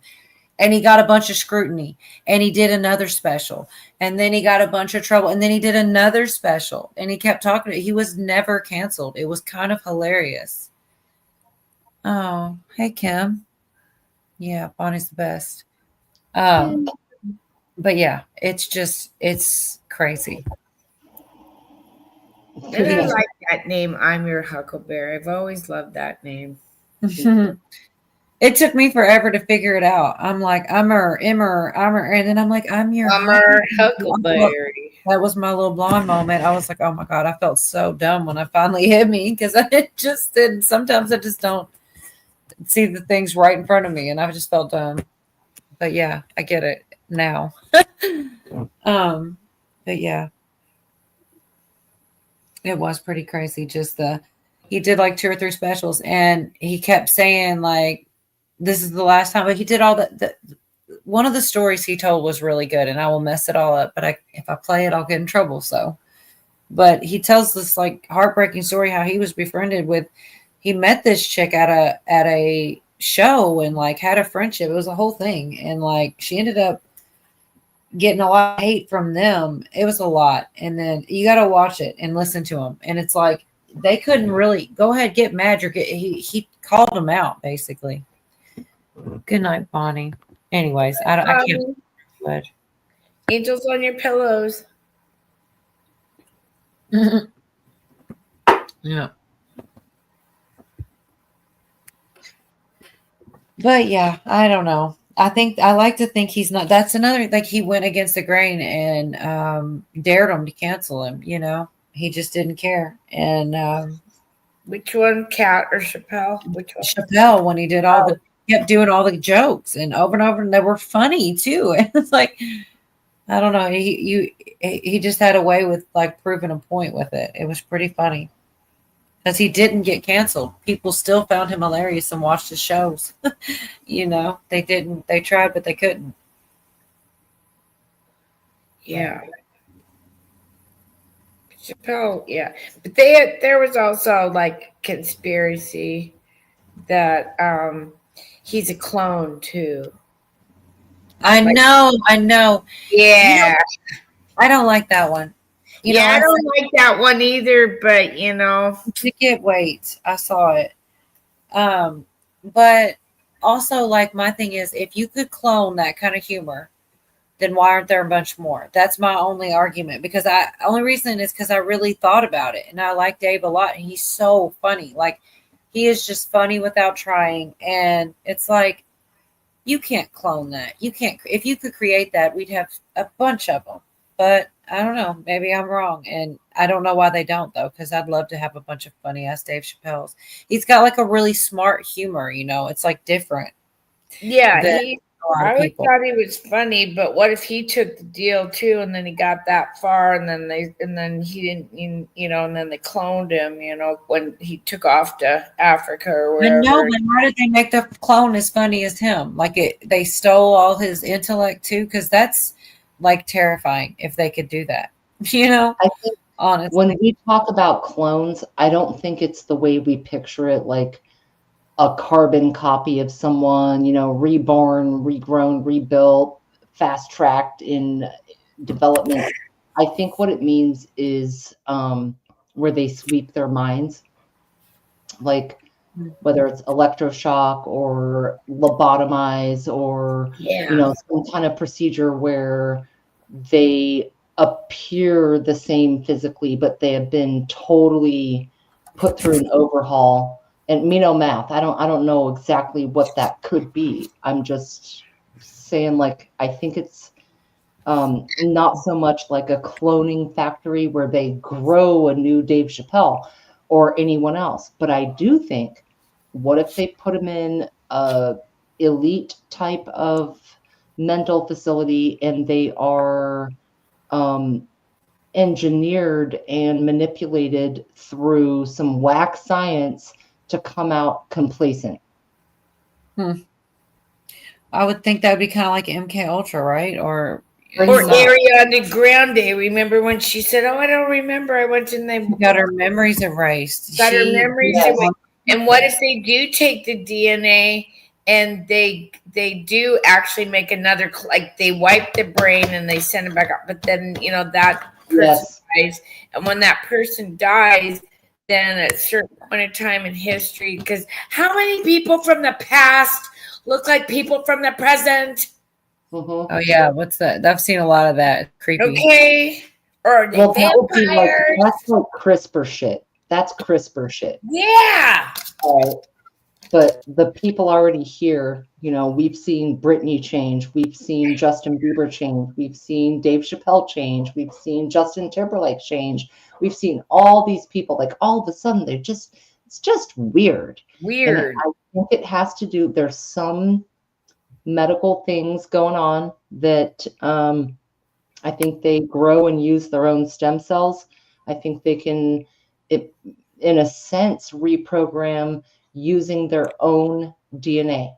And again, I mean, that's CRISPR shit, but and then they can replicate new generations. We've all seen those pictures of some folks back in the day and then now, and it's like, whoa, that's like I'm pretty sure he called that his "Fuck You Hollywood" farm. I'm pretty sure the farm in Ohio. I could have swore I heard him say that at some point, that he had a "Fuck You Hollywood" farm. Which, yeah, Ohio isn't terribly far from me, and I think that makes him sound more sane than any of them. Like, these people always act like they're so hounded by paparazzi, but they all live in the city where the paparazzi follows everyone, like leave if you really hate it, but they want to be there, Well, but they come out of small places. Like Timberlake is from Tennessee, if I'm not mistaken. Johnny Depp and a couple of, I think George Clooney are from Kentucky. Like these people are in but Clooney's got a connection with his aunt. Correct. But these small towns have these facilities that they're pretty obscure, they're off the radar, but you find a concentration and they eventually go to Hollywood land, but they're Elvis, Memphis, or Mississippi. Elvis was from Mississippi, actually. Very small rural spots. And they eventually get sold to that bigger area. But I think that the gestation areas are obscure, small places. And then the machine is pretty clear. It's LA, New York City, even Vancouver, BC has a lot of Hollywood land. X-Files was filmed there. There's a lot of shows that were filmed at Vancouver. Or Northern Exposure too. Twin Peaks. Oh yeah, that one's up at Yep, and there's a few movies around here like Practical Magic. That's a good movie. Under Rocks a Cradle. Yes, yes. Mama knows, baby. we know our Washington history, guys. Oh yes, quite a few. Mm-hmm. So did you guys see, speaking of all the people, did y'all see Bieber recently when the paparazzi came up on him? Oh, wrong button. Yeah, he was upset. Mm-hmm. He's so bless his heart. This is his bless his heart moment. Listen to what he says, y'all. Husband, you're not getting it. It's not clocking to you. It's not clocking to you that I'm standing on business, is it? You're on the sidewalk, I don't give a if you're on the sidewalk. I'm a human being. You're standing around my car at the beach. You know what I'm saying? You don't think I'm a real guy, do you? You're gonna take this video out of context. You're gonna say I'm mad. I don't know who the paying you to provoke me, but I'm not the one. Okay? Stop provoking me. And I'm a real dad, a real husband, a real man. All right. So don't do this to me. It's just his phrases at the first. It's like it's just funny coming. It sounds real though. Like he's like, look, motherfuckers. But this part's becoming a meme. Just this part. It's not clocking to you. I'm standing on business. He says it so white. It sounds so funny coming from him. This is gonna be viral.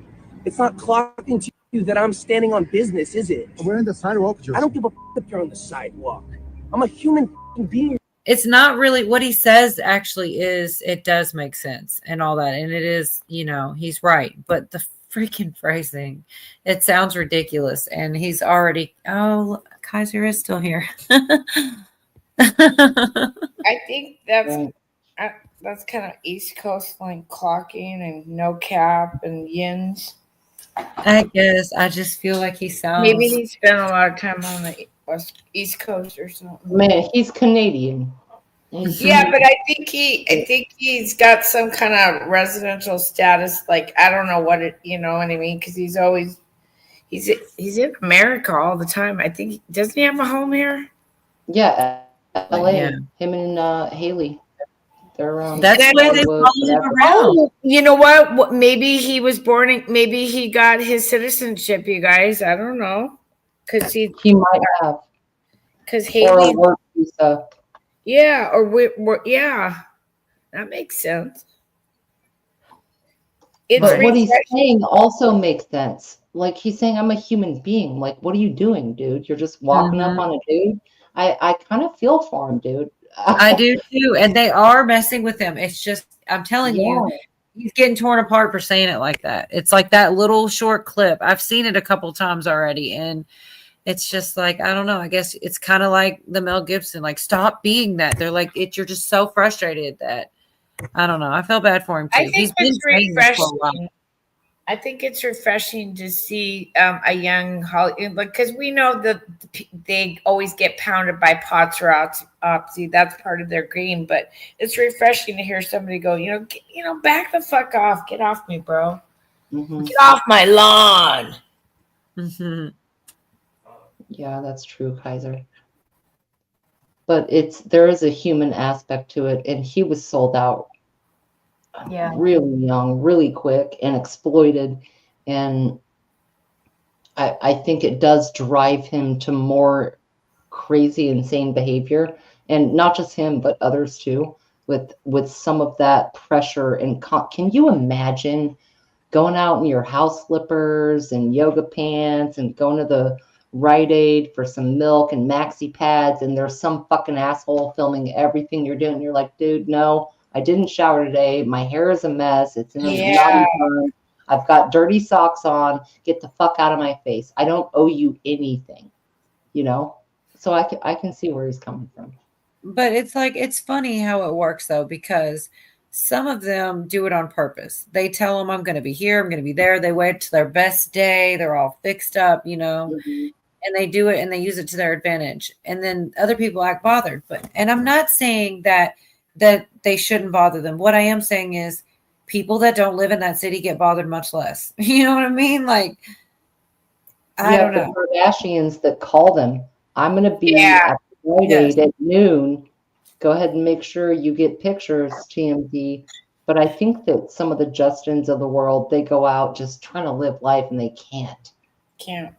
But what if he were to go to Ohio and be Dave Chappelle's neighbor in his FU Hollywood farm?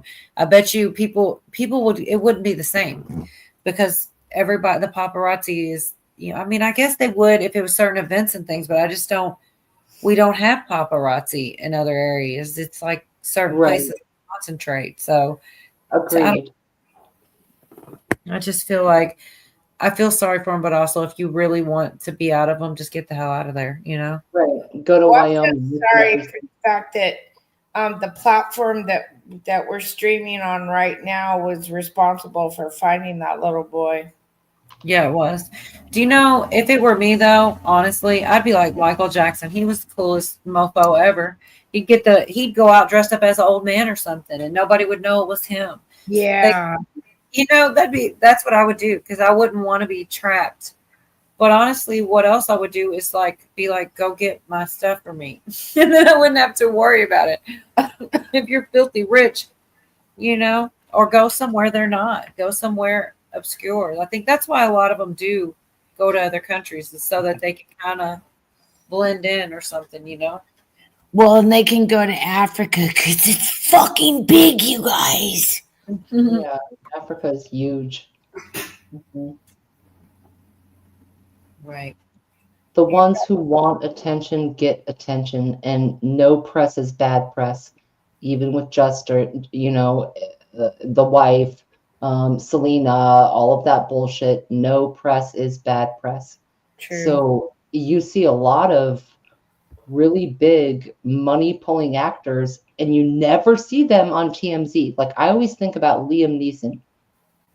He pulls in millions per movie. Big dude. You never see him in some bullshit drama, or you know what I mean? Like certain ones where very well renowned, but they're not playing in that game. And that's why I think there's something else to that game. You know what I'm saying? Yeah. Do you remember that I movie think Black? he's a vampire. Who? Liam Neeson. Huh. I think because I've seen a picture of him as an actor today, and then they just happen to find a person in some black and white photo from early 1800s or something, like Nicolas Cage, right? Mm-hmm. That's the one I was trying to think of. Mm-hmm. Or what about the one that, how dare you? She's one of them too. Greta. Yeah. Yeah. So talking about stars doing all this stuff, I was watching another one of those Timcasts, and they were talking about this Democrat crying, and they were also talking about how they want to get arrested Like that's the new thing, and it is kind of true. But I'm not sure who this one is, but let me see if I can pull it up real quick about this Democrat that was crying somewhere, something. Padilla's fake crying, they say. Alex Padilla ridiculed for fake crying after dramatic arrest at Ice Barbie Kristi Noem event. Why does Daily Mail keep calling her that? That's so weird. I was forced to the ground. Theater kids are as if he didn't like it. On my knees. And then flat on my chest. Yo, Graham's nipples are tingling. Hey guys, it's the first time homie's ever been arrested. And it's millionaires being like, "Oh, he touched me," and marched down a hallway, repeatedly asking, "Why am I being detained?" Not once did they tell me why. And they don't have to. I pray you never have a moment like this. God, like, But I you will would tell have you, thought he was sent to in that Guantanamo. moment, a lot of questions came to my mind. This guy is softer than cookie dough. First of all, where are they taking me? Because I know I'm not just being escorted out of the building. This is my favorite Am part. I being arrested here? Yo, I don't think this guy's ever lifted a heavy object in his life. This is why theater kids are a plague. They have nothing but their community theater routine and emotional manipulation. He needs to go back to acting school. The Democrats are there's like every inner city kid right now is being like, I was mercilessly beaten by my teacher, or like there was a janitor that would crack me over the head with a stick, or gangbangers shut up my house. And he's like, he grabbed my arm, and I said, "Why am I being detained?" And he wouldn't tell me. And I'm like, is that the worst thing that's ever happened to you, dude? I pray this never happens to you. What? Actually, I hope it happens to a lot of people, because otherwise they're gonna end up soft like this guy. He planned it. Initially, when he went in there to try and talk to Kristi Noem, he approached the podium or whatever aggressively with the intent to get the Secret Service while yelling at her to act. Yeah, of course, to get the Secret And he Service to act, resisted. so that way he could get the. He did it for the Instagram, he did it for the gram, and the whole point is just so that way he can do more of this, making content. It's crazy that politicians don't like try to actually do their job. They try to make content like YouTubers because that's how. Oops, I went on too far, but oh well. This is what I was. Yeah, might as How well. they get their name out there. That's how they get. They learn from AOC, man. Attention. So this is what Carl Benjamin's point is about democracy, though, isn't it? that that the incentives. I mean, you could argue that these are the incentives that present him with the advent of social media, the advent of virality. So the person who goes viral gets more attention. You get more attention, you get more eyeballs. You get more eyeballs, you get more money. You get more money, you make more. You make more of a splash. You're able to get more votes, and so therefore he's just following his own political incentives in a state like California, by the way, for doing something like this. This is also why Gavin Newsom was trying to get arrested for a while last week. This is why the guy's name Brad Lander, and then Ros Baraka. Ros Baraka did it. Now Brad Lander did it. Again, they're just following their. And wasn't Ros Baraka also running for mayor? He's running for governor. Governor, thank you. He's currently mayor of Newark. He's currently mayor running for governor. Thank you. And it's this posturing, and I think you were spot on. The incentive structure here is unfortunately, the fact is that we're not talking about any other senators. Which Democrats did we talk about tonight? Alex Padilla and Brad Lander. It's two Democrats, getting arrested for photo ops. That's who gets featured on To Guest IRL. Anyway. It is kind of crazy that I didn't really kind of see it like that. I thought about it. I guess that kind of is the new thing. Gavin Newsom was all, well, come arrest me then. Like it's like Trump got arrested and he spun it. I guess maybe they're trying to follow a prototype now. Everybody wants to get arrested. Yeah, it's crazy, but I hadn't thought of that. But when they said it, I was like, wait a minute, it kind of makes some sense there. Mm-hmm. Anyway, we were talking about acting and actors, so that's what it seems like. It really is, dude. They all are. Even Trump. He was in Home Alone. You know what I'm saying? Yeah. Shit. And he has those lines, though, man. Only Rosie O'Donnell. Like, he knows what he's doing. He's sitting there. He's kind of funny, dude. And that's why so many people get upset about the Hillary thing, with the locker up and all this. Like, I don't know that I ever really believed she was going to get locked up. I mean, maybe exposed, maybe talked about, but, people get really bent out of shape on that one. And I just, he said, how did he word it? He was like, that'd be a bad look president's wife. He probably put that shit and thought about himself. And, would he want Melania to whatever? Like, it's just a bad look. They sure didn't mind doing it to him. Maybe he would have, if it would have went the other way around, maybe he would have got her a photo op too. It'd probably be good for her career, apparently. It's a thing now. There's some truth to that. And it would be a dangerous precedent to start locking up presidents and their wives. There is presidential immunity on things. So no, I do not think that he should lock her up. I mean, does she deserve it? Yes. Hell yeah. The structure of it doesn't work. It'll never happen. Right. Oh, Monty. Newscomb is not going to One of those, little things they have to take people out, something, for a drink or dancing, but that's the last one.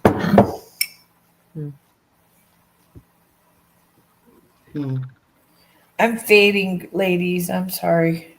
No, you're good. It probably won't be much longer before we'll try to go to a backstage. I keep wanting to get closer to 4 hours, but I always have a lot. I never finish everything, but I get a lot of it out there. We're going to talk about AOC being selected, which I don't remember what they said. That's all. Oh yeah, I think definitely she was too. Bartender, but apparently she did some acting or something. Yeah, I don't know. There was something. I can't remember either, but oh, I'm yawning. Oh, I'm so sorry, guys. I gotta go. That prom hit her hard. Yeah, well, I haven't been sleeping. It's with because I'm on watch, and it's been a rough 24 hours, guys. So, but I kind of feel like did that go away, or can we still not talk about that? I feel like that kind of died down with the Ivor and the hydroxin.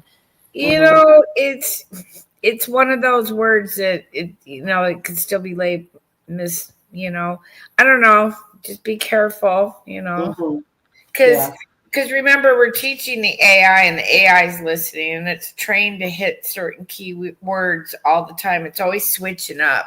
Is the fucked up part. You can't keep track of really what's going on anymore. I used to think I could see an algorithm pattern of it in my head, but not so much anymore. Not like I used to. I really hoped we'd see up to, down to, or whatever. I know I'm getting that name wrong. Hey, up to, down to, get in here, because 10's fading. I didn't send a link because I haven't seen him. I figured he'd show up, but so if it was going to be 4:00 when we started, it would be 8:30 in the morning. Still, that's early. I mean, I can't be mad at somebody who wants to sleep past 8:30 in the morning. Right. Oh yeah. So yeah, that's. I'll see you next Wednesday on Colas, right? Probably. Okay, good. I tend to be here, but I'll be there, and if you're not, I'll be shouting out, "Where the hell's Virginia?" Good night, everybody. Good night. I will probably shut it down soon, but if you want to see another couple clips, I got this. They're talking about AOC on this one. I don't know what she's doing. I mean, she could actually be elected. I think she represents Brooklyn, if I'm not mistaken. There's specific spot, but she's working. I can't even remember what they said. I just know that's what they were talking about. I can't remember, and I was like, "Shit, let's watch it again. Why not?" It's gonna be great. They want their Bernie Sanders photo op. Yeah, so they in want all 20 some that. odd years when they run for And- something, it's like, oh, look, I was on the front lines fighting when you weren't fighting for anything. You were fighting to get yourself in the newspapers. They want their Get your AOC photo taken. sobbing in front of the. And please, Right, Bernie sure. Sanders, Yeah. like you're literally from like the ethno state of New England, where it's like the whitest part of the entire country, and they're like, well, why is crime so low up there? It must be because of our policies. It's like, yeah, okay, bro.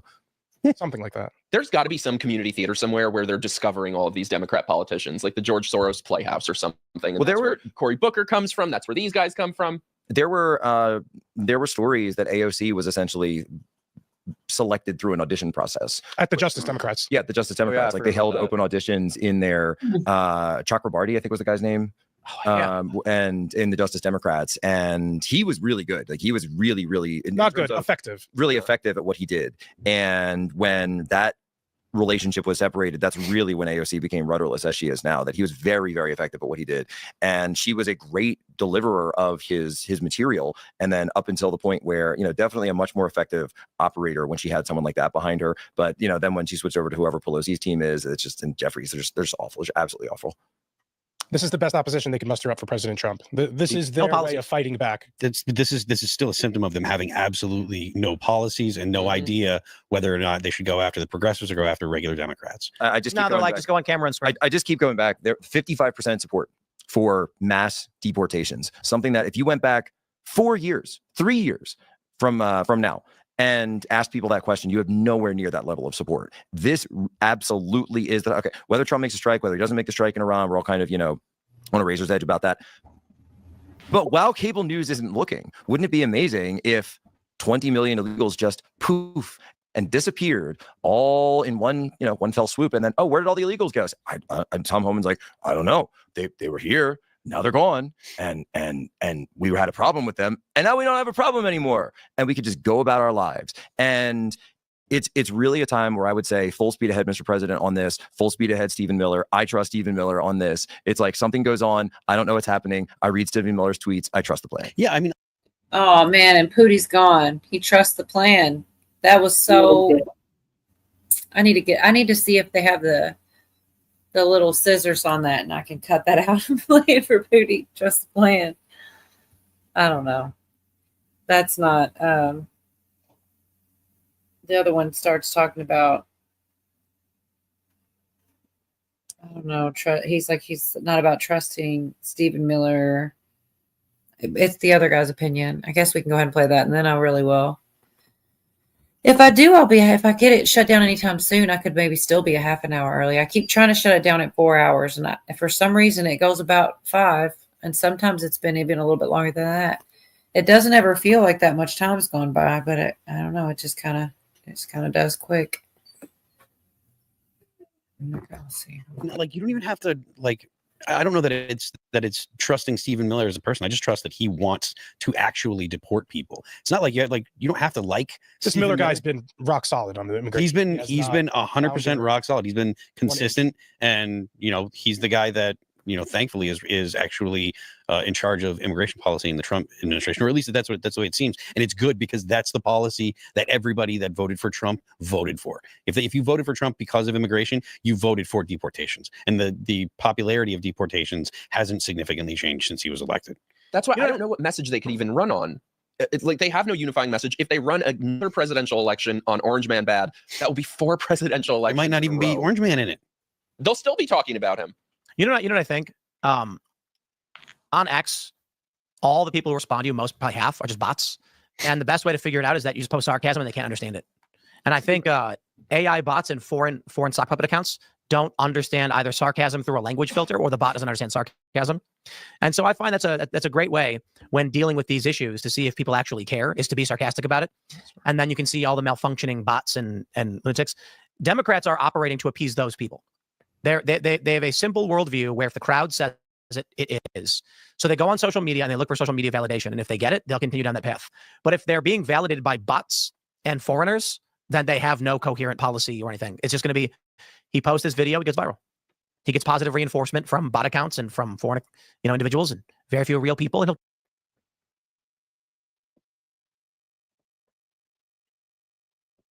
No, they start talking about the future of politics and JD Vance and a bunch of other things, but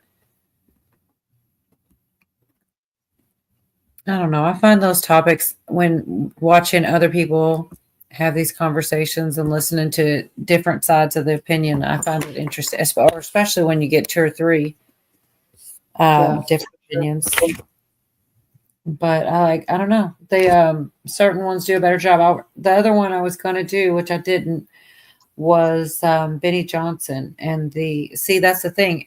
Typically, I'd go another half an hour and I'd fit it all in there. But it's just a Benny Johnson video. It's just as easy to look it up, and watch it. It's about the orb, and supposedly it's a leaked U.S. military video. And there's yeah, I know, right? It happens every time. And then they start talking about these Tic Tac ones. And so the best part, oh man, I hate it. The best part was when they start talking about the spiritual and the angels and demons of it. And he plays a clip of Joe Rogan, who was saying things like, it all comes down to good versus evil, angels and demons. I don't know. It was pretty interesting, but I do keep trying to end it earlier. All right, where are we at? Good nights to 10. That's what they said, an acting call. Mm-hmm. Okay. AI done learned. Oh, we should put the link out there too. I don't know if I don't know if my managing mod's awake or anything. Go kick and find out. Billy, you awake? Damn it. That's the other thing is like, yeah, usually there's some sarcastic comments or something funny, and I haven't seen that, so there's a good chance. Oh, it was good seeing you for a little bit, Moon. Dang, if I would have I should have been smart and ended it then, and she could have come to a quick backstage. I didn't think about that because it's like not that much later. Yeah, it's morning. All right. So yeah, he must be sleeping. I don't like Pool Guy. I missed something in the middle there. I'm sure of it. Yeah, I was trying to, Kush. I really was. Good night, Kaiser. It was good seeing you. Come to the back if you want. Maybe. Good night, Kaiser. I can do it. It's early. All right, let's see. This should be it. But yeah, there's probably a couple other things too. And I certainly didn't dive too far into the D stuff, but there's so much going to still come out, I'm sure of it. So it's not like it's going anywhere. I certainly hope he doesn't walk, but it's starting to be scary, the different information. But all right, did you have any I don't want to call it last words. Any good nights to you too, Virginia? Yeah, last words. That's deep. Nope. Just don't let it kick your ass, man. Live your life. All this stuff going on. Live your life. Right, exactly. All right. It's only 12:34 a.m. here. And see, that's what I love about Miss Minders, who can hang in late with me. I could go later, but everybody's getting tired and all those things. What's up, Monty? But all right, I'm going to go ahead and end it. If there's 3 whole more spots, if anybody wants to come back and hang out, at least a little bit longer. Typically, I'm trying to just get down to 4 hours, but it is hard. It's like, it's hard to end it. I give that Southern goodbye. So good night, YouTube. I needed to smack my leg and say, "Welp." Yeah, she gave us the whelp. Good night, YouTube. And then